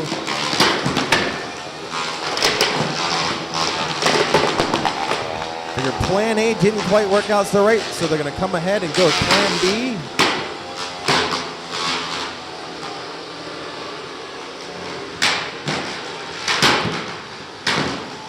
Beam taking some hits to Yahoo there. So far, that back bumper with all its shock absorbers seems to take care of most of the work so far. At what cost? Wow. Beam ended up into the corner, and it looks like Yahoo's lost a sided drive, and then there's a hit weapon on weapon with Yahoo sending Beam into the air. Once again, Beam getting launched up by hitting the drum on Yahoo.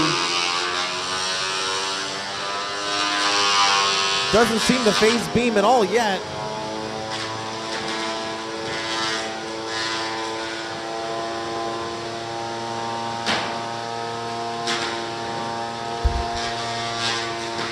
Yahoo just showing enough movement to not get counted out yet. There's a tap out.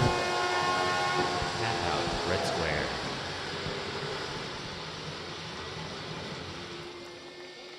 We do have a tap out. Your winner and 30-pound champion of Motorama is Beam.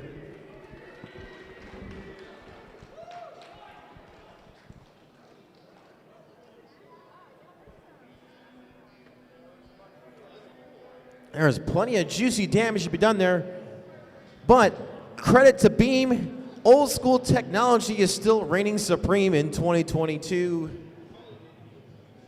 A very simple but effective design. Looks like the weapon bar on Beam maybe bent ever so slightly.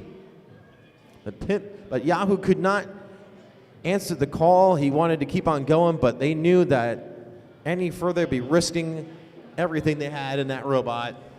Tough break for the Yahoo crew.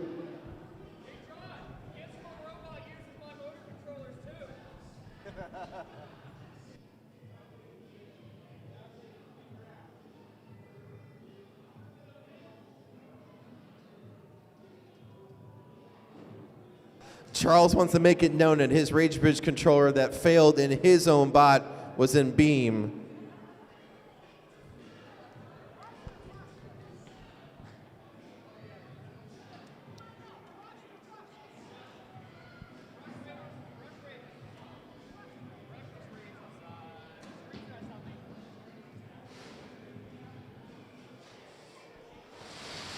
Next in the box, we are looking for Disko and Minor Threat 5. This will be our 12-pound Hobbyweight final.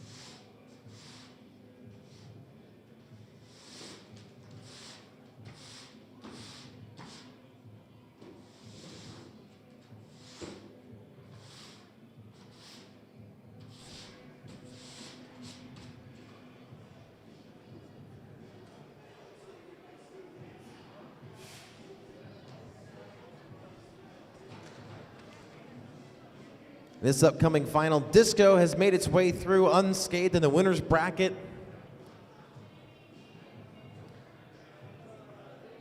A minor threat avoiding Kitten Mittens. Awesome damage to get himself into the finals here.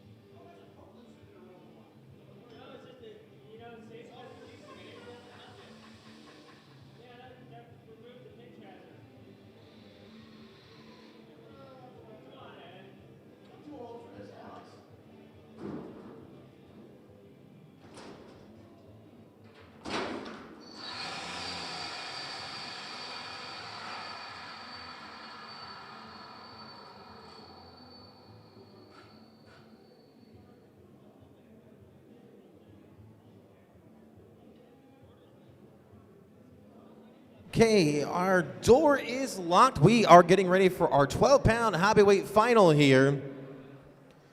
In the red square, in the winner's bracket, we have Disko. Disko, are you ready? Red square, ready. And coming up to the loser's bracket, we have Minor Threat 5. Minor Threat 5, are you ready? Blue square, ready. Here we go. 3 minutes on the clock in this championship 12-pound Hobbyweight fight. 3, 2, 1. This is going to be pretty intense. Two strong, and I mean strong, vertical spinners. About ready to wage war. They already waged war once in the winner's bracket semis. It was a very pensive affair. Minor Threat 5 playing the defensive part, Disko playing the offensive part.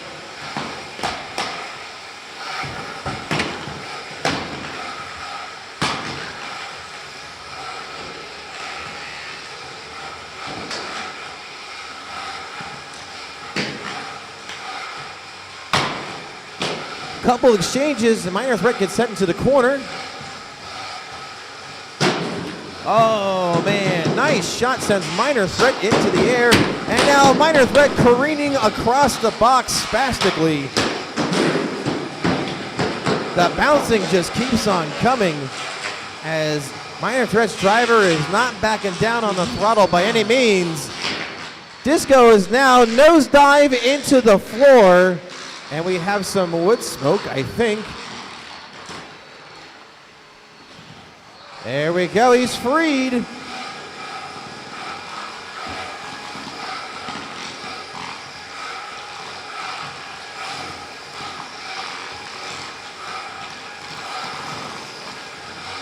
Lots of dashing back and forth. Disko throwing caution into the wind, as it were.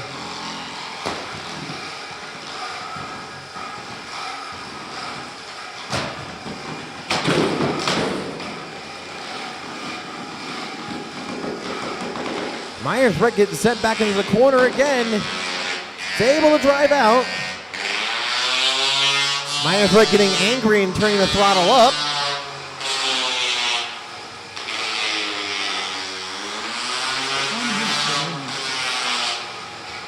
Under 60 seconds to go. Right now, Minor Threat can drive, but not drive well.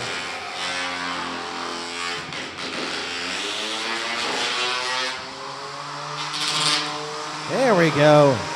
Minor Threat getting out of the corner a little bit. Disko hitting the back of Minor Threat. Lines up a couple more hits. Minor Threat is now Without weapon, it looks like it's able to drive. We got about 25 seconds left to go. Is there anything left out of Minor Threat? 10, 9, 8. We're going to the 10 count. 5, 4, 3, 2, 1. This one's going to go to the judges.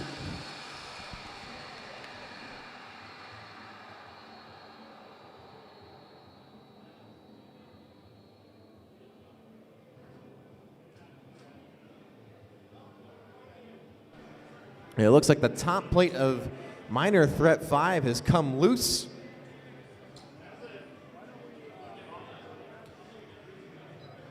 You can tell that both these weapons are nasty, and they did not want to back down on the throttle one bit because they knew they needed to keep the weapon pointed at their opponent.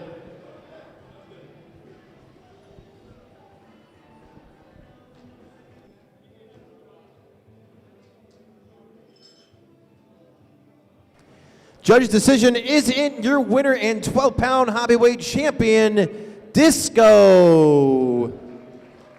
Congratulations, though, to Minor Threat coming away in second place.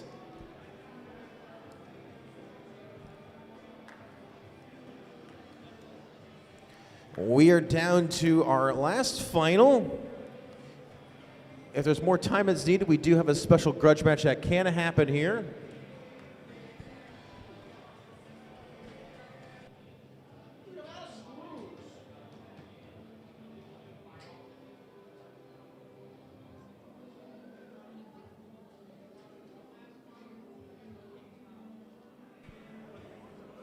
Okay, Sportsman Final.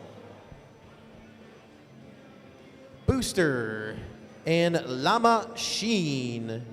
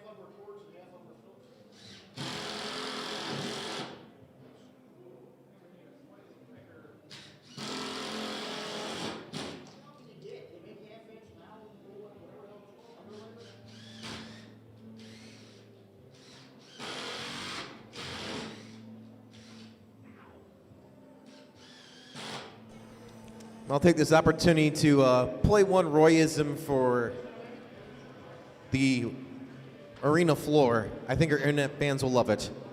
You got kind of beat up with this disc right here. What is this made out of? Aluminum foil?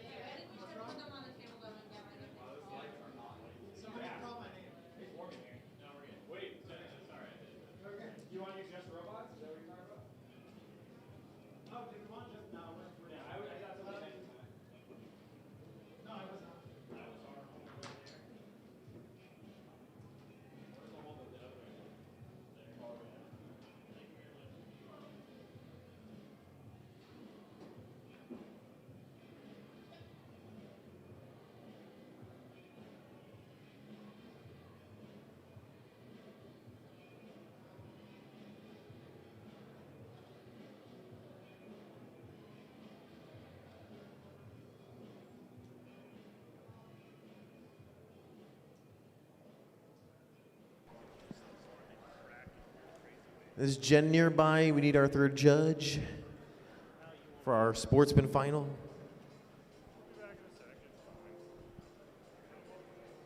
We can send the two sportsmen into the box at least and get themselves staged.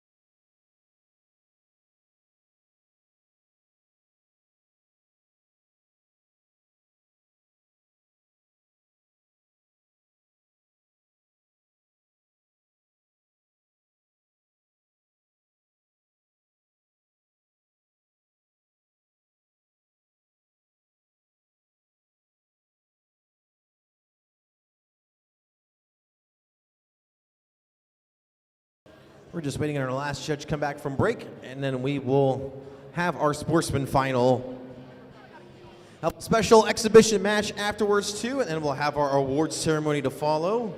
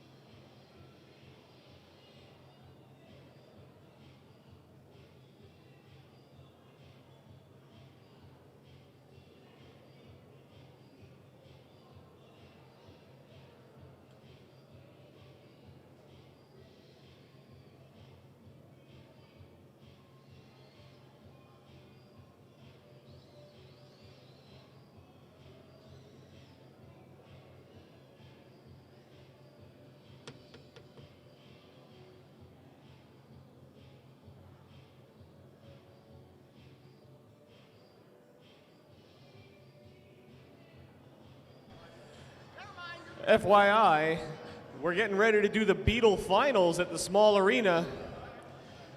Look at everyone run. Beetle Finals. I don't know who's in it. Good luck to them.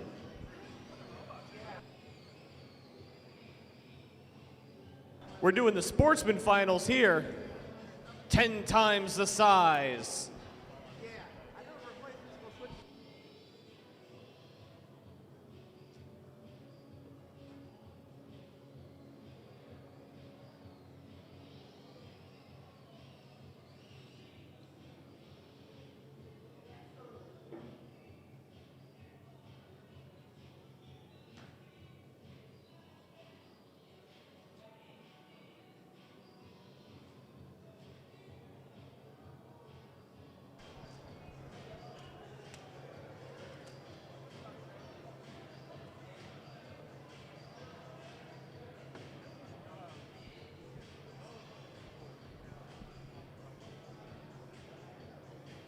One of the lone Canadian participants this year, Andrew with Llama Sheen, also part of the Deep Six crew for BattleBots this past year.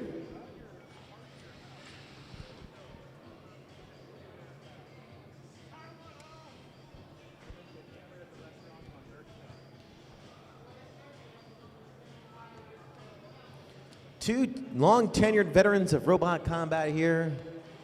And driver powering on their robot now, Chad New, Team Wazio, part of the Colorado contingency,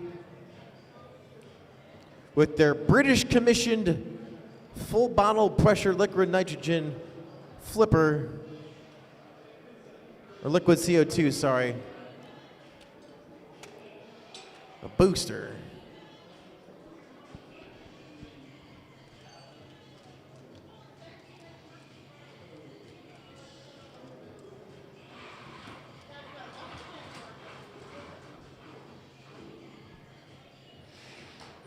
Okay, we are getting set for our sportsman final.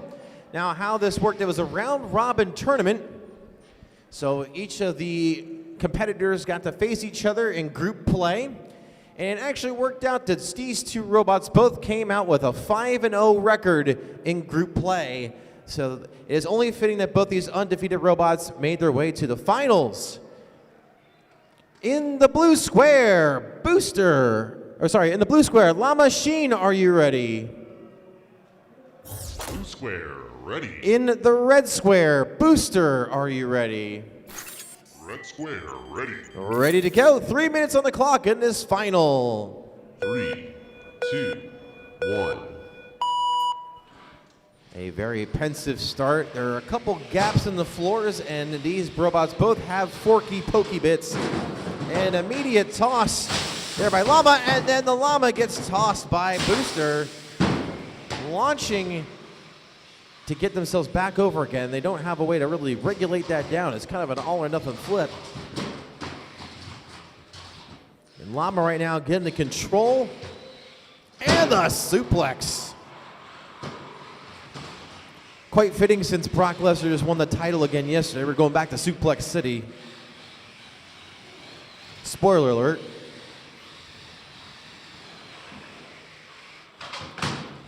Llama once again getting the toss over on Booster. Now Booster has to expend some extra CO2 to get themselves over, but no, Llama helping them back out and tossing right over again from the Llama. That was an interesting assisted flip. Both Booster and Llama flipped at the same time, so Booster got some extra air.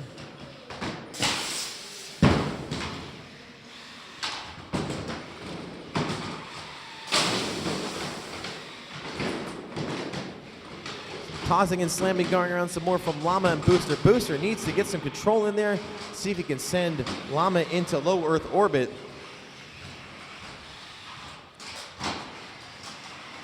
Those extra long forks. Those extra long forks on Llama Machine.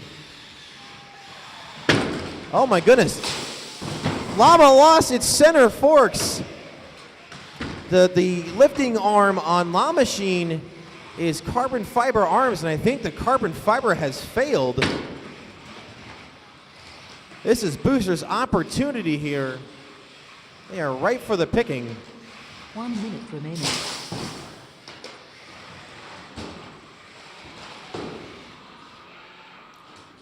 And the Llama's got him pinned in the corner. He can only hold him for a couple seconds here.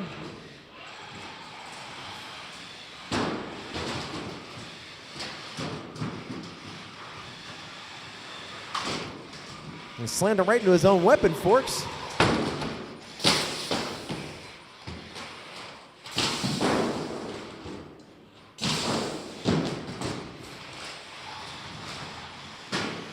We're getting down to the end here. We got 20 seconds left.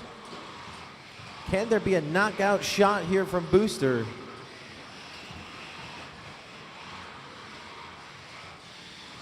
Last 10 seconds.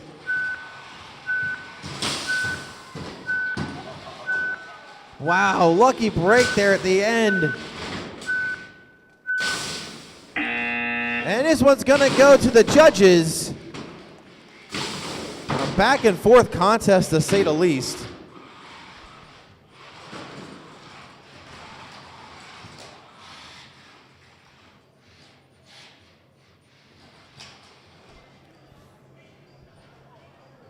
It's tough because in the sportsman weight class, the weapon is kind of the intention here, not to be a pushy bot. You must use your weapon.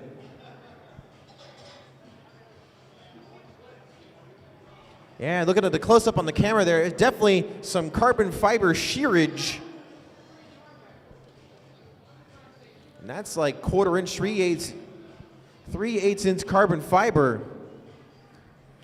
Judge's decision is in. Your winner and 30-pound sportsman champion, Llama Sheen. By the skin of his teeth and the fibers of his carbon.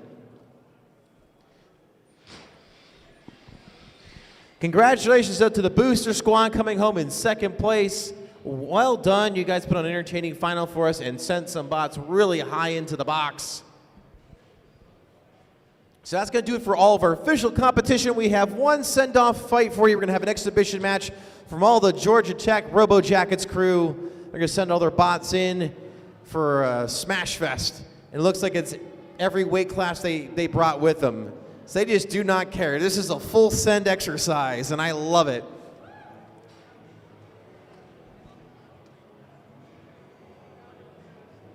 So Georgia Tech crew, get yourselves in.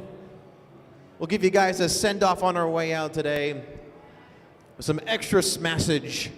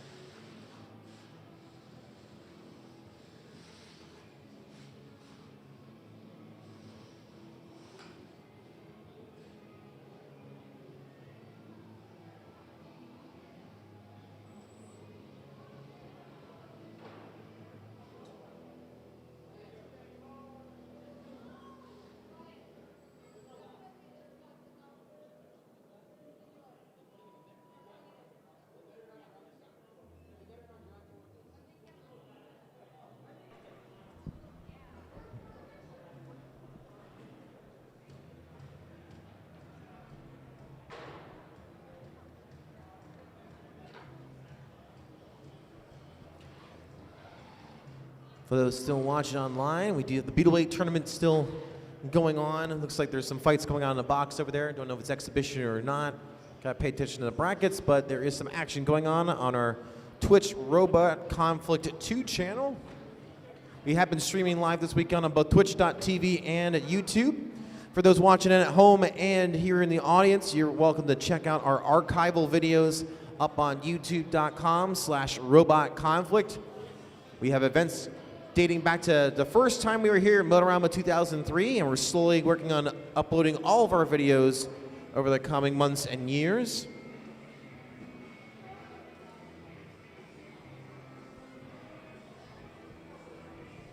If you're willing to get involved, we're happy to have you. We do have a Facebook group of Northeast Robotics Club, and there's also the parent group Combat Robotics, where a lot of robot combat enthusiasts gather and get information and get started.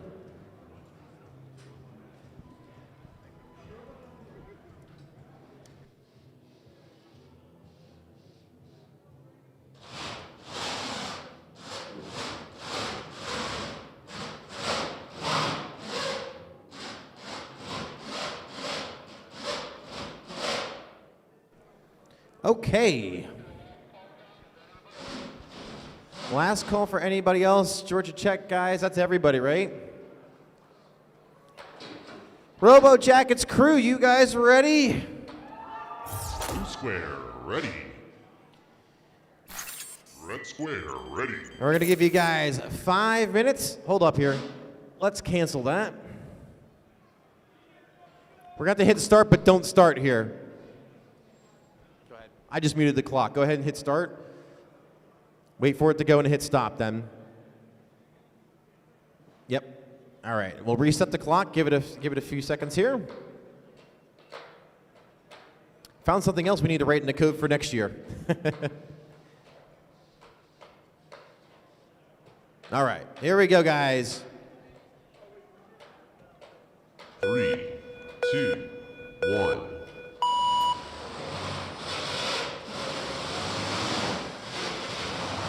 This is all the bots and some extra stuff that the Georgia Check crew brought with this weekend. They're just trying to drive and have some fun for you guys out there. There's nothing really serious about this at all.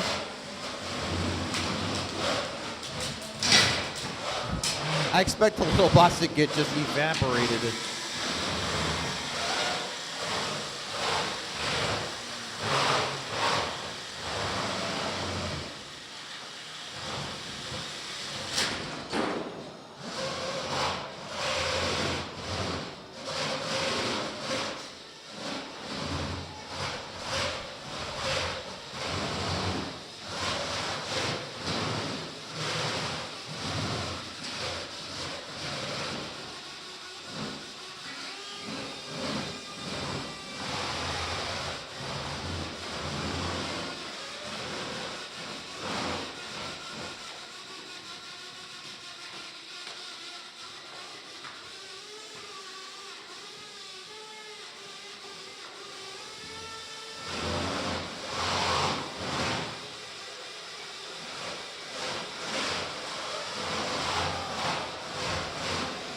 I guess they're going to give the little guys a little bit of fun, and then the big boy's going to come and clean house.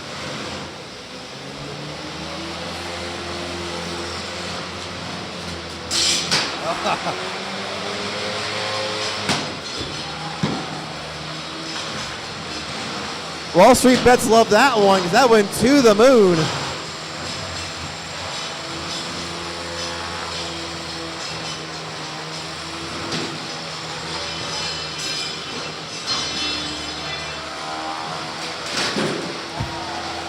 That got juicy. Okay, there is an exposed battery over there, just a heads up.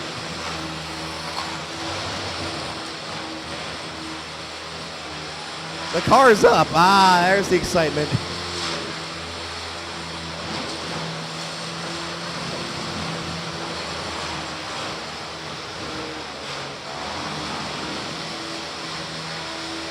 The car is still alive, by the way.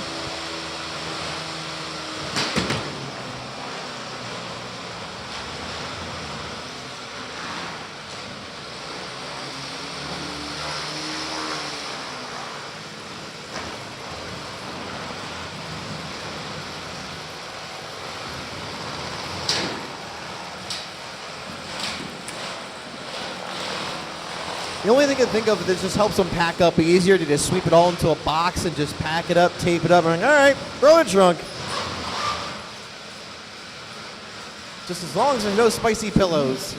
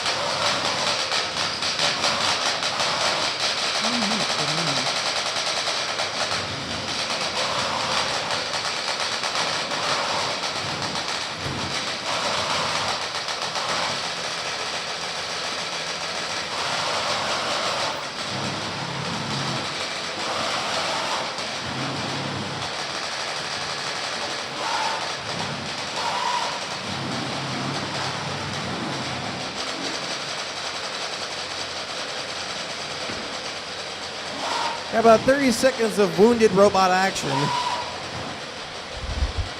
Chonky slowly slowing down. All right, we're going to call that the end of the Rumble. All right, guys. Thank you once again for attending Motorama Robot Conflict 2022. We highly appreciate you guys for coming out and having a good time with us. We're going to do it again next year. We're going to have an awards ceremony here shortly, and we also want drivers and competitors for a couple things. Number one, make sure to take care of your tables and chairs, and please return them into the aisleway here between the main arena and the pits. We do have carts set up for those, so please, as you're tearing down, return your tables and chairs. We're going to also want some hands to help us out with arena teardown after the awards are done. So on behalf of everybody here at Northeast Robotics Club, thank you once again for attending Motorama. You guys, hope you have a safe travels home, and for all watching online, thank you all for watching and participating. We'll see you again soon.